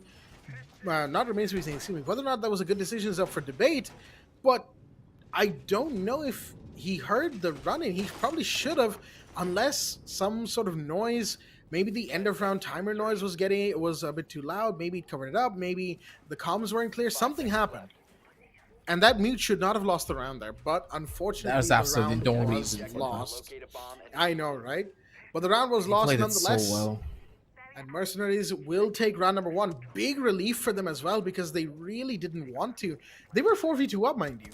They should have gotten the round in. The plan should have been done, but so many things just kind of kept happening, and the plan wasn't going down, and they were getting jumpy because of it. Now, why is Stock's hatch still unreinforced? Are they out of reinforcements? Yes, they are. That has left Stock hatch completely unreinforced. So that's something to remember for the rest of this round, yeah. That's almost a free entry, but okay, that is so smart. I love the fact that the players are so aware of what the positions could be like, but looking at the other end of this, it's not looking that good for them, but still dead! What's Spidey time? Why? Just because he's cooking a grenade doesn't mean he can't pull out his gun 2 seconds after. He tried to run in and got punished for it heavily. Yep. That's a big kill. You took down the Mozzie. Now the drones, they're going to be unmanned. That right there is what we call a whiff punish here. Just straight up, Spidey time really missing those first shots. That was pretty much where he lost that entire interaction. Twitch drone goes down, though, in the meanwhile. Din has only taken a little bit of damage. MLT taking a big one with Spidey time going down. So 5v4, but time. Time is what really matters here. Verticality is going to be set up. And if they get the hatch open in the next 20 seconds, then yeah, I think side push is going to be very... Oh, never mind. The ace goes down, and there goes MI7. Ninja Freak still up here, though. Wait a minute.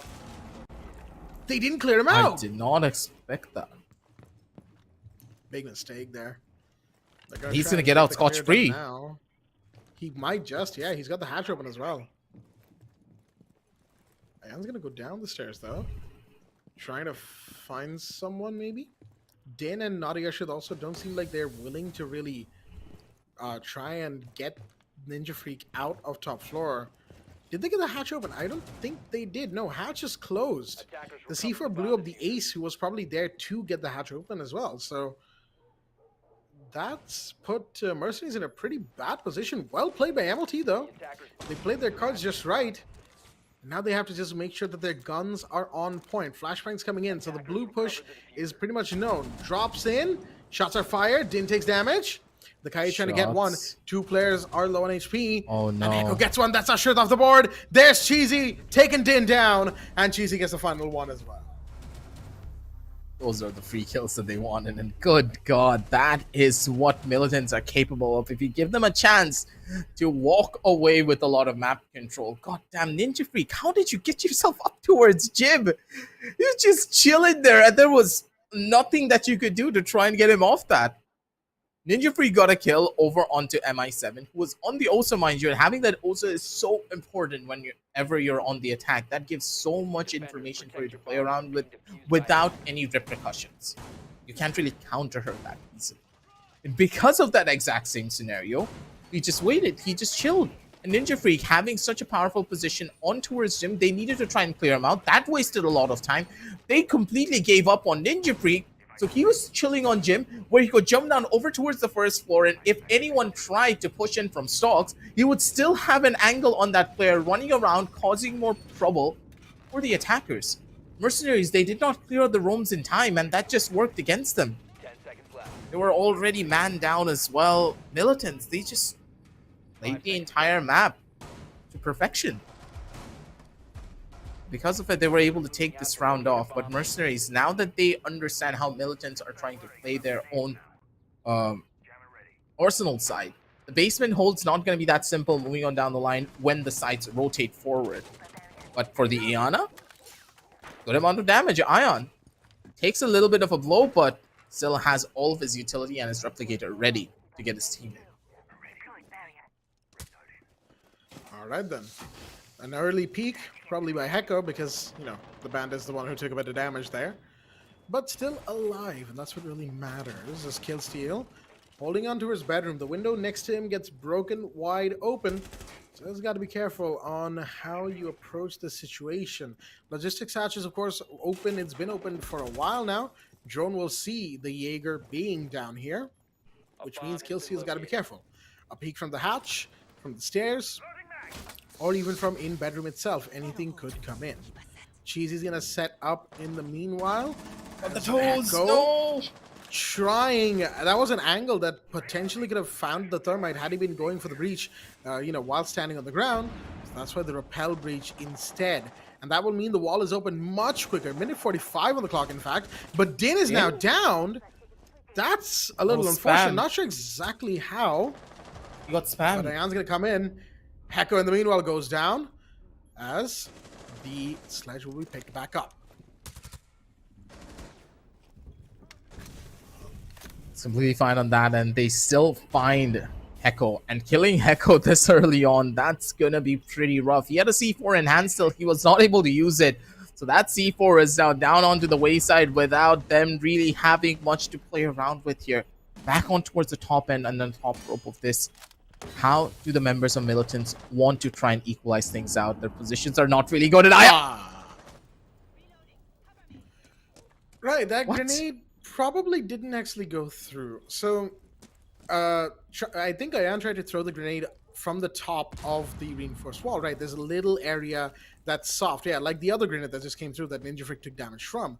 It was an attempt to clear out the breach, but sometimes the grenade can get stuck between the reinforcement and the soft wall itself. And if you're not careful, it can blow you instead, the person who threw the grenade, to Kingdom Come. So that's kind of what happened there to Diana as Ninja Freak goes down in the meanwhile. 20 seconds, 3v3, Cheesy with a beautiful shot. MI7 goes down, Killsteal gets taken out of the meanwhile. Din taking one, can he take two? No, goes down. As Spy Time comes up red stairs, and there's a down, Cheesy getting one more. It's all down to Taha, who goes down to Spidey Time on red stairs as well. Looks like we've got ourselves a match here, folks, because Militant are taking rounds away from Mercenaries. Even after Mercenaries have the body count advantage, they just have these players in these powerful spots that MRCZ just aren't able to get to in time or haven't cleared in time. And that leaves them vulnerable to so many things. Militant now 2-1 up in the first half. Wait, that's a Kaid skin? Attackers need Yep. to locate and defuse as many bombs as they can. What? That is indeed. I'm sorry. I was listening to an analysis for 2 seconds. Then I looked at the operator compositions, and then I was like, wait a second. Who the hell is that? I understand. If I ever see that peak me in a ranked game, I'm actually going to pee myself almost. Like, literally, this game is already scary enough. With people Siege is randomly unintentionally Ferrari horror again peeking. sometimes. Seconds to go. Yeah. Honestly, all all tactical FPS games are a horror game when you think about it. Especially the But first. Siege is something completely different. Siege is like, oh, you're completely safe. Your drone doesn't catch anyone out. 2 seconds later, you see something sitting in a corner. Pops out of nowhere, Ferrari peeks you and sends you to Kingdom Come. And then that happens to be face first from a Kaid that looks like that. Oh, hell no, I'm not playing this game anymore. Yeah, but this game does have some pretty good outfits and skins. That much is for certain. Anyhow, let's get back into the game here, folks. Fourth round right now. Site of choice being gym bedroom, all the way up in the second floor, as the other sites will be locked because they were won pretty recently by MLT Esports. After this round is over, whoever wins or loses, Basement Church will be unlocked. As the bandit's position is given away via a drone, Heko really wants to contest this. Not sure if it was the best idea, but it'll be the Sledge who walks away instead. Heko survives, and not just survives, he's going to be able to thrive in there, as Din wants to try and repeat this, but from a safer angle. And your feet go on the other side of this. He's playing from construction, so he can just wait it out. Not really go overly aggressive, and I like this coming in from Militants. They are pretty disciplined. They are a brand new squad, but the discipline that they are showcasing is something that I admire from this roster. Because of it, the members of Mercenaries, they're not able to get anything without really showcasing themselves or using a lot of utility in the process. A perfect Kaid trick! That's beautiful. He just heard out the sounds and he placed it preemptively. Taha had no idea. That is so good. Cheesy, you deserve a pat on the back.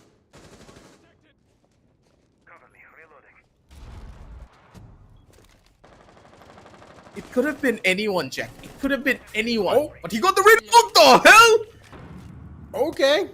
Just Is your wrist Alright, okay? Do I that's- need to call an ambulance? MI7, I'm not that far away from you, man. Do I need to call you an ambulance for that? I honestly did not expect that. I will be 100% real with you. That is He not was something I thought. looking at that his the Nook- feet. Yeah. And then he You don't flicked. expect the Nook to do something like that. Spytime finds Naughty Usher in the meanwhile, but gets taken down because there's somebody on the window. And Ion finding Cheesy. Hecko's the last one standing. Gets the Nook. But never mind, Ion pushing up aggressively. As Mercenaries will fire back for another round. Which now makes it Look at this. 2-2. Equalized. And yeah, it's just MI7 things. Just MI7 things. You can't stop this man. When it comes to the raw mechanical skill, he is unmatched, and there is a reason for it as well. Beautifully done when it came down to that take. Swung out and slapped him in the face with that knock. But Taha now going to his signature fuse. Defenders, protect your bombs So, from being maybe? defused by attackers.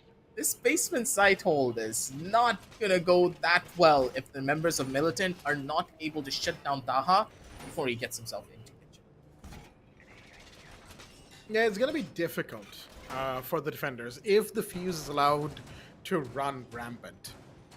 And that's something they'll be looking to avoid here. Plenty of areas where fuse can just line up as many gadgets and as many utilities as possible, just with the right placement of the cluster charges. Now, of course, the cluster charges at one point used to throw the pucks at random, the little grenades that, you know, it actually tosses out.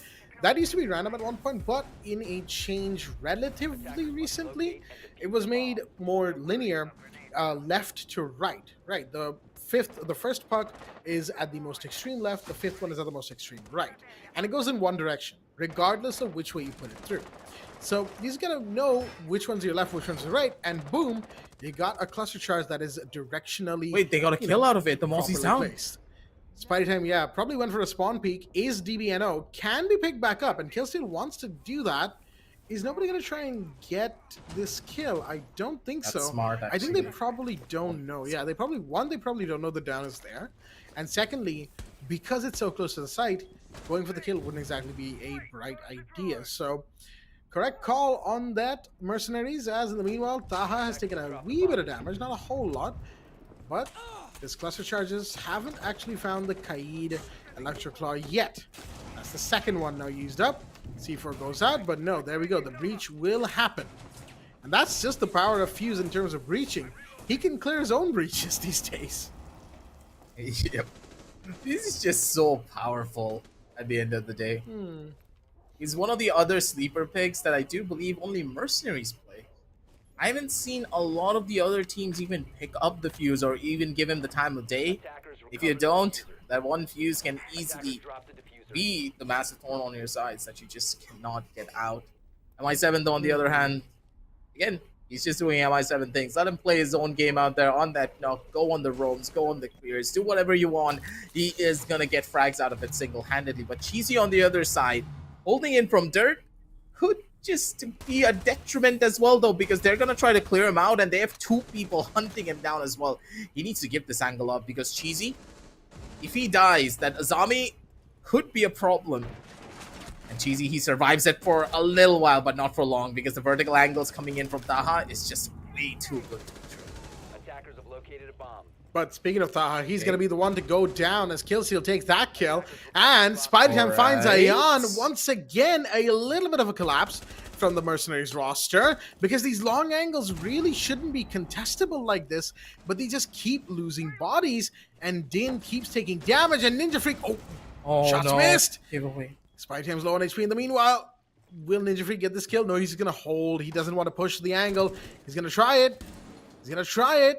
Showing himself a little bit. SMG 11 now, as Killsteel gets naughty Eshrit. So, yeah, the Mute doesn't even have to worry anymore. That's it. It's all down to Din, the last one standing. And again, Mercenaries just, I don't know if they're not expecting it from Militant. Maybe they're, seeing what Militant can do. Maybe they're being a little lax on everything right now. But it's clearly taking them a hot second to wake up, as Din does get Ninja Freak, but the trade is what wins the defenders the round here. And with that, we're going to be moving to round number 6 with Militant 3-2 up. So the best thing Mercenaries can hope for in this first half is an equalizer 3-3, and in their defense, they pull ahead. But it's going to be a difficult fight. That much is for certain. Militant have come in this match having done their homework. That's for certain. Militants, they have an understanding of how Mercenaries are playing. Mercenaries, on the other hand, though, they're also making a lot of rookie-level mistakes, I would say, when it comes down to their holds, because you're trying to push dirt, that's understandable, but you're trying to push dirt against an Azami. Whereas the Kiba barriers set up all across dirt can set up even more Kiba barriers, when at the end of the day, your job as the attackers on dirt is to try and force the Azami off the angle. Instead, you're taking very aggressive duels against her. You have utility, you have your drone. You can make her feel extremely uncomfortable and not really opt to go in for that kill. The fact that Cheesy walked away with a kill onto dirt just spiraled everything out of control for Mercenaries. Mercenaries, they didn't have enough players to get their way in towards the site. Plus, they didn't clear all the roams properly as well, considering Ninja Freak, he was chilling up on the second floor. Their hold onto Church is just something to behold, and the members of Militant and their defensive side is something we praised at all times back in the Pro Series. Their defense is almost impenetrable, but their attack just really looked completely unorganized. That it does, doesn't it? But not Ashut will start things off this time, finding Killsteel. The Jaeger goes down. Not exactly sure where that kill came off from, but it's a good one to have. Nonetheless, that means that 416C that the Jaeger has, the gun basically, will no longer be a pain going forward in the round. Hecko is still waiting here, mind you, for the bandit trick. Now, the thing is, the best thing you could do is one of two things. Oh, okay, never mind. Hecko goes down nonetheless, gets taken out as well. Taha gets that kill.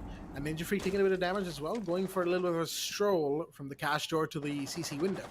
But one of the things that did happen there was the Maverick opened up the bottom part of the reinforcement, which allowed for a line of sight through which Taha could get that kill. The other thing was for the Ash to go down below, who just died actually to Spidey time, getting that kill in construction. Maybe a second. Oh my goodness! Beautiful shot. Din goes down, and this is something that Mercenaries seem to be really struggling. They're trying to do that thing where they have a player within a second of each other, right? Two players within a second of each other to immediately refrag, but for whatever reason, their coordination is a little off, and it ends up with them funneling themselves into one area where the defender can just take them out. And unfortunately, that's exactly why they just lost two bodies. Ayan going down and then Din immediately going down right after. Both of them to the same player, Spidey time.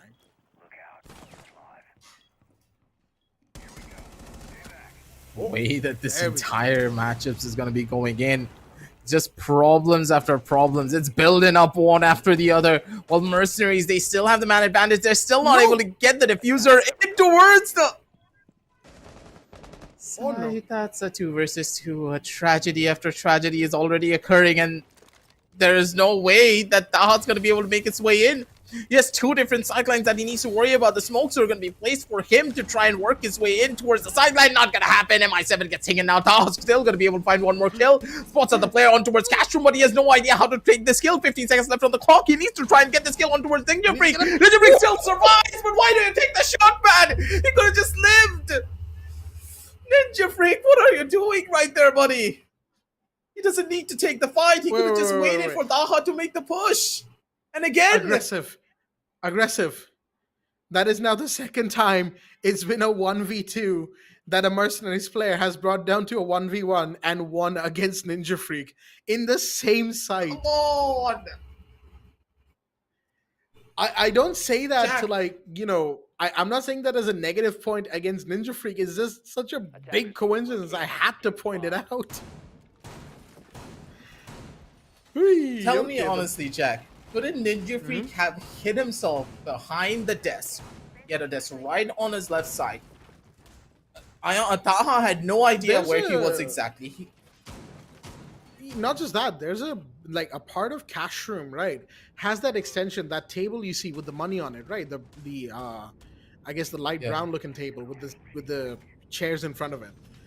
That you could have just gone to that table instead, right? And that would have been a a higher angle onto the CCTV side had the thermite gone there, because they had a rotate there, right? Not a rotate, but a line of sight there. So yeah, there was a couple of things he could have done, or just gone behind this big table, right? Yeah, exactly. So, yeah, That's I what agree was with you. I thinking. agree with you. Yeah, no, I agree with you there. There were a couple of things Ninja Freak could have probably done better there, but The simply pressure just that is getting didn't to him. happen. Maybe it could be that Ninja Freak hasn't played in a while and is de-rusting still. I know for a fact that if you don't play for a couple of months, the de-rusting period is insanely long. You gotta get that done quickly. Yeah, but you gotta get that done quickly though. If not, then things are gonna get real difficult real fast. Ayan, aggressive play here on the door of Cash and CCTV. The site is gym bedroom, mind you. They're extended towards the side of Cash and CC. But it seems like the castle barricades are going to be opened up by the Hibana this time around. Do they have a sledge? Yes, they do, but Ninja Freak probably isn't in that particular area, as the breach and Jacuzzi wall will be taken care of. New charges are not going to get much done, but Taha? What? Okay. He gets out of that as well without anyone... Have you ever seen that, Jack? I've... Not in competitive Siege, no. Maybe once or twice, but that's a very rare thing to happen. That should not have happened any day of the week. Taha just gets a free kill after the breach opened up and the man was not afraid. He ran across the breach and still found another one, but finally, Spidey times, he's going to be the one to take down Ion, shutting it down over to a 4 versus 4 scenario. All across the map, they're just weighting it down through no real advantages being given to either side just yet.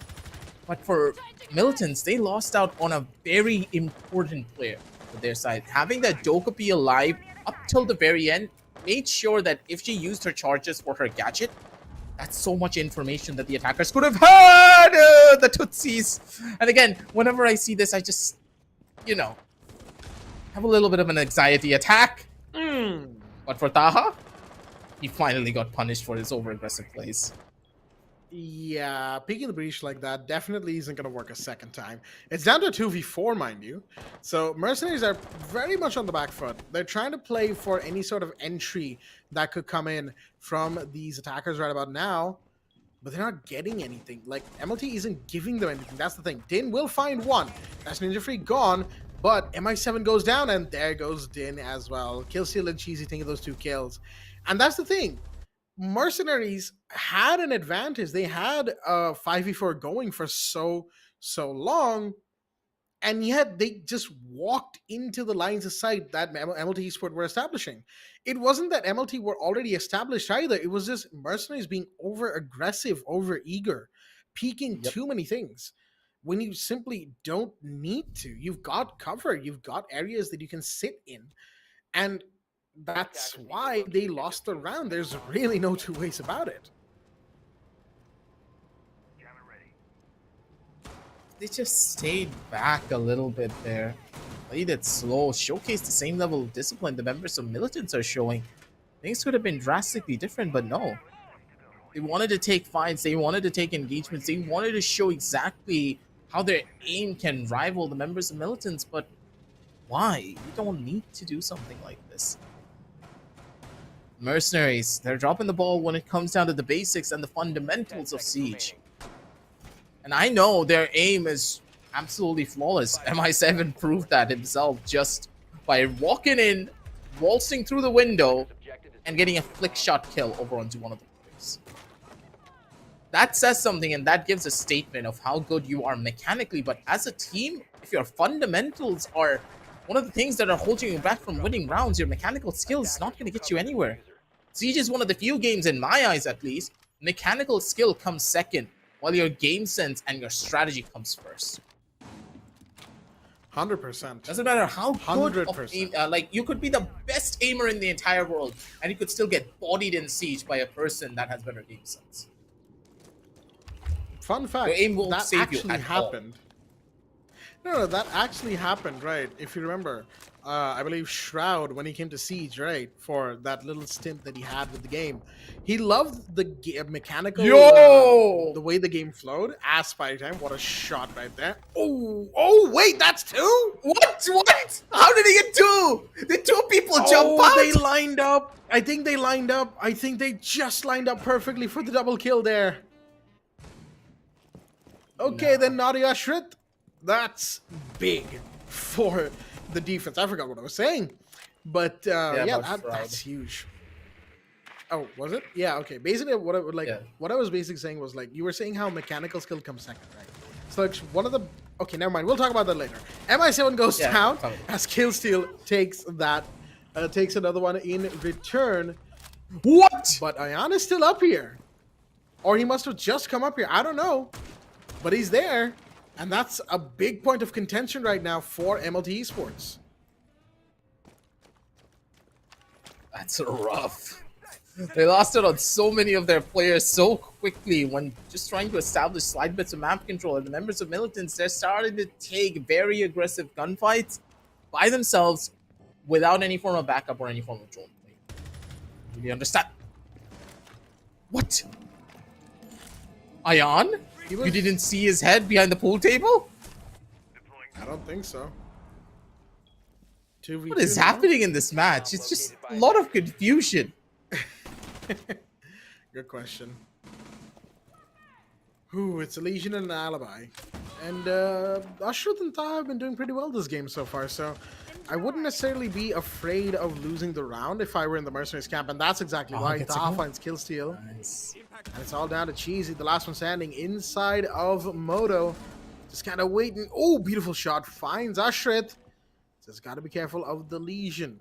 Knows where he is. 15 seconds Cheesy's just going to walk off towards the table. This angle seen, though. Nice Yep. shot. Just enough of an That's opening game sense. for Taha to see the head. Yep. That is game sense indeed, and that will allow them another kill, another round. Mercenaries equalize 4-4. This one, man, that was just something different. I expected Ion to actually see his head on top of the pool table, but no. It was a crosshair placement coming in from Cheesy that just gave them that free kill over from the side. Man, oh man, this match is getting closer and closer by the second, and this is not something that I expected. The members of Militants, they're putting up a very good fight. What happened to this team over this last 1 month?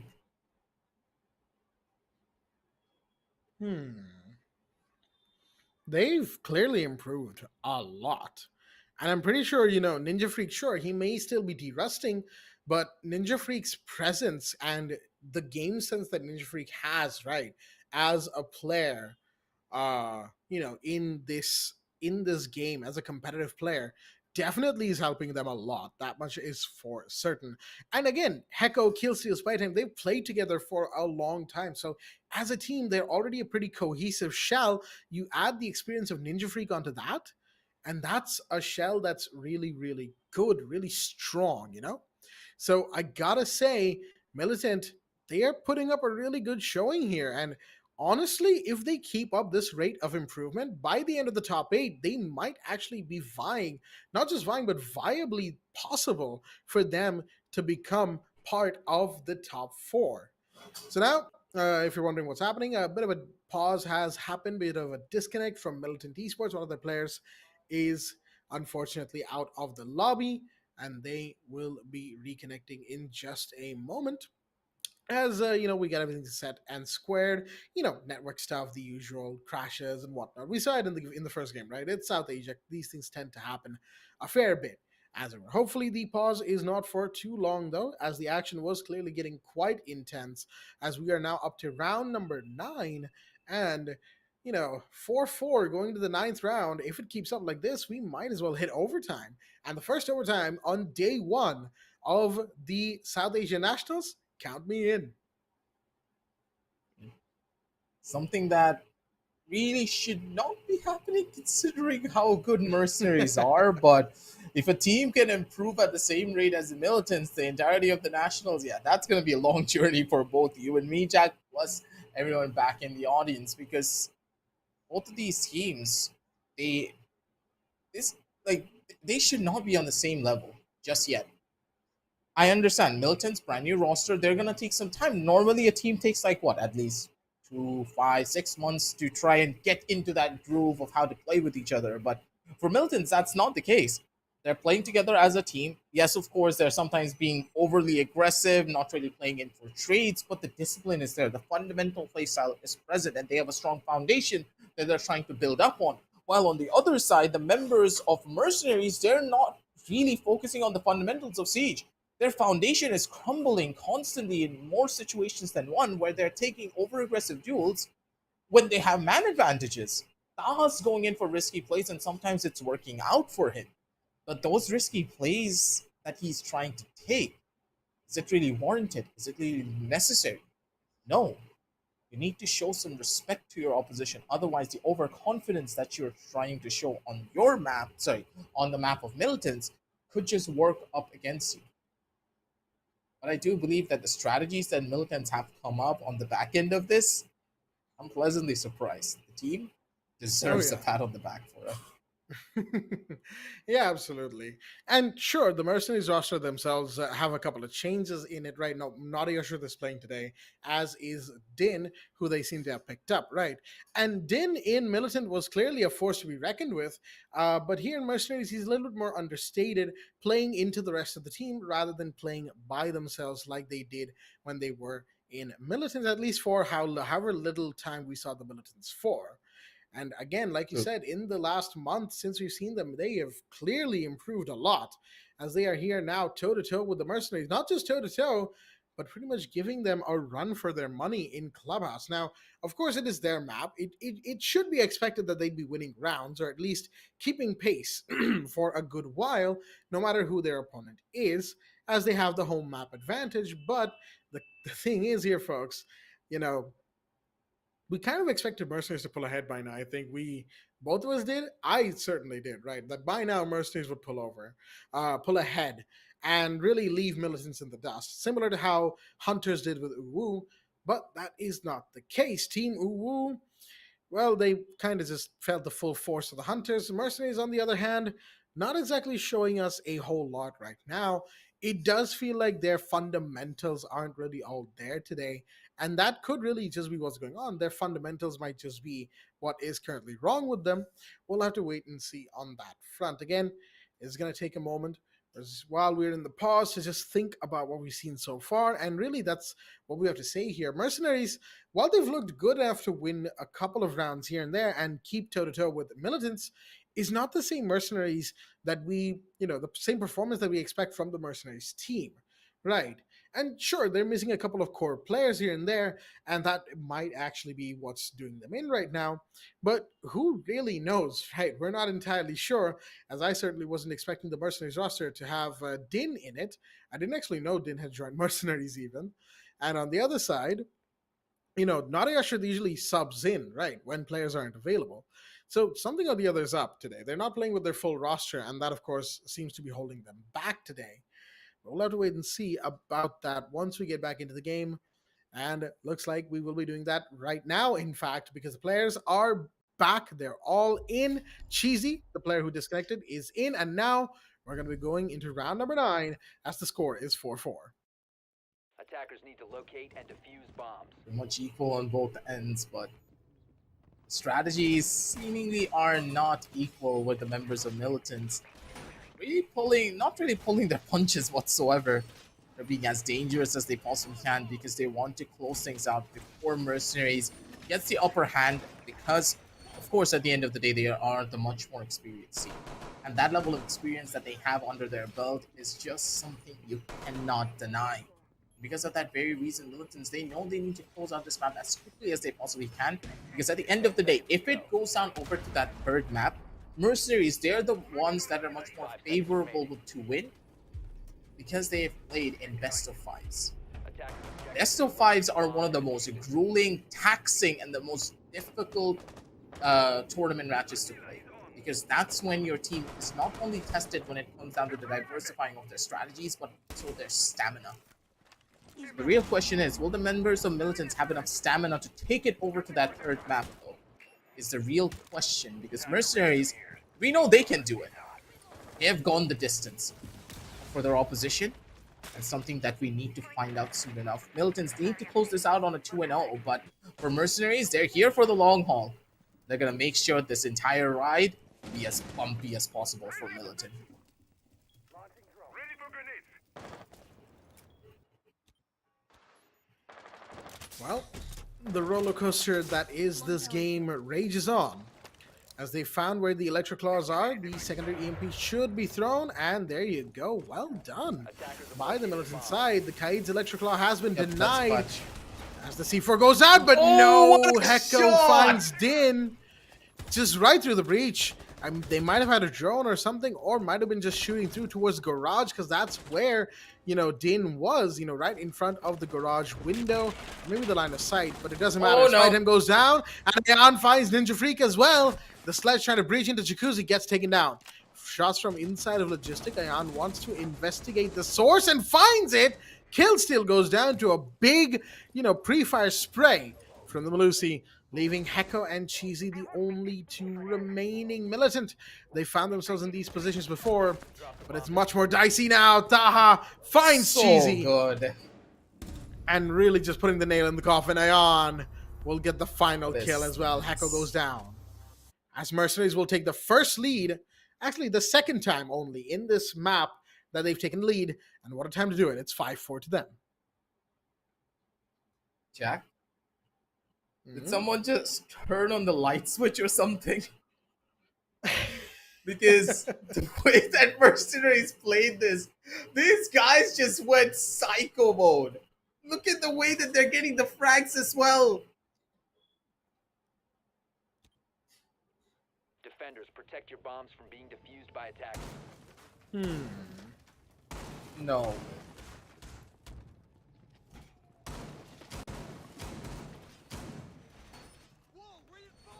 I mean, all things considered, Mercenaries, they looked pretty good in that round. I think we can all agree on that. The side coming out from them this time is going to be second floor gym bedroom once again. And the energy I'm getting from them now after that pause where they've really had time to just talk to themselves and see what's been going wrong, it feels like they really want to just finish off Clubhouse now, you know, more so than before. Because they know that giving MLT Esports any more momentum might as well just result in a loss for them. And they are not going to be willing at all to give Militant that kind of room. They simply cannot afford to. So we're going to be seeing a much more aggressive Mercenaries, as that is a big wall breach right there. Normally, you know, most teams just put a foothold and a crouch rotate at the end of the wall towards the windows, but Mercenaries just want to have an open floor plan right about now. Extension out towards Cash and CC, specifically Cash Room. They've got the Banshee in here. They've got the entire wall set reinforced out. And it feels like Nadayasha will be the one playing support around the logistics and construction area as the Frost. Shots are fired. MI7 the castle, the first one to be potentially taking a gunfight. That's an interesting decision right there, but falls back and is now back towards the stairs. Going around from the top rope here. 4v5. Sorry, not 4v. I swear to God, this UI bug from time to time really still throws me off.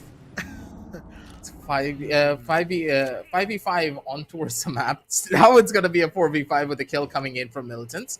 Mercenaries, they do lose out on one of their players. And because of it, this is now bad for them.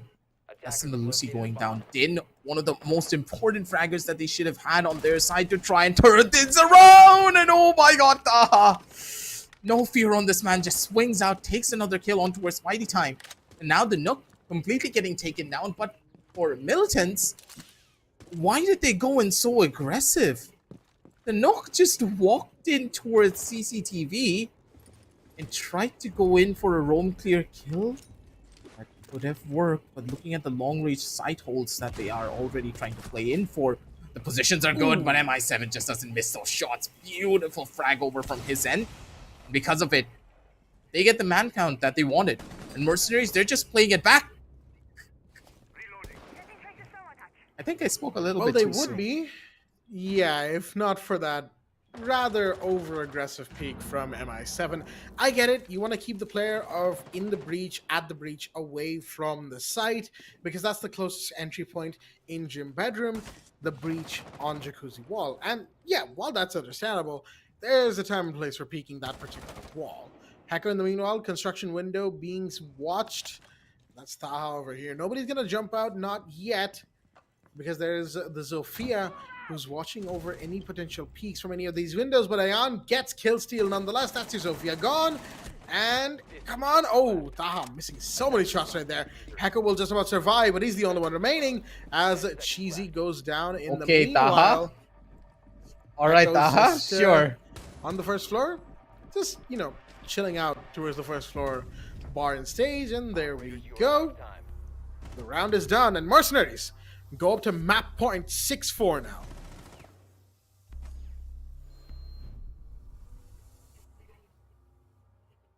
Pretty standard from each end of this. Mercenaries, they just held their ground, not really over aggressively peeking. They got the first 2 kills. Yeah, they did kind of make things a little bit too dicey at the very end by losing one of their players over on towards the staircase. But MI7 wanted to, you know, debate us a little bit with the Tachanka locket, but of course he's not going to be going in for something like that. Pretty steady coming in from Mercenaries, and now they are finally pulling out the church and arsenal. Now is where I'm really interested on what kind of strategies Mercenaries have. Previously in the past, we've seen Arsenal to be one of the strongest sides for Mercenary to hold on to. It's almost impossible to break their defensive lines here. But Militants, do they know how to play around with the strategy, and do they know how to clear out Din over on towards this second floor? Because if Din stays alive and if he has proper utilization of the hatches, oh boy, the members of Militants, they could be walking straight up into a death trap. Attackers' objective is to locate a bomb and defuse it. In all honesty, that they could. Militants need to be very careful with how they approach this. Mercenaries, they've got their extensions, and they've got their insight players ready as well. They just got to be careful to not overly, over aggressively or over eagerly peek things, which has been a bit of a recurring problem for them today. Now, they are out of reinforcements, and the church wall only has one reinforcement on it, which might be a bit of an oversight, so they're going to have to be careful about it as they finish setup on the second floor side of things. The logistics hatch has been busted open, and Jacuzzi will be breached. I feel like it definitely seems like Militant is going to be going for roam clear first. The site itself doesn't have too many defenders on it. I think there's one properly in sight, and you have the Jaeger who's around the main stairs, ready to quickly fall back. Never mind, already come back through blue instead to help around inside of the site. But what will these attackers do? Militants so far haven't really done much to gain ground. They're still gathering intel on where to expect who. Once they have that kind of information, they're going to zoom in. Oh no! But No! That kill steal See goes why. down, and there goes that's Ninja two. Freak. Spidey time. Good. He gets a kill, but he does take a lot of damage in the process. So yeah, it's just not gonna happen. Din's already there to get easy. Drop the bomb to defuse. He saw him, looked away, and then saw him again and didn't shoot for at least 2 seconds before shooting. What is happening? Militants. Come on. That's not how it pans out. That's not how you play the game, and Heckle just gets taken out as well. That is the most anticlimactic way to end a map. 7-4 That to was the so Mercenaries, folks. anticlimactic. It kind of was. The round didn't really go anywhere from Militants. They seemed to be kind of completely lost on what to do, even after losing the first couple of bodies, as if they were relying on those, odd plays and whatnot to get them a couple of kills early, and then they would go from there. But unfortunately, that doesn't always work. You can't always just say X player go kill and then we'll execute in the site, unless you're Hunters or even Mercenaries playing with their full roster. Sure, Hunters can just say Jittery go kill, and it'll still be like a 9 times out of 10 situation, because how many times is Jittery gonna go out and absolutely demolish everyone? Sometimes even Jittery needs to slow down, right? Sometimes even gods need to just chill out for a minute. So for Militants, the strategy isn't going to work out as much as well, because sure, while they've played with each other a lot, they need to do a bit more as well. They need to Especially on the really give attack. themselves the kind of improvement, especially in the attack. They need to improve more. The improvement we saw from them coming into this map, very, very good. I'm very impressed still with what we saw from the Militants, but they need to do more of it going into the remainder of this match and then the remainder of the group stage. Right now, folks, 7-4 to Mercenaries. They have taken a 1-0 up in the map count, having won their opponent's map, which means they are going to be looking to push things ahead in map number 2. We'll talk about that in a sec as we go into the match highlights to discuss and relive the events we saw in the game. Just, I don't know what happens to Militants when it comes down to their attack. Their attack just feels completely the opposite of their defensive rounds. Look at the way they played defense. Ninja Freak, of course, had a couple of rounds where he was a little bit lost in the way that he wanted to play, but it's fine because other members of Militants, they had an idea of how to completely turn things around for their entire team.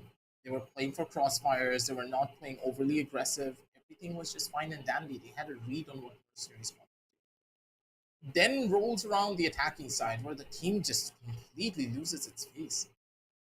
And this is why I feel as though the team just does not have an identity yet. You are so strong on the defense, but you can't really replicate that level of playstyle for your attack. That's where the team will start falling.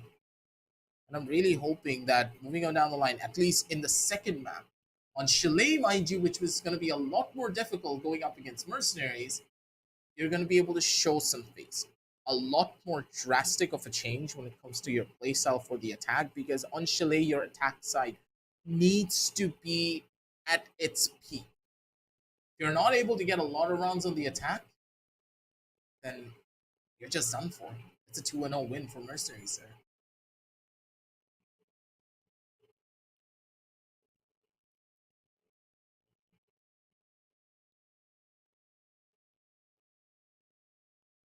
And I do believe that Jack is having a little bit of a difficulty. Oh, yeah, he's back. Yeah, no. I just seem to be forgetting to unmute myself every now and again. It's more of my problem, folks. I keep pressing the button on the mic, and then I forget to press it again to unmute. So, yeah. Anyhow, the point I was making is Chalet Militants are going to have a tough time. They were always going to have a tough time because Chalet is Mercenaries' map, right? Like, when they're not facing against the Hunters. Let's just get that out of the way. Mercenaries against the Hunters on Chalet, Hunters still win. But when it's anyone else against Mercenaries, Chalet is their map. Mercenaries' map, that is. So it was going to be a difficult fight regardless, which meant that map number 1, there was a lot of pressure on Militants to actually win. But unfortunately, they simply were not able to. And even though it looked so close for 8 rounds, that pause that Militants had to take because Cheesy disconnected, Mercenaries came out of that pause the victor. Because they seem to have gotten themselves together. They seem to have understood where they were having problems and identified and corrected them as a result, which has now led to the 7-4 score that MRCZ will now lead with going into map 2. Yep. And before we start to figure out that, hey, Militants, they're the ones who are a lot better on the map of Chalet, and 2 seconds later, we're going to look like absolute idiots, so... It could just happen. Imagine, Militants went out on Chalet, all the analysis, all the hype, and everything that we put on top of Mercenaries just gets thrown out of the window, and then we're just sitting here like, The blackjack curse still exists, and that map is gonna be interesting because we're saying that Mercenaries should win it because again, it's in the statistics, it's in the analytics. Pretty sure anyone who has watched Mercenaries for at least not even this year, just the last Pro Series, they know how good they are on this map. No one has touched them here other than Hunters. And if Militants are able to take this map I'm done. No more analysis coming in from me for the rest of this tournament because I've been made a fool of this.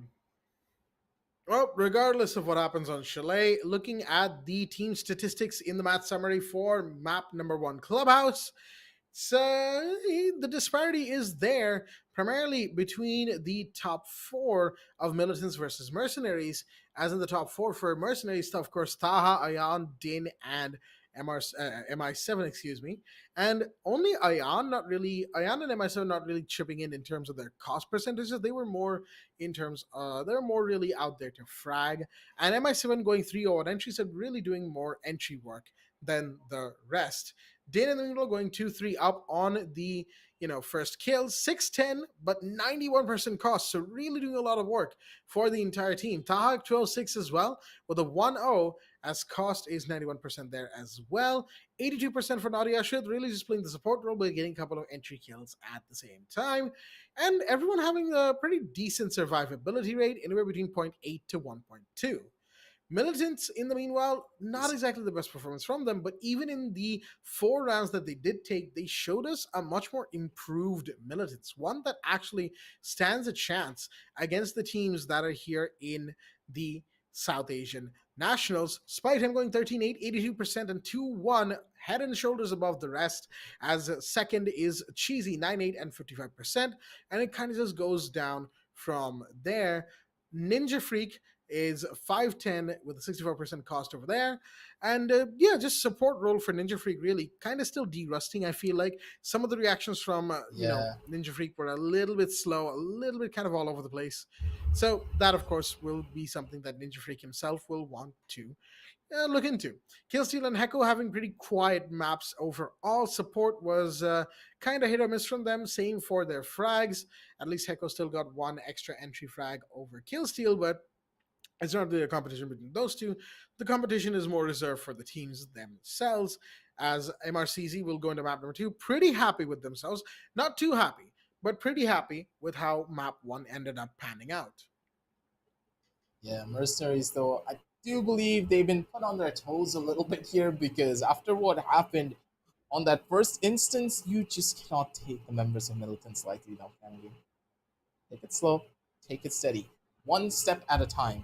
And Mercenaries, they've already taken the first step by taking away a map, and for Mercenaries, they know they can easily change the tides of the battle and just close things out on the 2-0. But for Militants, can they really come on back? We're going to be finding that out soon enough after a short little word from our sponsors. Don't go anywhere, ladies and gentlemen.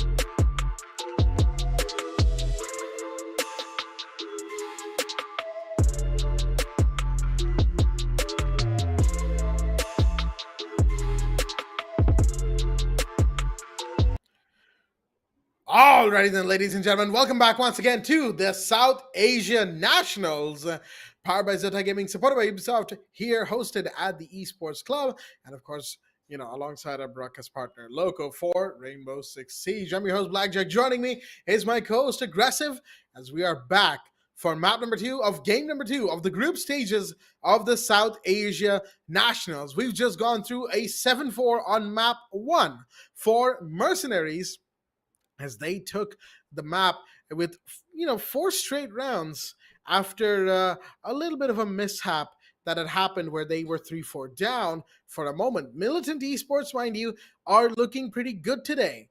And that, of course, has put Chalet under a lot of contention. It's practically under a microscope right now as we await to go into map number 2. Aggressive, what do you think we should be expecting from this second map?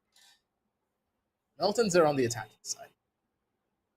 Statistically, Militants have a pretty bad attacking side. They're an attacking favorite map, which should bolster it down to make it an even playing field where the attacking side should be strong, but at the same time, it's not a thing to write home. On the other side of the spectrum, you have Mercenaries, who pretty much made this map their home. They live in this house, and they have now set up machine guns all over, just ready and waiting for the attackers to make them. The site will be theirs, the map's going to be theirs, and when you have such proficiency on one particular map, it's just not going to bode that well for you. MLT, though, they have a chance to be a complete and utter nuisance on this map, on the attacking side in particular, where they get a possible 4-2 scoreline going up against Mercenaries. Let's just say that that is what hypothetical. Then Mercenaries, they go on the attacking side, where they need to equalize it by getting 2 more rounds. While on the other side, Militants, they can just do whatever they want. They have that leeway, they have that wiggle room in between that they can try to play around with a couple of different strat and see exactly what sticks. But for Mercenaries, they just cannot. You know, you just can't do that against them. This is their map for a reason. And looking at the bans as well, Mercenaries, they are not playing around. They banned out the Nomad. Could they be going in for a couple of spawn peaks and runouts? It could just happen, but on the map of Chalet, that is extremely dangerous. It's dangerous for both sides as well when you think about it. Nomad is a pretty strong operator on Chalet for that reason, that she can keep attackers safe from a lot of flanks and a lot of potential jump outs and so on and so forth. Those 3 air jabs act basically like non-lethal claymores, and they're really, really good at what they do. Militant have the final ban, Mercenaries have the final ban, and they're going to decide to take out Mira right there. Valkyrie, of course, being the other defender who gets banned. I mean, no real surprises. Valkyrie and Mira get banned all the time, basically speaking. So those two, I'm not really surprised with. Thatcher as well gets banned all the time. We just forget Nomad that there is is the a only- 4th ban. Just forget that there is a 4th ban in general. We already know who's going to be in that spot. It's 3 bans anyways. Yeah, and the Nomad is the only one that's different between map 1 and map 2. Map 1, it was Jackal alongside Thatcher, which is pretty much the entire standard ban phase for Rainbow Six: Thatcher, Jackal, Valkyrie, Mira. But this time it's Nomad, Thatcher, and Valkyrie, Mira. So, yeah.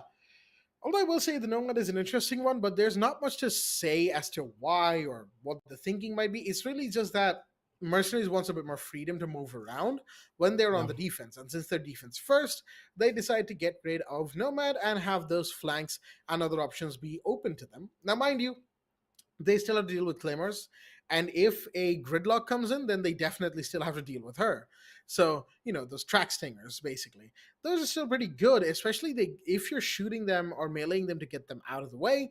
That gives away an audio cue as to where you're trying to push from. So that's also something the attackers can use. So there's workarounds to the Nomad ban. But Nomad just does everything that Claymores and track stingers do together in such a way that she becomes indispensable almost. That Flashbang's a very good kit overall. Yeah. Why wouldn't you want that operator, right?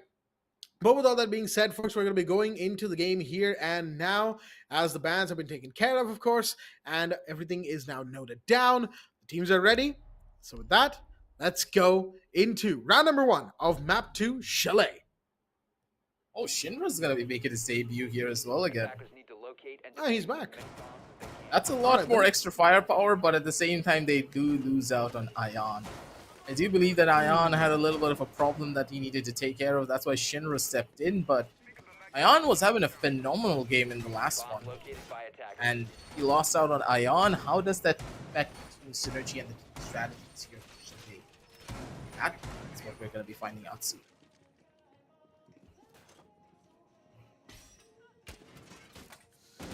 Well, for now, we just have to wait and see. Shinra putting down 2 frost mats on the main window of the games room site. 5 seconds The left. site, of course, being bar game room. They've got a Kaid and a Nazami in play. Now, mind you, in the last map that we saw, that is to say the map of Chalet between Hunters and Team UWU, we didn't see a Zami because the Zami was actually banned by Team UWU. They didn't want to deal with that operator. But this time Azami will be in play, and it's from the Mercenaries side to start things off. So I want to see the kind of Kiba barriers we're going to be seeing from the defense right now. And if Militant wants to put Azami into their defensive half as well, how do they go about it? For the time being, the drones are going to come out towards Solarium West Main as they clear out Kitchen and Trophy and decide to push in for the vertical drone clear first and foremost. They've got to be careful, mind you. There is a defender in Kitchen. That is Taha, aka the Alibi, who could make a big play out of this. Alibi doing here? I don't think the drone saw him.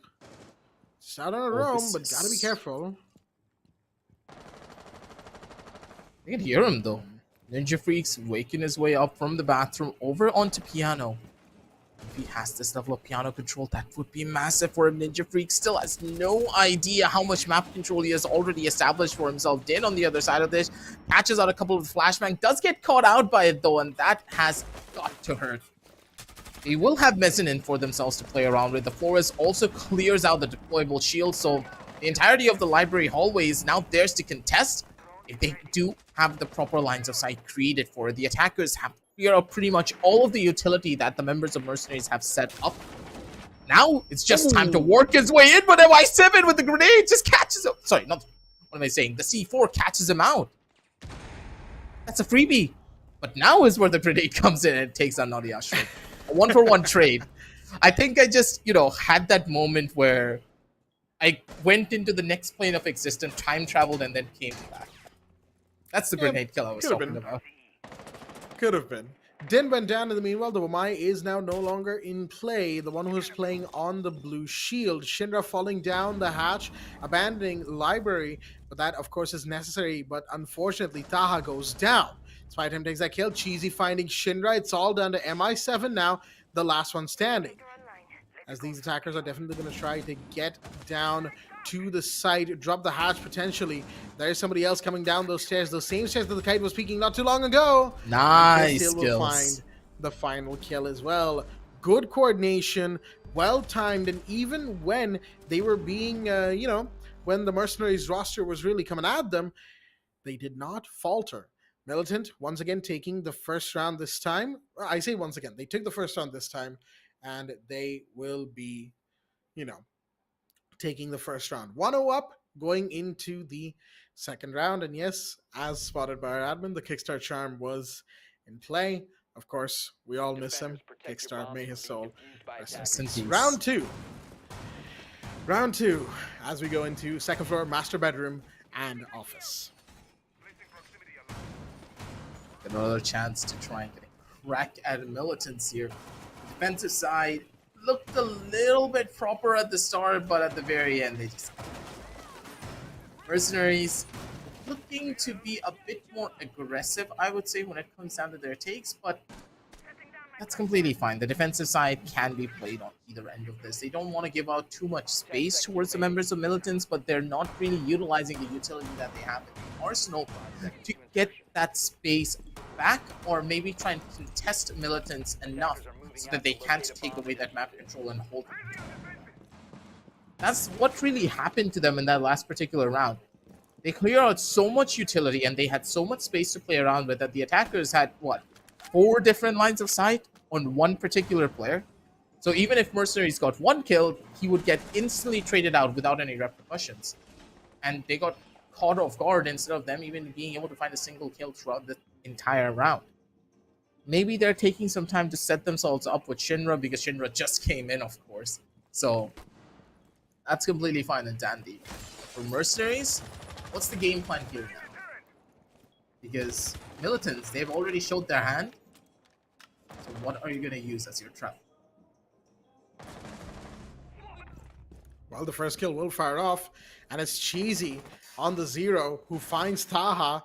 That's the second time Taha's gone down without impacting the round in a active way. Of course, the Malusi's Banshees will act as deterrents over the course of the round passively, but Shinra has been downed as well, and that kill should be confirmed. MI7 is on the floor too, and everyone's just kind of going off left and right. Din gets one back in return, but really, is it even too late to do so? And there we go, Din's gonna go down. Heko takes that kill. It's all up to Naughty Ashrit, the last one standing. Shotgun to the face. Doesn't quite finish the kill though. There's the Gemini. He really wants this right now. He's playing really aggressively, but kind of has to try and approach them in a close proximity with the shotgun. That's how the shotgun works. Gets another one. Cheesy's my god, dude! This could be huge. The proxy alarm has gone off as well, but no, Spidey Time plays it perfectly, going out the door instead, and gets the mute. There is had Naughty Ashrit actually walked away with that, I would have screamed. My goodness, that was such a heroic attempt by the mute. Not the mute, excuse me, by the smoke. But unfortunately, it simply was not to be. Just a little bit more, maybe a little bit more info on where the Iana was going would have done the deal. But, like we said, not to be. 0-2, Militant. Now up with a slightly better lead now. Even I thought that was a mute for a second because he didn't use a single one of his canisters. I expected him to throw a canister over on the entrance, pop out, look towards the bedroom, and just hold that angle onto office, but no, he just did not. At the heat of the moment, I do believe that Naughty Ashrit just wanted to go in for frags all day, every day. He had nearly all of the kills in his arsenal as well because he could have done it. He had the read, he had the understanding, he had the timing, but again, it's always Spidey time. He comes in the most clutch situations to get his team through these tough spots. For them, they get another one to showboat about, that's for certain. For Mercenaries, they're already down 2 rounds. A little bit uncharacteristic of them, but for Militants, I love the fact that this is how they're putting up a fight here. And that's the thing, right? It's not just that Militants are putting up a fight, they're doing it well. And Mercenaries, you know, we did mention before in the pre-show, or I guess in the, you know, segment between matches, that Mercenaries' recent performances haven't exactly been all that great, especially in Pro Series Season 3. They seem to have been on a bit of a downward trend. And something tells me that that downward trend isn't exactly going anywhere anytime soon, should things keep up like this. And that's something that they will want to avoid right now. Shinra finding a big first kill, mind you. This time, Spidey Time is the one who falls. An absolute annoyance being taken out early enough. And with that, Shinra's going to be able to capitalize on top. Does get a little bit of a heal coming in from the Thunderbird, so just can chill, wait it out with his buddies, play things out as properly as he wants. But on the other side of this, Taha catches out Ninja Freak, who was kind of running around without really any regard for his life. Gets caught out and gets punished for it as well. And it's Mercenaries, they finally have some control of the entire map, and this level of control is what they wanted to get things under motion. They needed this round to not only stabilize the entire round flow and to get that first initial round on the board, but also to give them that confidence, because it felt as though the members of Mercenaries, they were lacking a lot of confidence by losing out on those last 2 rounds. But here, with these first 2 kills, things look to be drastically different, as Shinra maybe a bit too overly confident. He was sitting behind a soft breach and he didn't even move for a second. It takes nerves of steel to sit in a situation like that. Sit still, I mean. Shinra was able to do exactly that. Din goes down in the meanwhile. Kill still taking one back, and what a time to do it. Shinra, he's got an off angle here that he can use, but the Zero is out here on this balcony as well. Saw the head. Can't quite get the kill though. Cheesy's pushing up aggressively, wanting to get that alibi out of here, but can't quite do so. MI7 finds Cheesy instead. Heko gets one, but goes down. Kill steal that is. Not Yasha taking that kill, as now it is down to the 1v3. Heko all alone up against 3 defenders. One of them has a gas canister still remaining in hand, mind you. Heko goes into the bathroom, but no, it's being watched. MI7 will take that kill, and with that, Mercenaries will finally put themselves on the board in map number 2. That's just it. Mercenaries complete another rundown when it came down to their strats, and they were finally able to retaliate, understanding how Militants were playing, and finally being able to retaliate accordingly. You wanted to see that coming in from Mercenaries a lot earlier, but it took them some time to get used to the situation that they were being put into here. Now, though, on the other hand, they're going in towards basement. A lot more favorable for them, I would say, considering that they like a much more bunker strat. But this Goyo that they're using with the canisters, this could be very interesting, because that Goyo alone can hold off the attackers for a solid 30 to 40 seconds if he uses his canisters properly.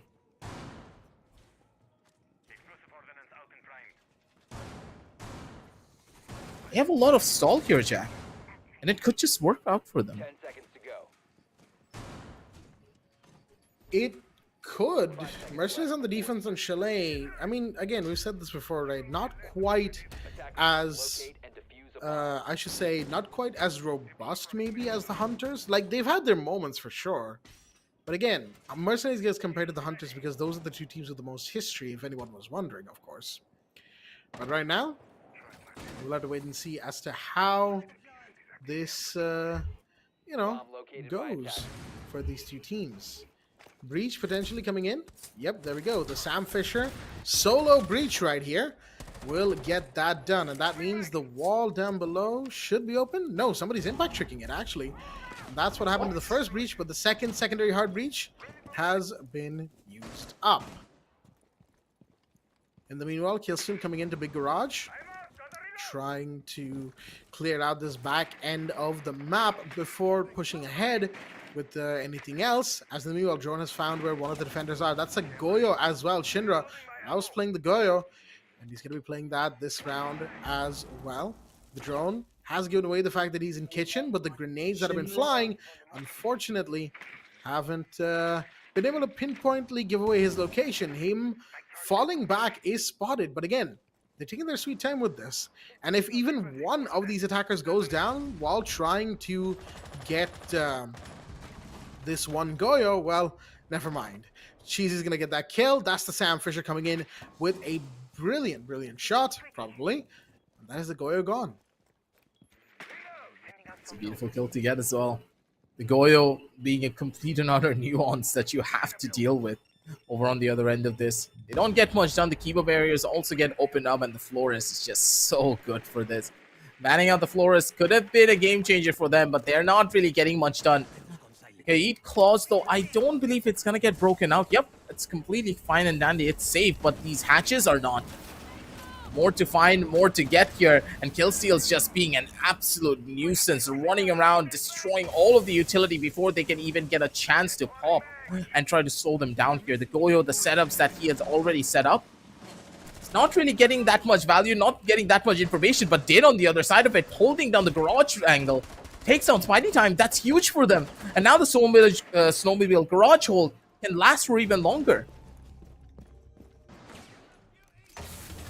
That it can, especially if they keep getting kills like this. MI7 comes in, finds another taking down Killsteal.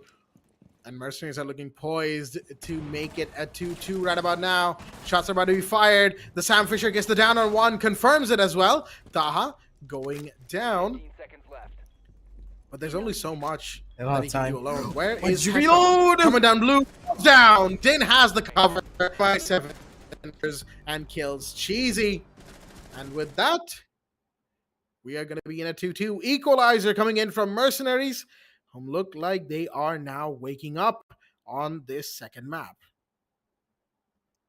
That they are. Mercenaries, they take the 2 and 2, and the members of Militants, they're left scratching their heads about what exactly happened in that last round. And I do believe that even though they cleared out so much utility, they just used too much utility as well. Locate and defuse as many How bombs they as used you all of the Zofia charges, expecting the Jaeger ADSs to be a problem, but they didn't even have a Jaeger. Echo just threw everything. He threw the concussions, he threw the blast charges, everything was thrown to just clear out one form of my utility. Sorry, not one my utility, what am I saying? One form of Goyo utility. The canisters are gone. What are you going to do after that? You're not able to push in because there's, of course, a smoke waiting for you on the other side. If you had your concussive charges at the bare minimum, you could have at least concussed the enemies, tried to take that space away from them, take Wines out of control, and then maybe plant the diffuser down. locate and defuse a bomb. Nothing really happened for them there. And then there was Din holding from the other side for the second garage, the small garage, where you can't really even push that. You lost out on so much of the map that the members of Mercenaries just beat you out when it came down to map control, and then you had no time to do anything. You started rushing in and just started falling like flies.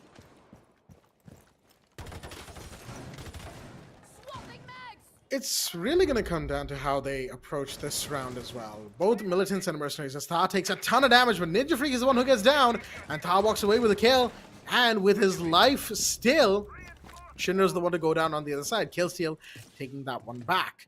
Little unfortunate right there for Shinra, but it is what it is. The site itself, of course, is first floor kitchen.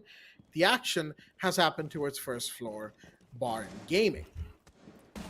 But the question now stands, how do both of these teams react? One side has lost Shinra, a very good fragger who unfortunately is having a pretty quiet map so far. The other side has lost Ninja Freak, who, while still, having not played the game for a while, a long while at that, is having a pretty quiet day overall. Ninja Freak still de-rusting, trying to play supports as well, but getting caught out early in some instances, which most certainly is not helping the side of Militant.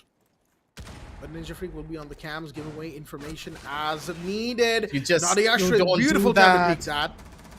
Beautiful time to peek that. Just the Zofia wanted to clear out utility. But no, the Capcom was there to clear the Zofia's head instead. Now, 4v3. It's a very slow take here. And it's up to Naughty Ashra holding from the back end of the piano wall. He just has to wait. And I like this discipline coming in from Mercenaries. They're not overly aggressing whatsoever. They know they have the advantage. They know for a fact that there's no hard reaches that could cause them an issue here. The ace charges are there. They're going to be able to open up the wall. But these mute jammers are just an even bigger nuance that you have to worry about. Those mute jammers are just going to stop you right there. Wait. Well, my Magnet, I completely forgot about that. That's another catch. They can't even open the wall anymore. It's done. How do you break your way in towards the site? Well, the short answer is you don't. You gotta get in through the door. Oh, shot with the Keratos. But no, there's somebody else on that hallway, and Din peeking it like that should not have been a thought that even occurred once. The time's what matters here. 20 seconds here. MI7 is still above. That could be a jump and a catch, but no, Cheesy's also still above. And there How do goes you win Naughty this? Ashra. Because Why? everyone is peeking constantly. Guys, your names are Mercenaries, not won't stop peeking, okay? Just let me clear the air right now. God, dude, why would you peek it like this? There is You like know so they much couldn't cover reach. in kitchen. That's the thing. There's so much cover in kitchen, in dining room. There's the half wall that you can use. There's the door going to West Main that you can use. The line of sight in the hallway, West Main hallway between kitchen and library that you can use. That's a soft wall that you should have a rotate on anyway. There's so many things you can use to watch entry because they don't have breach. That, first of all. Secondly, it's a 2v2 and a Capcan is alone in the site. What is the castle doing up top anyway? If site retreat wasn't possible, at least get the Zero out of there. Who's still on second floor, but there was a clear lack of intel as to where the Zero was, and Cheesy was able to get that kill. Just by waiting for the castle to get jumpy and start making too much noise for his own good. Attackers are moving out to locate a bomb and These are some pretty basic mistakes that I'm seeing from the Mercenaries right now. And it's not characteristic of them to make these mistakes, even if it is against Militants. Militants are playing really, really good. Let none of what we have said about Mercenaries take away from Militants' performance. It has been really solid so far, okay? But Mercenaries' performance has been lackluster, and it's left quite a bit to be desired, especially in these first halves when they're in the disadvantaged side of any given map, where it just seems like they keep collapsing left and right. They keep getting too jumpy, too impatient. You gotta have a bit more patience here, folks. Like, sure, maybe the team you're facing is new to the big stage. Maybe they haven't been here before. That doesn't mean you'll take them lightly, because if you do that, well, that's just a recipe for disaster. As Mercenaries are learning very, very quickly. Oh no! What was the reason to peek that? No, I really. guess he what wanted was the reason to information? peek that? And a face check just for information? I don't believe it. Spy Attempt finds Ty in the meanwhile. Not sure how that kill went out, but Mercenaries once again an early round collapse as they find themselves in a 3v5.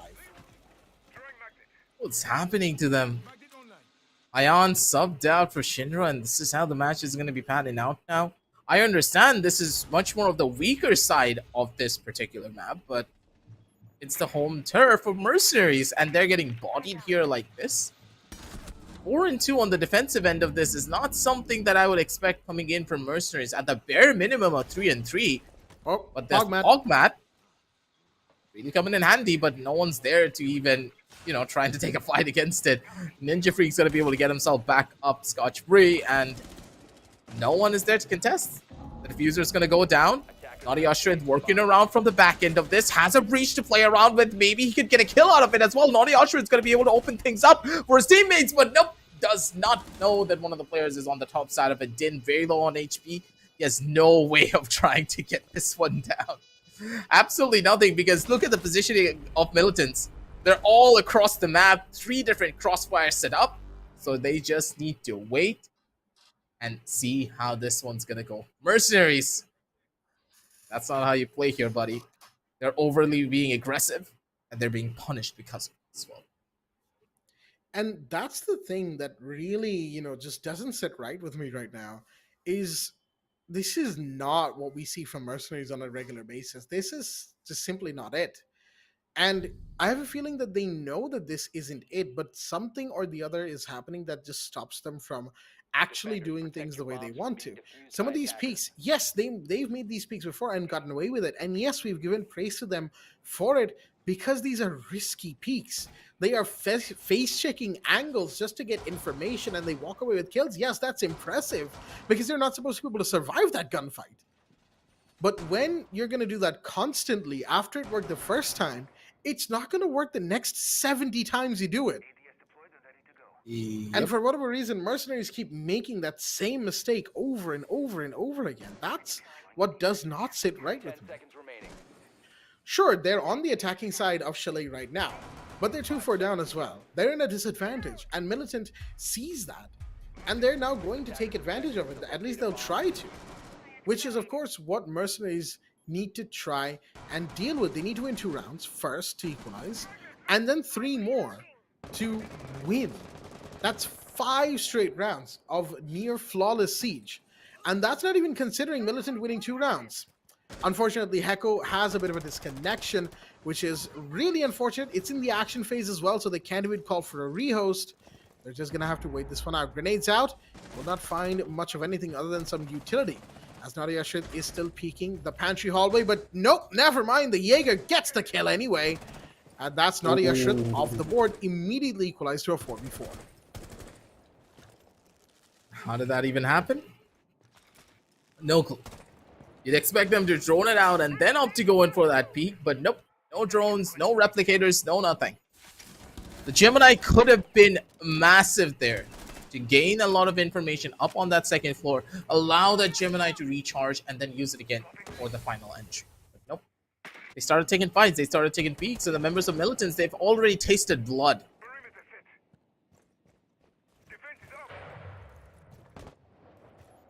They're just like hounds, finding each and every player coming in from Mercenaries and shutting them down one by one. It's a 4 versus 4, mind you, considering one of the players have disconnected. So Mercenaries still have a chance. But that chance is not going to exist if this is how your bodies are going to drop here. They can't get the frags. They have no idea how they're going to be able to do this. Things don't look that good for them here at all. That's another one. Ouch. That one's gonna hurt. That's gonna leave a mark in the morning. That is for sure. MI7 goes down as Taha now pushing up to that same angle. Will be able to find the Wamai. Nearly gets taken down by the player on blue, but Killsteal gets Shinra instead. And Taha fires back, finding Ninja Freak, but it's really just down to the 1v2. As he's got to find a Jaeger and, of course, an Azami. How do you even go about this situation? Heko has returned, of course, and it seems like there will be no need to go for some sort of rehoster or something. But again, the question still remains, what do we even do here? Taha going towards the piano window right now, but there's so many Kiba barriers, you might as well be looking at a wall. So he's going to go back in through the hallway window here. And Attackers have located a bomb. okay, that's actually a deployable cam instead of a Banshee. No, that is a Banshee. The range on that is kind of weird, acting weirdly there. 10 seconds left. But Taha can't really do much about this. He's still peeking, and there we go. Spy Time will get the kill. MLT Esports continue to push ahead, this time winning their first round on the defense, as Mercenaries continue to spiral out of control. 5-2 to Militant Esports. Mercenaries right now in a big spot of bother. How do you even try to explain this situation? Remember what I said, Jack, before we closed off that first initial map and we went over onto break? Just to watch as Mercenaries start to lose after we hyped them up so much about their analytics. And the Blackjack curse is going to be upon us.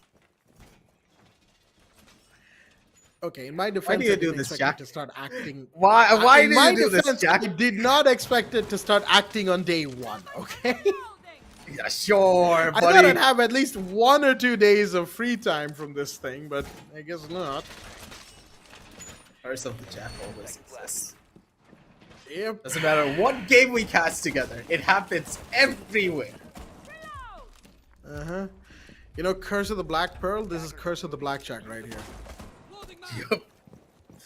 So you're just plagued by your curses at this point because Mercenaries, they're not going to be happy about this if they take a loss.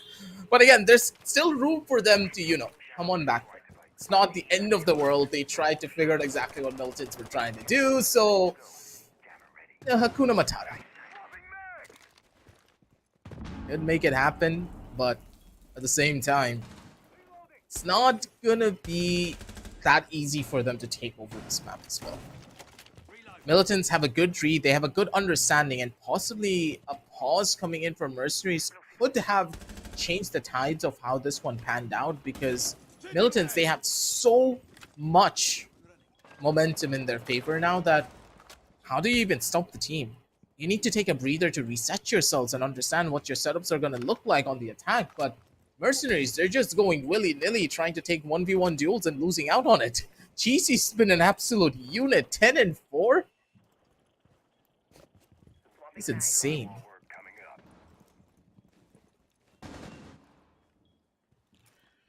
Well, I guess we'll have to wait and see how Mercenaries tries to play around this particular instance, this particular confrontation that they're getting into. Seems like a bit more spread out from them. No real particular direction other than the kitchen wall that they really want to breach. I mean, that's understandable. But in the meanwhile, the wall on office will be breached wide open, which will force back the defenders of Militant Esports from playing inside of office and piano to, falling back into bathroom, into solarium, and of course into bedroom itself. As we have Roteros coming in, taking care of tons of utility, but Spied him gets the first kill nonetheless. MI7 goes down. That's her Twitch gone. And the Twitch drone has taken utility, but the Twitch herself with the F2 could have been a pretty powerful addition to this overall site's play. That will no longer be the case. Killsteal takes a bit of damage, but not a whole lot. Doesn't have to be too worried about it. Electric Claw will be dealt with. Taha goes back down to the first floor to get the breach sorted. But you gotta be careful. There's a player down the garage stairs. Taha's taking some damage again. And why is that? Is there a second Electric Claw at play? I think there is. Oh, Shinra finds Heko. Finally breaking free of the fact that Shinra hadn't gotten a singular kill in the last 5 rounds, I think.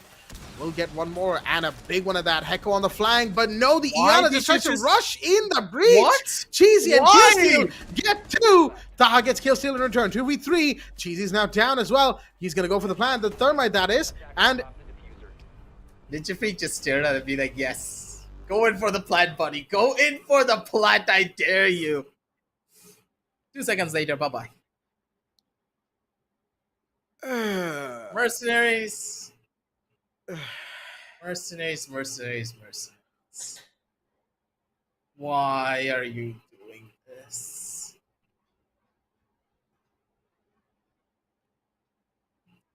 Where's my phone? Time to make a tweet. Hanging blackjack. Defenders, protect your bombs from being Yeah. defused by attackers. Yeah. I really don't know what to say at this point because there's not much that I can Located by say, attackers. realistically speaking. Mercenaries, just so many mistakes from them. So many mistakes. You got the breach done, and the first thought that you have is to just blindly 3-man rush through it. Nobody watching across or long angle, trying to clear out a couple of bodies before. Ninja Freak was still above, or at least went above later on in the round, whichever one. And they didn't have the bodies to clear above as well. It was a 2v3 at the end. That became, what? Yeah, it was still 2v3. The Kaid was downed, but that's really it. And now we've gone to first floor bar. Militants have won 2 rounds in a row, and we're map point for Militants as they are 6-2. Now, very close to making it a 1-1 and taking us all the way to map number 3, Oregon. And the way Mercenaries are playing here, given the amount of momentum they've lost, going to Oregon, I'm not sure about, their overall chances. Sure, they'll know Oregon like the back of their hand, but so will Militant. There's a big run out that Cheesy's attempting here, and he actually gets away with it. Nadia should go down. That's a big drop as well. That's your Iana gone. And he's still alive. Somebody found him on the hallway of Big Garage, but it doesn't matter. He's going to run all the way to Blue Stairs and still be big chilling as it's a 4v5 now. They're too confident, Jack. I don't know what else to say. The confidence is brimming and overflowing out of them, and they're just riding that momentum forward. Cheesy having the balls to just even go in for a swing like that from a run out, mind you. Nerves of steel on this man, and he's still surviving through it all. But now, finally, things are looking a little bit different, and that is a desperation attempt coming in for Mercenaries. They picked up a finger. What?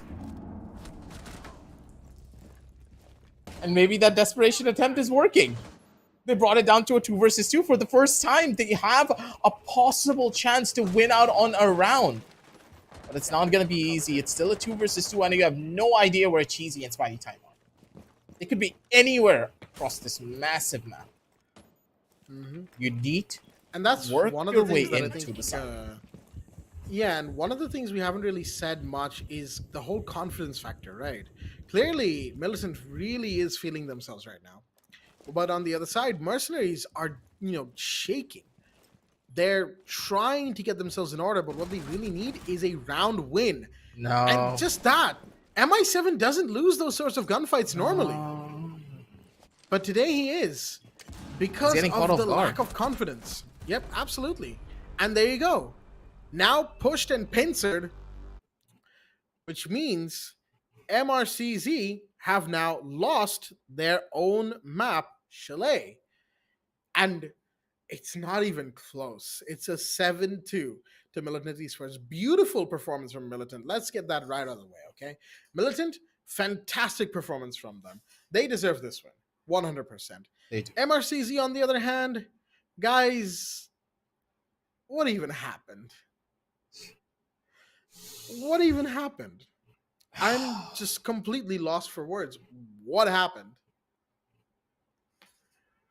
Just the MRCZ we saw in Clubhouse, this was not it even. We were saying on Clubhouse that this isn't the MRCZ we see normally. The MRCZ we saw in Chalet was a far cry from what we saw on Clubhouse even. That's really it. That's really like, they just fell apart. I have no idea which team I was watching, but this is not how Mercenaries normally play. You have to put it out there. Again, there's no way to sugarcoat this. This is not the performance that you would expect from one of the historically best maps coming in from Mercenaries. If you look at their statistics, ladies and gentlemen, it's out there in the public. You could just look at their statistics. There is no way they played like this on this particular map. They're the pioneers for the map of Chalet. This is how they played. Militants, they did their homework. They did everything. They read them like an open book. Not a single strategy went unread by the members of Militants, and they always had man advantages. I could understand if Militants went in for like insane clutches, 1v2 scenarios, 1v3 scenarios where Militants were the ones to win, but no. Militants, they always had man advantages when they won out the rounds. They had a read, they played together as a team, and their fundamentals were showcased throughout and in. And mind you, they won when they were on the defensive side, not dropping a single round, Jack. On the defense, they didn't drop a single round. It was a 4-2 first half, yeah. They like Mercenaries took 2 rounds, and when it was 2-2 going into round 4, I generally did think that Mercenaries might actually be able to pull something out here. Maybe take a lead, something. And then Militants proceeded to win 5 rounds straight. Then all your hopes and dreams vanished. And then you knew that, okay, aggressive, he's going to tag me in a tweet, that's for certain. Yeah, that's happening. I mean, yeah. But jokes about tweets CCV, and all that. It's you. Yeah, well, everyone's turn comes eventually. But jokes about tweeting aside and all that, just like I said before, this is not the Mercenaries that I'm used to casting. This is not the Mercenaries that we saw even on Clubhouse. As we go into the match summary, I think it will be pretty clear where things went wrong for some of these players here. As we have a look at Militant Esports, 12-4 to both Spidey Time and Cheesy. But Cheesy with the higher cost percentage, 89%, and 3-0 on entry. And the highest survival rating as well. Spidey Time stayed alive a lot as well. 7-7 to Killsteal, 7-4 to Hecko, with pretty decent cost percentages as well. Ninja Freak, very quiet map. Ninja Freak was not having a good map. 1-7, only 33% on cost and 0-2 on entry. Not looking too good for that player there. But again, Ninja Freak, it's been a while since we've seen them, so who knows really, all things considered. But with all that said, let's have a look at the Mercenaries card, and it is not looking good. 56% cost only to Taha, Din, and Naughty Ashrit, and 6-9-6-9 kills and deaths, that is, to Taha and Din. I can't even say nice to that, even though it is a meme. MI7, 7-8, the top of the leaderboard, and only 1-1 on entry. And Shinra, probably the worst night in total between both teams. 2-10 and a 22% cost and a 0.27 survival rate. Not sure what happened to Shinra. We've seen much better performances from them before.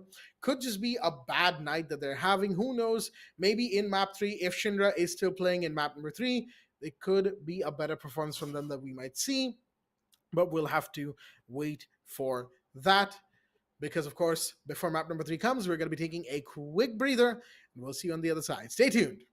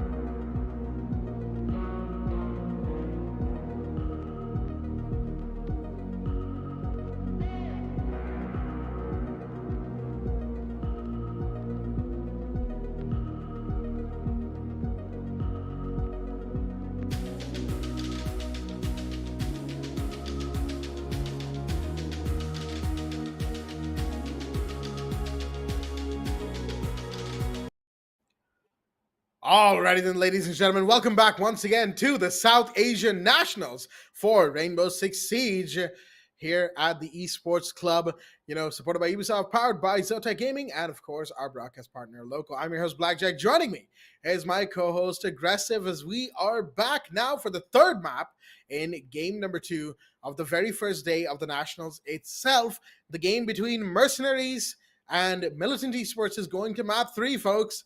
And there's no two ways about it. Militants deserve to be here. They have fought so hard to get this far, and they are now one map away from getting the first 2 points on board for themselves. I would have said 3 had it been a 2-0, but because Mercenaries have already won 1 map, the loser of this game will get 1, the winner gets 2. Had it been a clean 2-0, then it would have been 3 points to the victor, 0 to the loser. That them's the rules. I don't make them up. So, with all that being said, map number 3, it is Oregon, the SA Classic map. What do you think, Aggressive? It's going to be interesting. Oregon, again, a map just really tests the fundamentals of a team. And after what we saw on the map with Chalet, I don't know how the fundamentals are going to look like. Over-aggressive peaks, very unnecessary pushes, positioning that is absolutely out of the ordinary coming in from a couple of the players. I understand you want to put your mechanical skills in the forefront, but not like this, not in the way that they were panning it out, because the way that the entire matchup went, it just didn't look good at all for Mercenaries. It was a far cry from what they would normally go in for. And looking at the video again, looking at the scoreline, Jack.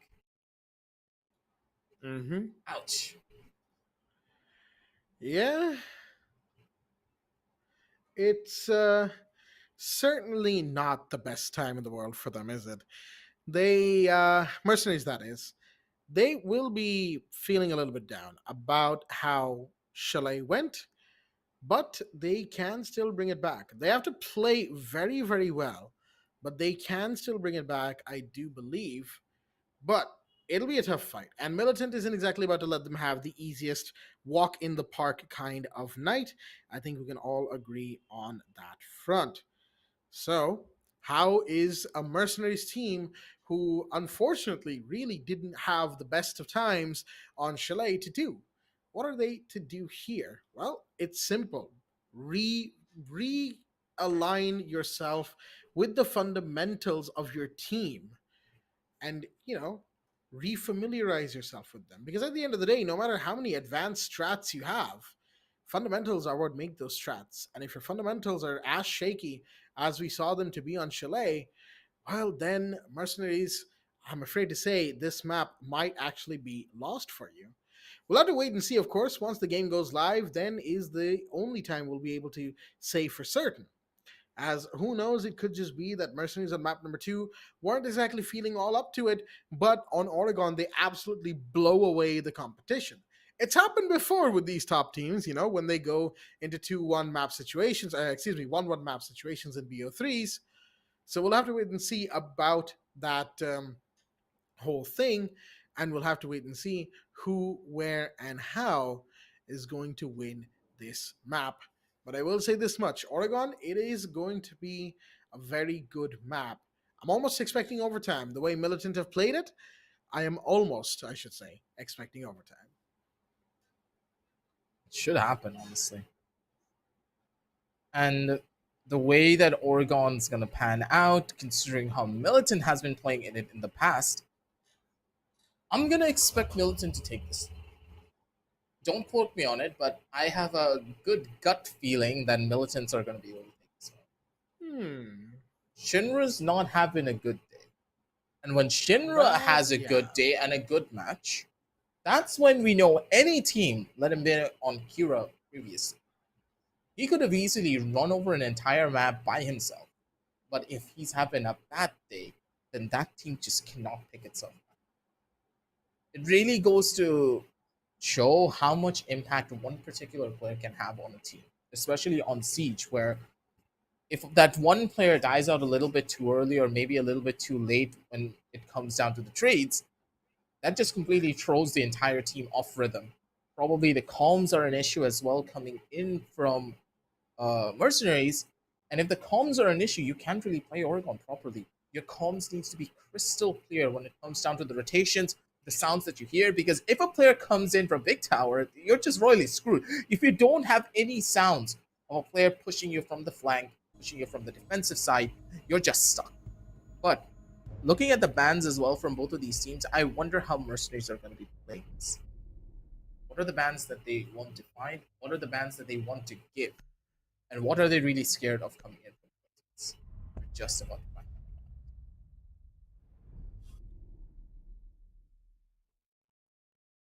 Well, the bans are coming in. And of course, as is usual, Thatcher has been banned outright. And we'll have to see what the second attacker ban will be. I mean, there's really no two ways about it. Thatcher just doesn't get to play. It's a rule now. Okay? Zero But ban? that's an Wait, interesting one. Sam Fisher will be banned, aka Zero will be banned, and I think that's because of how very, very well Militant were using Sam Fisher. Specifically Cheesy. He was the only one playing that operator, right? And putting him to real good use. He's a one-man army, especially for breaches. If left unattended, you have to be actively watching the walls to make sure that, you know, one of his cameras, Argus cams that is, don't end up taking out all of your utilities, or one of them at the very least. So yeah, the Kite will be banned as well in the meanwhile. I mean, understandably so, as is the case. And finally, Valkyrie will also get the ban boot. And with that, the bans have been taken care of. A couple of interesting ones in there, Kaid and Zero to be specific. Kaid we've come to expect, as in the meanwhile, of course, Valkyrie and Thatcher, pretty much common set bans nonetheless. Nobody wants to play with those two operators at this point, really. No one does. Yeah. Standard bans all around, other than the Zero. It's always seemingly Mercenaries that like to go in for the bans that are a little bit more unorthodox. And I do believe they're opting for much more targeted bans going up against Militants, because those certain few pesky players are the ones really causing them issues now, aren't they?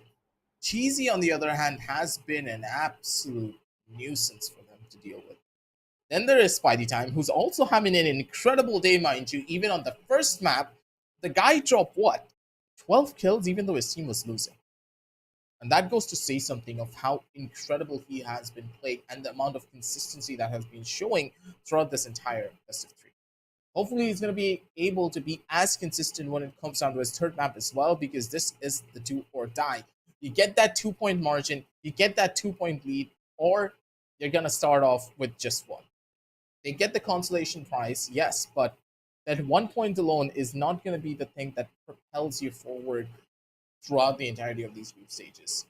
Group stages are unforgiving. If you lose out on too many of your matches, you will not have an opportunity to bring yourself back up to that threshold. But what I will have to say is the members of Militants, they look to be improving at a rapid rate. And that rapid improvement could just easily turn the tides of how Mercenaries and a lot of the other teams down the line, when they face off against them, will see this particular team. They're on everyone's radar now after the performance on Chalet. To take down the best team on Chalet, it's not an easy feat. And now, they need to do it again on Oregon. Will they be able to rise up to the challenge, though, from Militant's side?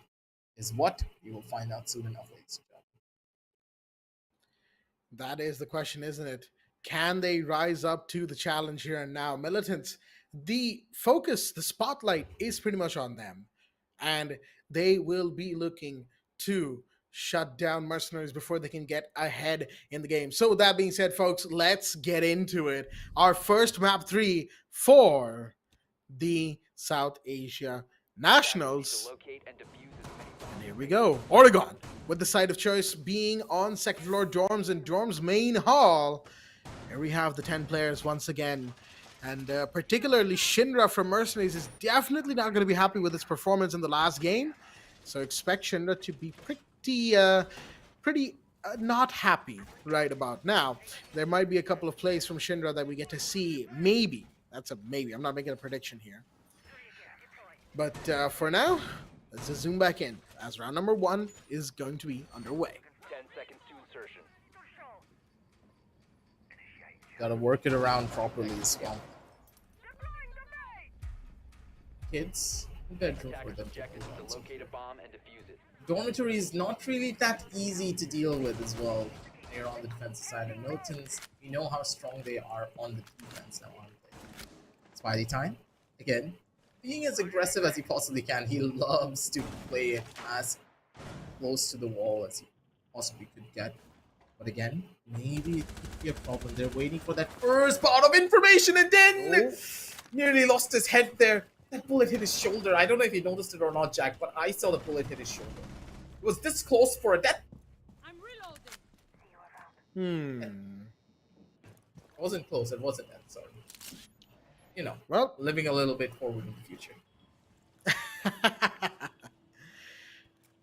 well, we'll have to wait and see how that first kill Technically, on I am Din- in the future. Technically, The 30 yes, minutes- you yes. are. Every second we move forward in time is another second into the future. But that's a metaphysical argument that I don't think this is quite the place for. So let's zoom back in to the match in front of us.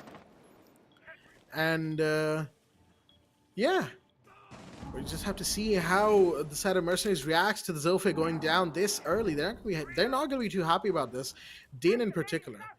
But again, this is something we've been saying about Mercenaries for a while now. They're not going to be too happy about this. They're not going to be too happy about that. We get it, but what are they going to do about it? That's the question.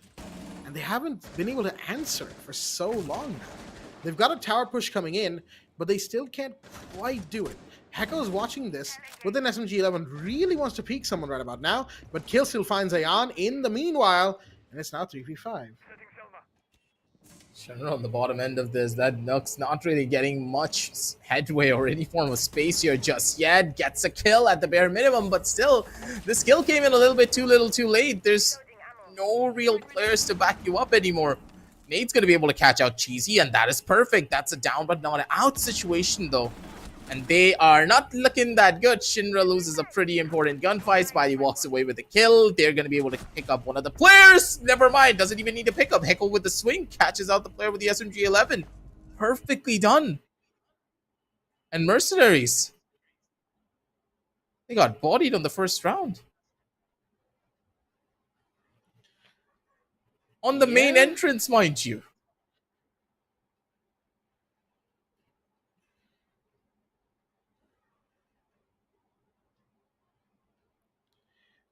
Yeah.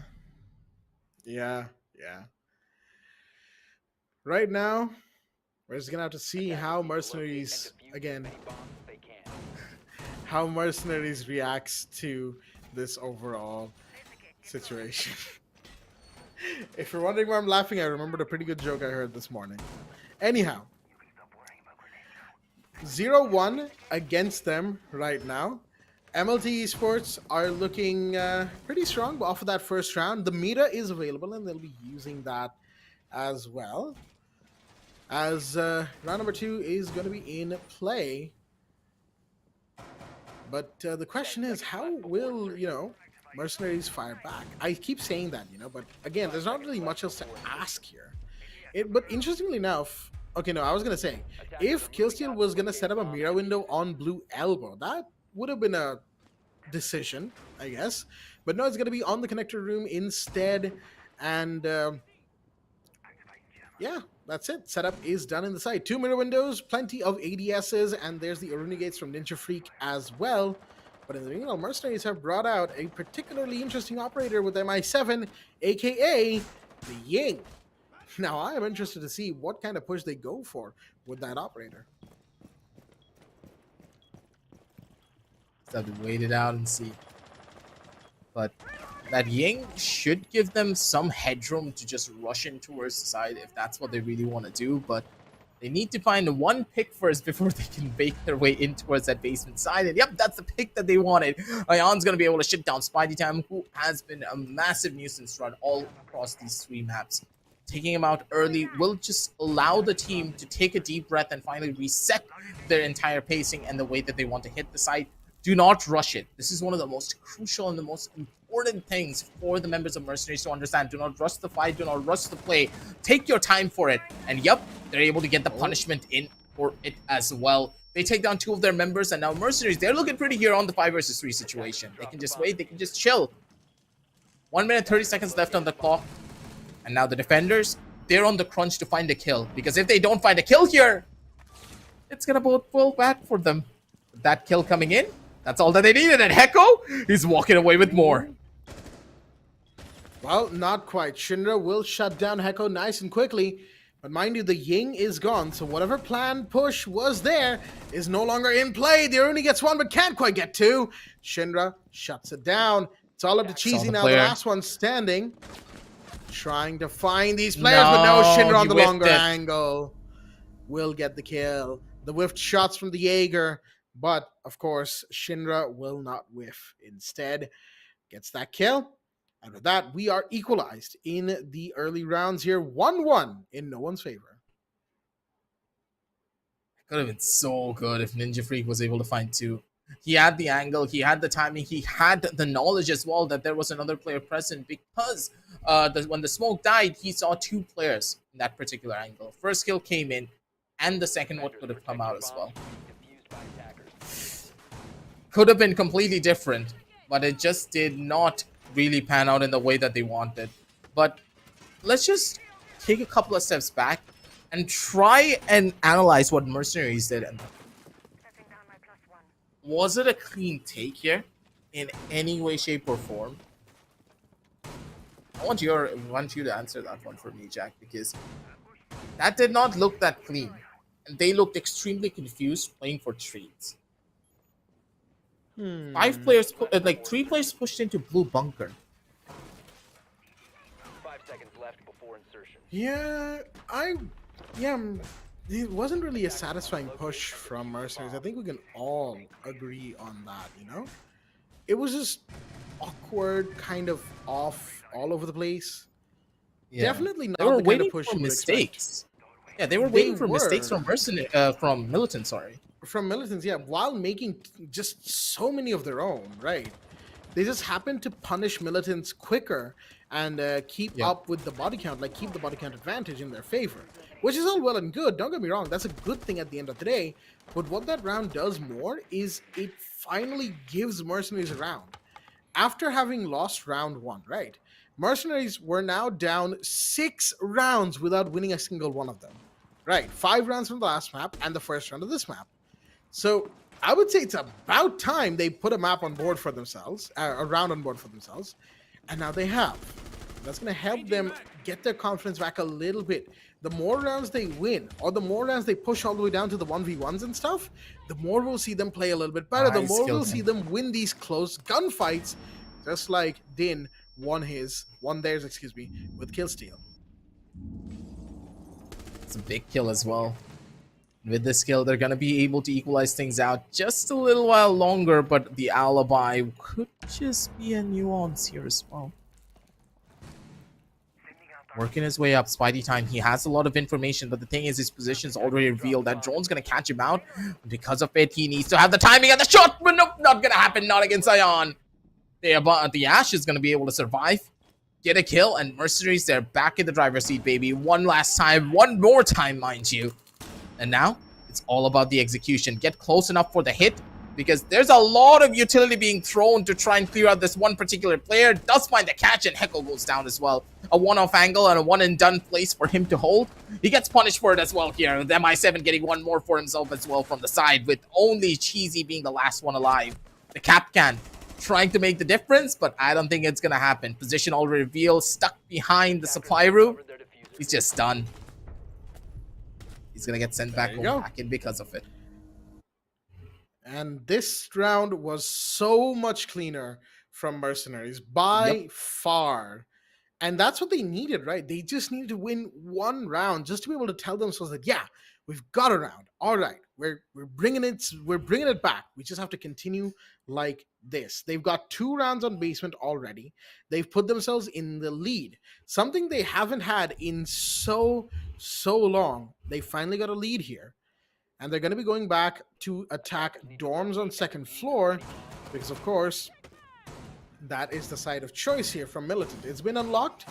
They won it back in round number 1, and now in round 4, they're going back here to once again try and win it. But this time they've lost 2 rounds. Their confidence has been shaken a little bit, and their team morale will be slightly lower than they would like it to be right now. any more rounds lost and momentum will truly be Mercenaries' to take and to use. And of course, that leaves Militant with less and less with each round they, unfortunately lose here. Of course, for Militant fans in the chat, that's probably worst case scenario that they lose more and more rounds to Mercenaries. For Mercenaries fans in the chat, it's pretty much the best thing in the world right now. They can still get 2 points out of this. And even if they do lose, either team still gets 1 point, depending on who loses and who wins, right? So it's not the worst scenario in the world, actually, because unlike the Hunters versus UWU game, where Team UWU did not gain a single point because they didn't get a single map, one of these two teams will still have a point on board. And if they win their next games, 2-0s, right? Then they can still make it up for the top 4, depending on how their next matches go. So it's a whole lot of ifs and what ifs for the time being, but a lot of very possible things as well. Kill steal. Gotta be careful here. That secondary breach is gonna open up a line of sight. He's gonna try and use it against them. He does so. MI7 goes down and he drops straight down to meeting into the safety as Shinra goes down. Spytem getting another one. So many of these crossfires are beautiful to watch coming in from Militants. Look at the level of control that they have. They have the entire sideline under wraps, and because of it, Mercenaries, how are you gonna try to retaliate here?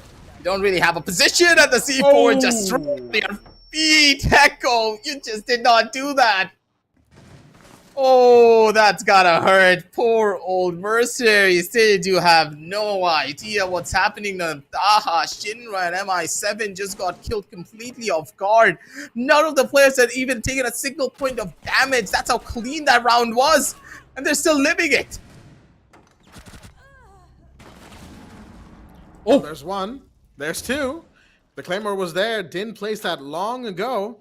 And of course, that's a much needed couple of kills right there. But really, how much can Din even pull off in this situation? A couple of small breaches here and there, a couple of headshots. Yes. Nearly got the one on the shield inside of Attic. Sends out, burns ADS, gets the shield out of there. That'll prompt a few return fire shots coming his way. But Din knows full well that peeking this could be a death sentence. He wants to go one way or the other. He knows where one is, inside of Attic. He doesn't know where the other one is, but the shots came in. The tracers, he had to have seen them. Right stairs. That's given away the position of the other there. Yes, he sees it, but the alibi, slimy. And there comes Ninja Freak at the right time. Both of them constantly deciding, okay, you push out and I'll use that as bait to get him. And then, of course, when the first time it didn't work, they did it again. And this time Ninja Freak got the kill. So close. Din actually nearly brought it back for the team. How did he even like that game sense? A very good attempt. Very, very good attempt from Din. But unfortunately not to be. 2-2. As it is an equalized situation going into round number 5. That game sense play though. He just knew someone was right below him. That catch was perfect from his end, and Mercenaries, they're slowly warming themselves up, I do believe. Din nearly pulling off a 1v5 clutch could have been what they needed to propel them to another round, but it didn't really happen in the way that they wanted. Pat on the back for Din, and another resurgence for the side of Militants though. Militants in this round, they have picked up first floor. Want to play towards kitchen. This kitchen hold for them, I don't know how this is going to go, because if I remember properly from their matches in the past, they don't really have a strong hold on this particular side. But maybe they have a completely new and different plan here. Is Capcom spreading out quite a lot, and all of these traps on so many of these routes could just chip away a couple of these attackers. No waste.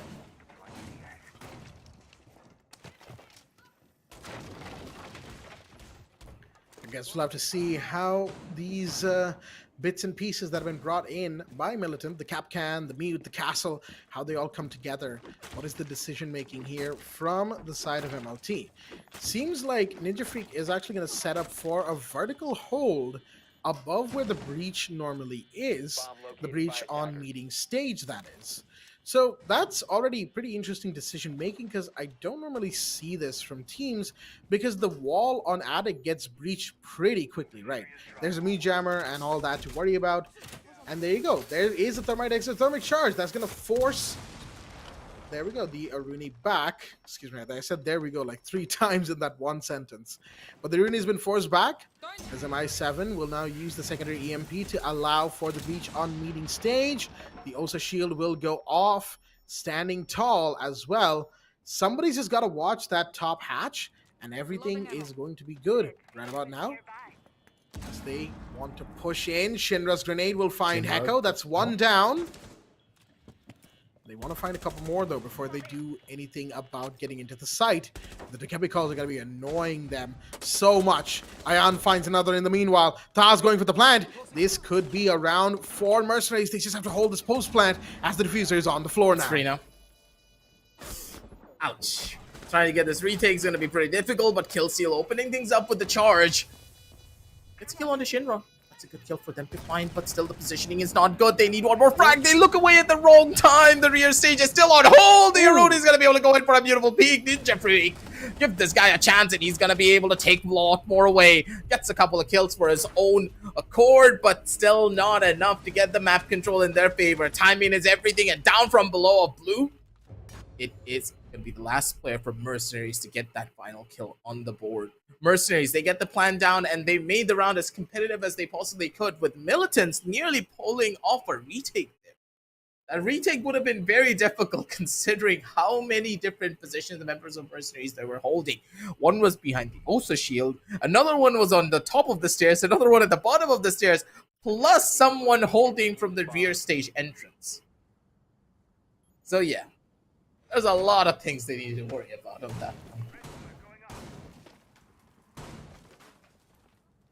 Overall, the kind of presence that Mercenaries had, Militant didn't really have much of an answer. Sure, Killseal really did almost pull it back, and then Cheesy and Ninja Freak, of course, having a bit of a potential resurgence, but again, it wasn't enough, because there were enough Mercenaries bodies still standing in that stage, the stairs, and, you know, just behind the meeting stage, outside the breach, above the stairs, below the stairs, in the corner, that they were able to hold it out. And that's all that really mattered at the end of the day, the fact that they held out, and they managed to force the defenders to come to them.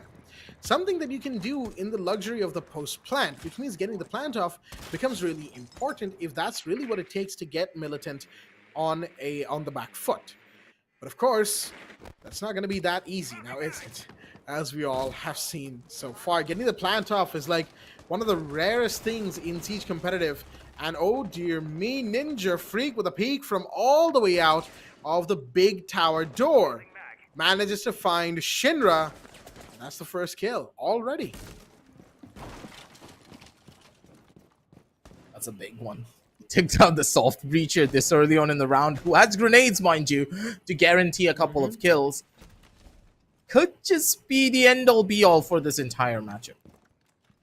This round already started on the wrong foot for Mercenaries, and now they could be slipping and sliding their way to a possible loss or a possible victory, depending on how this fight goes, with Din taking a bit too much damage from the Capcan traps.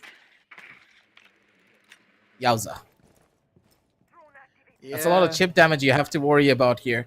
And without any form of roam clear happening just yet, Ion's going to be able to give them some information with the Dokubi call, but that call alone, it does not guarantee any forms of kills, because the members of Militants, they are spread out all across the map. And there's like 10 different positions that you need to check before they can go in for this push on towards basement.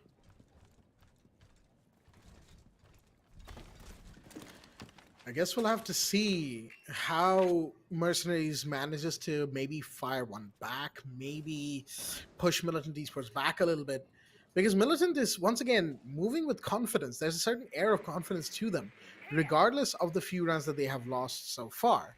They still seem very sure of themselves, and that's what matters right now.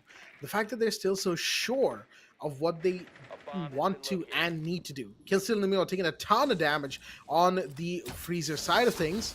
Gonna set up a keep a barrier right on those boxes, allowing for a little bit of cover, a little bit of safety. Echo so low now. Again, that long angle is being watched as Din will find one that's cheesy off the board. MI7, beautiful time to fire, finds Echo as well. It's a 4v3. The body count has been turned around. Killsteal, unaware of where these attackers really are, has to find one maybe, and there we go. Spidey Time gets Ayan, but MI7 finds Killsteal in the meanwhile. Taha finishes off Spidey Time, and Din comes in from Freezer to take out Ninja Freak. MRCZ, much cleaner, much better. Now with 2 rounds once again on board, they would make it a 4-2 going into the second half, and Oregon is a defender-sided map, so they've got a good chance of walking away with a win. All they have to do is keep going like this. This is what you wanted, right? This is what Mercenaries is supposed to look like on this map. Let alone on this map, on any map. They get the map control slow and steady. After they gain the map control, they just completely collapse on their enemies. Blue bunker control is theirs. Freezer control is present. Plus, they also have staircase control, so they have 3 different sidelines that they can push in from, where the attackers have no way of surviving their relentless assault. Mercenaries, they take the 4-2 on the attacking side of Oregon, mind you. And now they're moving on to their defense with a strong lead. What I don't like in particular is the fact that they started off on dormitory. 10 seconds left before This side is not that favorable, again, to hold on to for Mercenaries. In the past, they have showed a bit more, let's say, aggressive tendencies when they play this site, so I'm a little bit worried of how this could just go. But the Goyo could just, you know, make things a lot more competitive. I mean, those canisters and their fire, the Vulcan canisters fire lasts for so insanely long. Like 20 seconds, I think, is the time of each canister. That times 4, that's 80 seconds that Goyo can stall you for in total across a round. So, you know, it's not exactly too fun to go up against a Goyo who's got his canisters in the perfect places, as it were. A peek, and that's not what you want to be doing. Really unfortunate right there, but peeking bedroom like that is always a big risk as MI7 goes down. Beautiful shot by the Zofia, though. Killsteal is low on HP, but I don't think that's going to matter too much to Killsteal because he just has to, you know, hang back and mostly play support for the rest of the round, having now gotten the entry. The rest of the defenders, of course, will now need to scramble into positions where they can counteract the fact that they have 1 player down. There's 2 Goyo canisters, mind you, on the main door coming in from Trophy, as Heko will find Ayan. That's the roaming Mozzie, now gone. And again, things are looking a little dicey for Mercenaries. They are 2 bodies down. Looking for potentially a third. I would not peek that window. I'm sorry, no matter how brave I say I am, I would not be peeking this window, Shinra. And he backs off. There we go. As, you know, that's just a bad angle to peek. Like, sure, you could make the argument about the peek that MI7 made on bedroom that, yeah, that angle is still peekable. It's common, but, bro, the window? No. Down the stairs, though, as he gets cheesy, that's an angle that you should peek. And why do you go back to that? Spidey takes Shinra down, immediate refrag. Taha missing so many shots. Spidey gets Taha. And now it's a 1v3. Din all alone. There's a player in attic, I believe, or should be in attic. No! Pogmat on diffuser. Ninja Freak's in here, though. Right through the Goyo canister without a care in the world. And will find Din as well. That could have been so bad so quickly. But Ninja Freak with the LMG gets the kill before things got too dicey right there for MLT Esports. They'll bring a round back for themselves. 1 round away from equalizing it. Round 8 is very important for them. Militants, they're putting up a really good fight, and Mercenaries a bit too aggressive on their takes. And remember what I said when it came down to the analysis? Militants, they should be able to take this because Mercenaries like to play overly aggressive when it comes down to that side. That over-aggressive, right off the bat, just did not pan out the way that they wanted. That bedroom hold could have gone so much better. And MI7 just took too much of an aggressive peek, and that aggressive peek alone just costed them the entire round. It doesn't look that good for Mercenaries, but going back, Militants, they performed really well. They were able to punish the mistakes coming out from them. And the defenders, they cannot make such outlier mistakes. The attackers can get away with some, of course, but for the defense, if you lose out on one of their players, that's like losing out on two players because you lose a portion of the map, not just a player. And losing a portion of the map in Siege, it basically means losing out the entirety of the site. One strong power angle, one strong choke point that the attackers can get a hold of, that's like 3 different angles that the defenders need to worry about.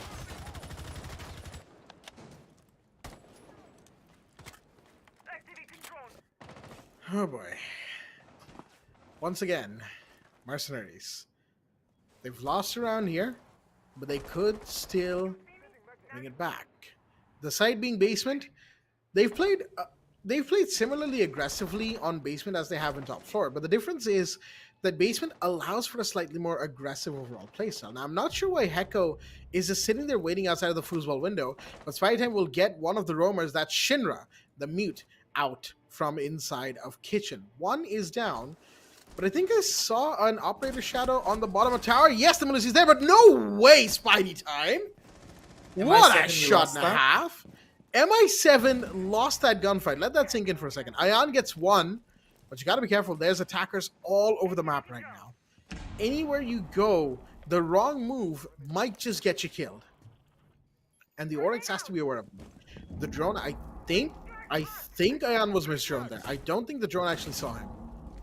Takes out the drone nonetheless. Doesn't want to risk it.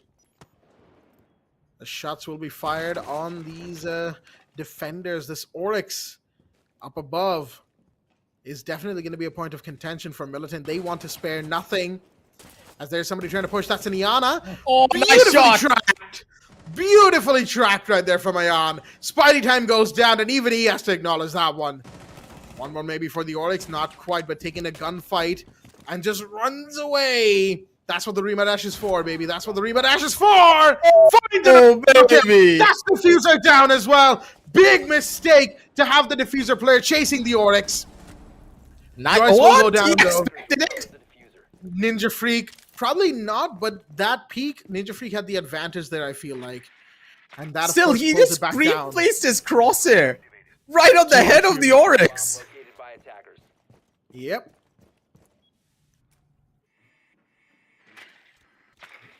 No way he expected that. That has got to be the best coincidence that you could have ever hoped for. But the drop is in, though. Though Mai gets What? down on He one. died. No way! Ninja Freak! All right, then. The single-handed savior of the round. I mean, don't get me wrong, the Oryx Ion definitely pulled a lot of weight right there. And, you know, very much deserved some of those kills. I mean, look at that tracking. The shot on the Zofia, so well done. But I think where things started to fall apart wasn't just in how the round ended. Cheesy getting down, of course, big issue there. But everybody ran to peak Ninja Freak because he was the one with the diffuser as well. So, of course, that was the reason for it. But at the same time, the other thing that, you know, I think Mercenaries did wrong was Ion hanging around on the diffuser, you know, instead of walking away. Yep. Because that would have wasted more time, arguably speaking, forcing Ninja Freak to be careful while, you know, he tries to go and recover the diffuser. Ninja Freak would have had to be careful of angles and lines of sight. A pause has been called by Mercenaries due to some communication issues that they seem to be facing, specifically speaking, the communication software that they are using, aka Discord. So, yeah, just gotta get there, make sure that things are helped and things are smoothened out, as we're gonna be just waiting for, you know, the players to get this issue Friendly sorted banter before we get back into the lobby. Yeah, some friendly banter. I mean, that's to be expected, right? At the end of the day. But still, couple of big mistakes again from Mercenaries. It doesn't take much, does it?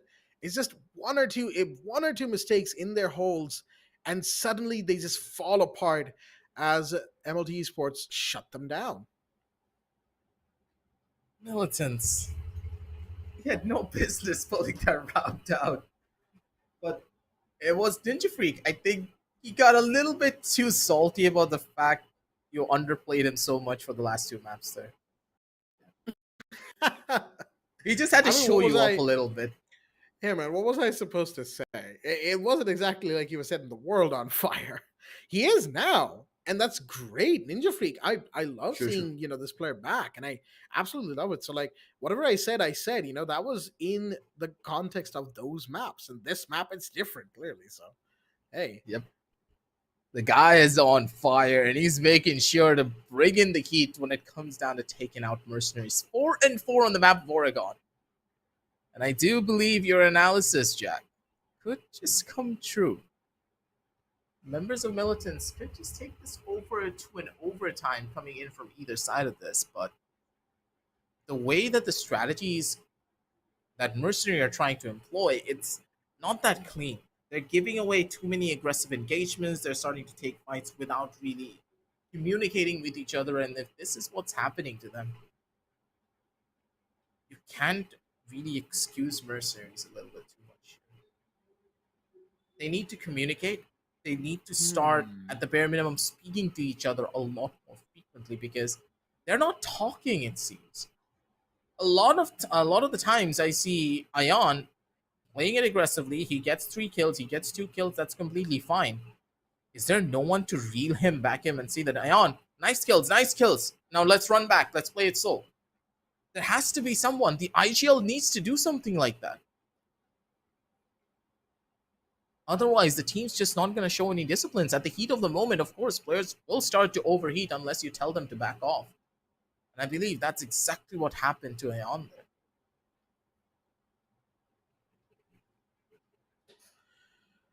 Well, we're just gonna have to see about that. I mean, one of the Mercenaries players did mention that they are having issues with their communication application, so that might be contributing to it. If it's not working for a couple of them, maybe it's not working for, I don't know, MI7, maybe Taha or Din or Shinra, and that might be the callouts that they need, and they aren't getting it in time, which of course then results in the player going out of their way to do things that they don't have the kind of information for that they otherwise would have.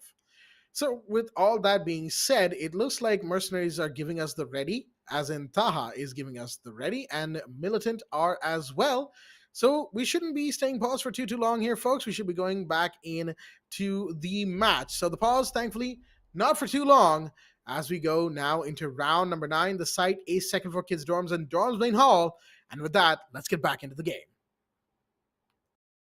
That is where the real fun's about to start. And ladies and gentlemen, as we jump on down over to the 9th round of this entire matchup, you have to remember it's a 1-1 for both of these teams when it comes down to their maps. 7-4 victory for Mercenaries on the first map of Clubhouse. 7-2 for the second map of Chalet. And now we are here on the deciders of Oregon to see exactly who's going to walk away with the 2 points. Mercenaries, they haven't been looking that hot after what happened in the second map, but I do believe on the third, they're looking slightly better, but it's not enough to face the members of Militants. 4-4 on the scorecards, equalization all around, and both of the teams, they are spreading themselves thin when it comes down to their strategies. And at that stage, it's all about adaptability and experience. The members of Militants, they're the ones who are high on energy. And for Mercenaries, they look to be cracking. And hopefully those cracks will not spread all the way through. And hopefully with this pause as well, they're going to be able to retaliate properly. Spidey time, though, takes a little bit of damage. But the Amaru's already in towards the side. Ninja Freak, being as aggro as he possibly can, tries to open up the wall and should be able to get it down as well. Oh, well. It would have if it hadn't been for the Meat Jammer and the Bandit Battery that then came to ruin the party for Ninja Freak. Unfortunate, but a little bit more droning probably could have given him that kind of intel. Killsteal goes down, and meanwhile as MI7 finds that player. The Goyo running around inside the site, though, won't be too happy about that. Hecko finding MI7. in return. The first kill, that was great, but the breach going off, I don't think MI7 should have peeked it the way he did at the very least. But, you know, I digress. More shots are going to be fired in, overwatching the breach all the way from the double bunk bed in dorms proper. Ayan as well by the White Stairs rotate. White Stairs landing rotate, I guess. As on the other side, tower will still be opened up. One of those secondary heartbeat charges of the Amaru, Ninja Freak that is, being used up. And Ninja Freak firing away as well to try and get somebody out of here. No! Quite. There's the Bandit who gets that kill. And Ninja Freak goes down. That's a big drop right there. As that Amaru was definitely supposed to be, you know, more active in the remainder of this round. They can still do this though, Militant. They've done it before. As the RCE Roteros come in, that's for utility strictly. That's going to take care of that. Ooh, good shot though. What Good was that shot from Ayan there. Dude! Beautiful shot. Jack! I saw that. How? The bomb diffuser. What? That was a pre-fire peek at head level. And Ayan, of course, Perfect. loves to do something like that. That's a jiggle peek as well from the dorm's main. Send them back home. Good night. Sleep tight. Don't let the bed bugs Chef's bite. kiss. Chef's kiss of a shot right there from Cheesy. But you gotta be careful. Taha is also jiggle peeking this. Spider-Ham finds Ayan. It's a 2v2 now. Flashbangs are going out, which means the entry from Breach is about to happen. Taha runs away from those, flashbangs. Perfect C4 timing. tosses seen. And Spider-Time goes and gets Shinra. Taha now, the last one standing. 15 seconds left. Which one is he gonna be able to get? He gets one. He's gonna fall back, and he does. Playing on the distance, walking away from the door after the first kill. Taha gets the final 2 kills. The 1v2 clutch that was absolutely necessary from the side of Mercenaries. They'll make it 5-4. They're not giving up the lead just yet, folks. It ain't over. Not until the final victory screen. 5-4 as we move into round 10. It's happening. Defenders, protect your bombs. Mercenaries, they still have a lot of fight left in them. And because of that exact reason, they're making sure they bring in the pain, they bring in the hurt, and they are bringing in everything that they have to try and win this one out. Militants versus Mercenaries seems like a new classic for South Asian Siege. The Hunters and Mercenaries, what we were looking forward to at all times, but after what happened to Mercenaries and of course the recent additions and changes to their roster, the team hasn't been looking that good. But on paper, the team can of course do so much more considering the level of superstars that they have on their team. But not yet, not just yet. They need time to set up. They need time to build up a squad. And with Ayan coming back from what happened in the second game, they're looking a lot better. They're looking a lot cleaner. But their communication is not onto that level just yet. Not something that we normally see them at. Militants, on the other hand, though, they're doing a lot. They're gaining information. They have an understanding of what their play could look like. As they're pushing up, that Mira will be a nuance. They just not let it go unchecked.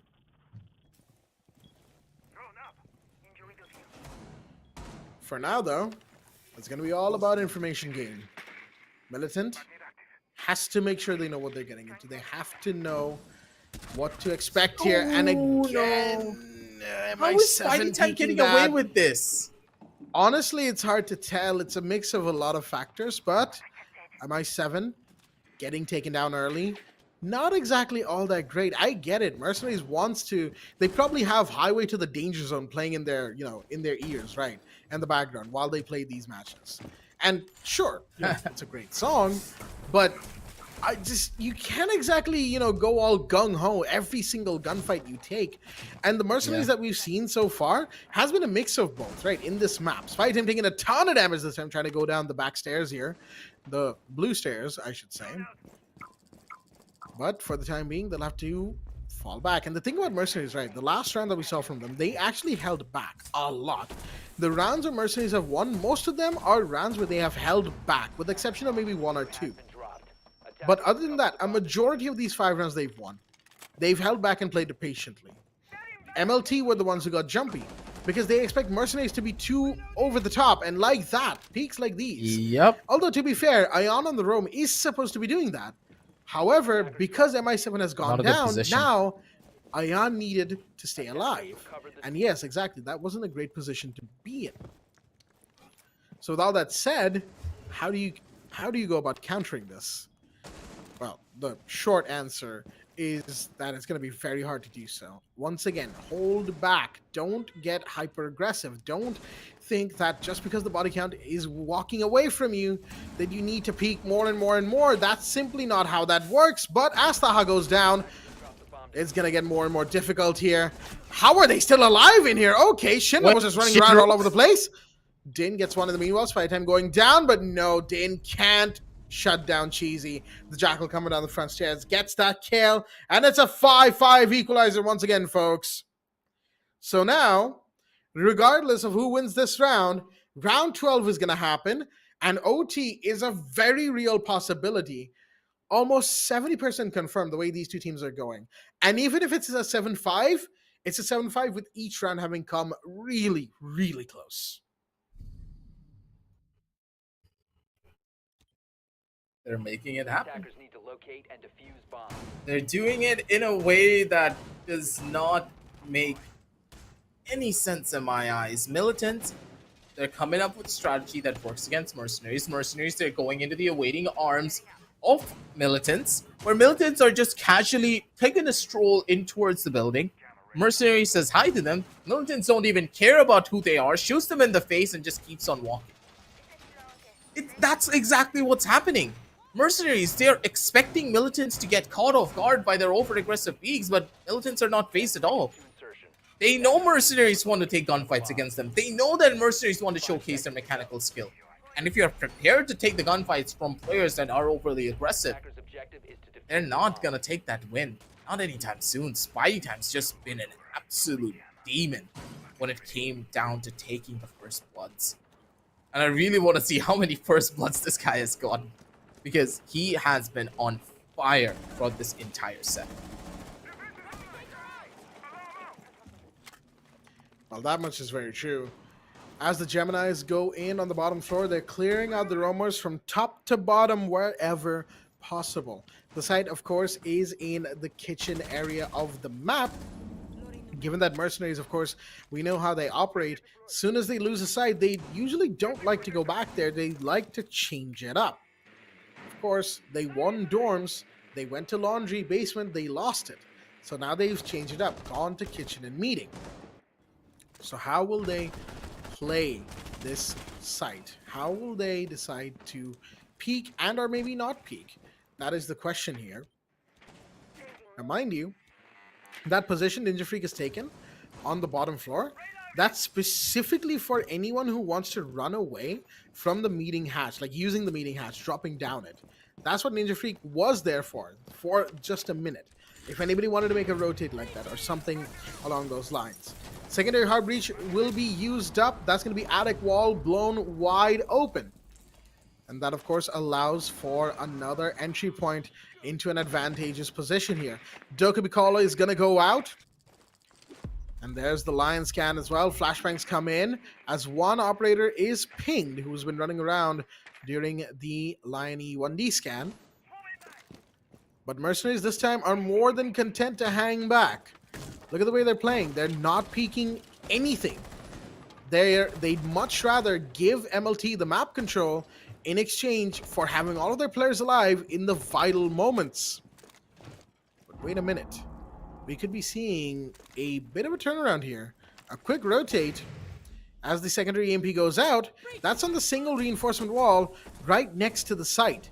That's bypassing the castle barricade, and basically that will mean that everything they've done up front will have been nothing but a distraction, because the plant is going to happen from the backside. In the meanwhile, Killsteel takes MI7 down. That's your castle gone off.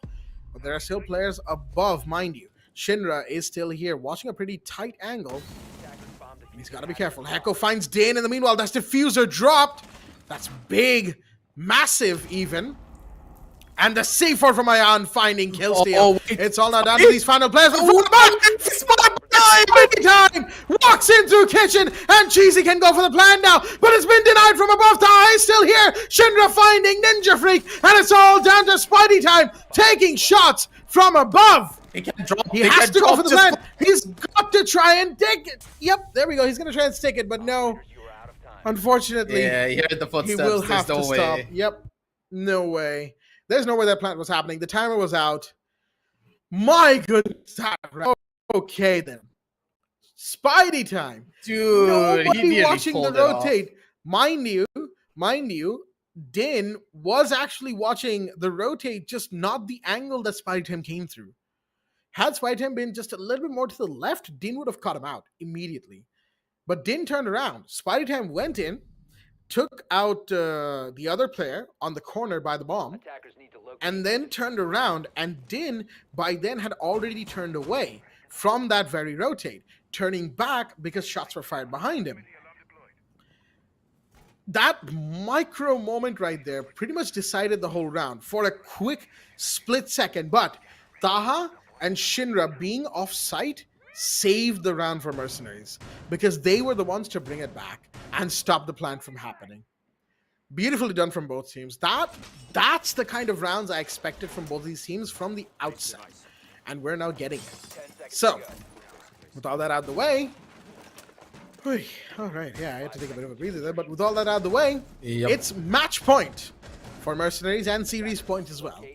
If one more round goes the way of Militant, though, it's overtime. We'll have to wait and see, though. Have to wait and see if your analysis is correct or not. The entire match and the way that it's been going, because the way that Mercenaries have been playing, it's a lot better than what they were previously, and their setups are a lot more cleaner as well. The members of Militants are not able to get a perfect read on their setups unless they lose out to them in one particular round. And now that they have gone through all of the sites, now that they know all of their strategies and how that they've been playing and how that they have set themselves up, I'm really hoping that Mercenaries, they have adapted their strategy slightly to make themselves be a little bit more unpredictable. Because currently, Militants, they're really good at adapting and understanding their opposition, clearing out each and every corner, and I like the stuff with this one. They want to send us this over into overtime. They do not want to end this off on a pretty bad point. Because of it, not really an opportunity for them to find, but it's going to be a trade coming in from either end of this. A beautiful C4 in hand, but does not get the kill. Heko survives with the skin of his teeth. And they live for just a little while longer. Still a 4 versus 4 on the map. Pretty even when it comes down to the health of the players as well. But kill steal? Okay, catches Taha, who wanted to maybe go in for a cheeky kill onto the player sitting on the roof. But that doesn't happen, not when they have the high ground. For the time being, though, Ayan down below will be spotted because, they were moving, the alibi that is, was moving when the E1D was still going off. Coming up white stairs right now, MI7 watching the trophy door as well, as another push is about to come in. Oh, the MI7 's timing! being pinged. In the meanwhile, oh no, both of them getting a little bit clogged up in here. There's one player in Attic, but no, Din comes around, Killsteal goes down as we have MI7 finishing off Ninja Freak. Could get Nice another kill. Dash Diffuser dropping football. And Cheesy's all the way out in Cheesy, Big Tower. Oh no, the timing of that. Cheesy wanted to probably come back and take control of Attic, but now Cheesy's entry will be spotted as soon as he drops down here. There you go. That's a lot of That's the noise. sound. And that is the sound giving it away. Shots will be fired. The Jaeger gets the kill. Overtime is denied, and Mercenaries will win it out. It took a lot of doing, but finally Mercenaries will win their first match here at the South Asia Nationals 2022, folks.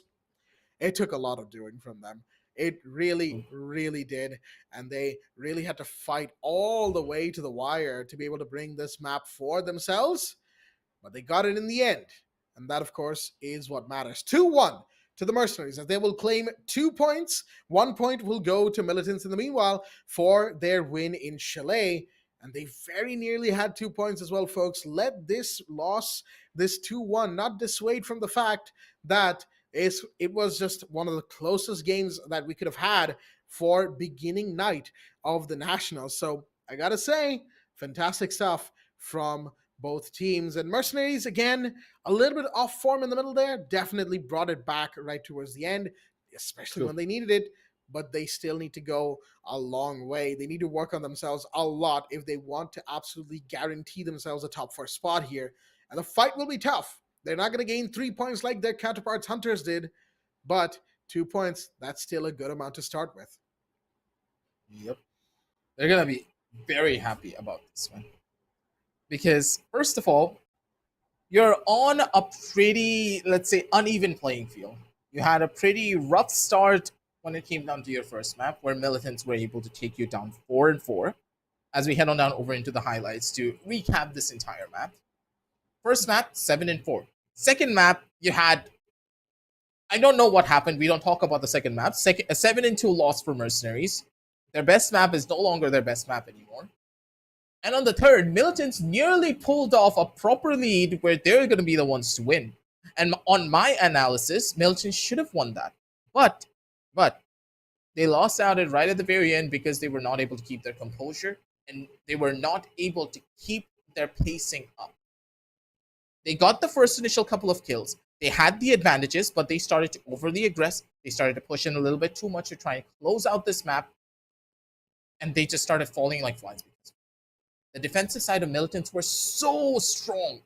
But when it came down to the attack, again, it's always Militant on the attack where they just start to show a lot more of their cracks.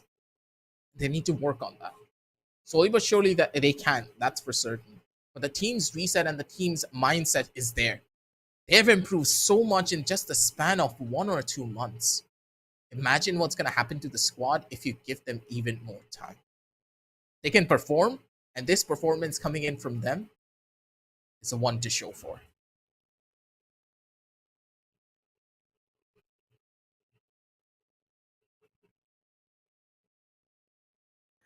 I mean, I agree with you there, Yeah. And yes, I know I forgot to unmute myself. I've been having that all day. Okay, let's not. I need to get back into the swing of things, and it's gonna take me a couple of days. But the point notwithstanding, we saw a very good showing of the Militants today, and I think even if it is a 2-0, anyone who comes back to watch doesn't this feel like a match, 2-0. especially the Militants, exactly, it doesn't feel like it, does it?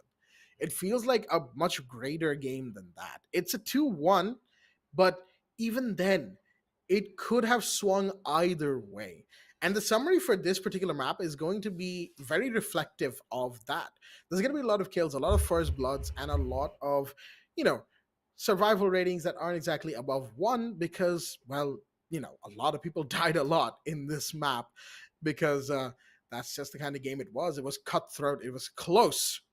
And ultimately, Mercenaries were the one to walk away with the win. As you can see, Din and Ayan pretty much leading for kills right there, 11-9 and 10-11 respectively. Shinra coming in the middle, 9-10 with 67% cost and 2-2 on entry. MI7 having an 8-10 and 50%. Taha with the least kills and no entry, 7-9 and 50%. Just a better survival rating than MI7 because, Taha died one less time. Let's look on the other side to MLT Esports. Spidey time, 15-10, 75% cost, 3-2 on entry, tied with Killsteal, and a survival rating of 1.34. Now that is a statistic to really write home about, Ninja Freak as well. Yes, like, you said aggressive. I did downplay Ninja Freak a couple of times over the couple of the first 2 maps. He'd been having a couple of quiet maps overall, right? But 8-7, 67%, and 1-0 with a positive, like 1.0 rating, survival rating. That's good. That means Ninja Freak was staying alive for every single round, and, he would do something, contribute to the team in a very meaningful way before going down. That too, if he did, because most of the rounds where MLT won, Ninja Freak was alive. And in fact, there were a couple of 1v2s and those were from Ninja Freak. So you got to give credit to the man right there. Well played at the end of the day. Cheesy, unfortunately, having the quietest map of the 3 today for that player. 4-8, 50%, and not exactly the best, survival rating right there. But with all that being said, 7-5 to the Mercenaries. They will still get 2 points here tonight. And they'll be happy to have gotten that because for a moment there, it really didn't look like they were going to get 2 points. It looked like they were going to get 1. And good for them that they brought it back when they did. The teams just improve. Give them a chance to improve even more, and maybe one of these days they're going to be able to take down Mercenaries and also put up a good fight against the Hunters, because the Hunters always had problems with Mercenaries. But I do believe that currently the Shaheens, they're the ones that we really need to be looking out for as well. Their match is going to be tomorrow, ladies and gentlemen, so do not miss out on any of that action. Make sure to hit that like, hit the subscribe, and also hit that notification bell down below, because there's a lot of matches that need to be played. This was just what? 2 best of 3s that have happened throughout the entirety of the group stage. There's a ton more. Each and every one of these teams will be facing off against each other once at the bare minimum. So the South Asian Nationals, they're just starting off. Day number 1 was exciting to both. First one was a 2-0. Second one was a very close match, mind you, from both of these teams when it came down to the best of 3. First one, the way that it panned out, very expected. Second one, the most unexpected route of this entire matchup. And in the third one, it was a treat to watch the members of Mercenaries come on back from the slump that they were put into in map number 2, take down Militants, but Militants put up a pretty strong fight as well, shutting down Mercenaries when they were being overly aggressive. And when you're able to punish the mistakes of your opposition over and over again, that is the sign of a really strong and powerful team in the. And Spidey Time and his addition to the team is just something that you cannot ever say otherwise.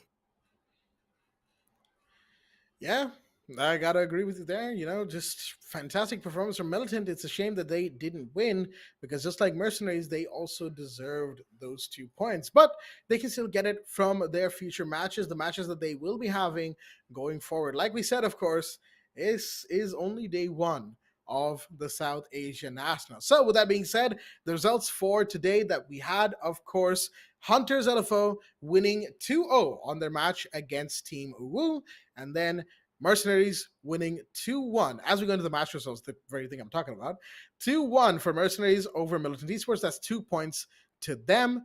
Mercenaries, there you can see it. It was definitely a close game. 7-4, 7-2, and 7-5. Mercenaries had to fight. They had to fight hard for this, and they got it. Finally, it went their way. So, after day 1, 3 teams have put points on board for themselves. Hunters with 3, Mercenaries with 2, and Militant Esports, because they won the map of Chalet in this BO3, they get 1 point. That point, of course, taken away from Mercenaries. Had Mercenaries won Chalet like we had originally predicted, they would have had 3 points and have been tied with Hunters right off the gate. Something that I'm sure, they themselves would have been pretty happy with. But that was not to be. And they'll simply have to try and make up the difference elsewhere. Hunters, of course, they'll be back tomorrow, folks, to face off against Won't Stop Peaking. And tomorrow we'll be having the Nationals debut of Shaheens and Phalanx, as in they'll be facing off against each other in the second match of tomorrow night. So plenty of action to go around tomorrow. And we do hope sincerely that you are ready for it, because it is going to be a couple of very, very interesting matches. Won't Stop Peaking, of course, have a much tougher time against the Hunters, historically speaking, than someone like Team UWU. Sure, Won't Stop Peaking have taken maps away from Hunters before, but Hunters who are on form and looking to absolutely establish themselves as a dominant force in the Nationals from early on, I'm not sure about Won't Stop Peaking's chances. But then again, we said the same thing about Militant Esports. Curse of the black. Here we are. The curse of the Don't black. curse No, it I'm the not day actively. before. Hey, let's be real here. CCV in the other casting jobs that he does also actively jinxes teams. Okay, we've seen it for the last couple of weeks right now. But anyhow, let's have a look at the player spotlight from the teams that played in the second game, and it's gone to Spidey Time. I mean, to be expected. Look at that. 40-22, a 1.38 survival rating across 3 games, and 78% KOST total, with 1.25 entry. That 1.25 basically means every 4 rounds, Spidey Time is getting a kill before going down. I think I have that right. Maybe. I don't know. I think so. But regardless, no, 1.25, every 4 rounds he's getting 2 kills instead of 1. I think that's what that means, actually. Yep. But anyhow, Ash and Jaeger, once again, I mean, I know I dissed Ash Jaeger mains before, and I will continue to do them, but now is not the time and place for it, as both of our player highlights are Ash Jaeger mains, apparently. But they're the good kinds, folks, not the ones you find in ranked. These players you can actually depend on. So, with all that being said, Spider fully deserved for the player spotlight for match number 2 between Mercenaries and Militant Esports. So, with all that being said, we do hope that you've had a fantastic day of watching the South Asia Nationals, supported by Yusuf Parbazote Gaming, hosted at the Esports Club, and of course, alongside our broadcast partner, Loco. All the links will be on the description, folks. And, myself and my co-host, Aggressive, we had a great day of casting, today's matches as it were. And let's have another look at the schedule. Why not? Refresh ourselves on what matches are upcoming. There you go. The right half of your screen is the one you'll be looking at right now. Hunters versus Won't Stop Peaking. That's tomorrow at roughly 4:30 p.m. IST. And of course, Shaheens versus Phalanx, the second match at 8 p.m. IST. Both matches are very much worth watching. The first one, of course, is more along the lines of how will Won't Stop Peaking not retaliate, but face against the Hunters. But again, pretty much everyone going up against the Hunters is a grudge match at this point, right? Because everyone has lost to the Hunters at some point or the other. So they got that chip on their shoulder, and they want to, put it back, make it whole again. The second match, however, I feel like that one's going to be a really, really good one. Shaheens versus Phalanx, both are going to be fighting it out, and they are very close to each other. Yes, absolutely. Absolutely well said right there. They're very good teams and very much deserving to be here. But the question is, which one of those two will walk away with the points, and how many as well? With all that being said, folks, like I said, a great first day of games. A couple of, unfortunate technical difficulties, as it were, in the pauses and whatnot. But nothing too particularly bad, right? Like other days that we have had that I will not mention. But, we don't talk about the past for a reason. We don't. But at the same time, what we will talk we don't do about that here. What we will talk about though has to be the performances of Phalanx. I do believe that Phalanx has a pretty good chance of taking out the Shaheens. Don't quote me on that, but Shaheens, of course, they won out on Pro Series 3, but that doesn't mean they are the best team of the entire region. No, they took down Hunters one time, just once. Hunters, they have an undefeated record for 2 Pro Series. So, they and still like retain their a bazillion other things before that. Yeah, a bazillion other things that we don't really have to name. We talk about our tournaments, but pretty sure you guys back at home have seen everything else. We spice up the Hunters a lot. Maybe Blackjack's curse will act upon them, and things will be a lot more competitive from there. But for the Shaheens, they have a good chance of losing out to the Phalanx. Phalanx have been pretty hit or miss from time to time in the way that they play, but I do believe that this one, particularly the SA Nationals, could just be the place that they need to be in to bring out the real flavor of the team. The team has the makings of being incredible, but it just wasn't really enough. But again, ladies and gentlemen, you have to wait and see exactly how the matches are going to be going out tomorrow. So make sure to hit the like, hit the subscribe, and also hit the notification bell down below. We're going to be holding you back for just a little while longer because, again, you have to wait it out down through. But I do believe you have the green light. So Jack, close the things out. Well, with all that being said, the matches, of course, done. Hunters with a 2-0 and Mercenaries with a 2-1. Hunters get 3 points, Mercenaries get 2, and Militant, Mercenaries' opponents, get 1 point for winning 1 map. So with all that said and done, folks, we hope you had a great time watching the South Asia Nationals Day 1 of matches tonight. Of course, the South Asia Nationals for Rainbow-Six-Siege, supported by WSP Esports Gaming, and of course, hosted here at the Esports Club and our broadcast partner, Loco. I've been your host, Blackjack. Joining me has been Aggressive and Assassin47, our producer, and all the admins at the back end. We wish you a very good night, and we'll see you all tomorrow for 2 more games. Stay tuned, and good night.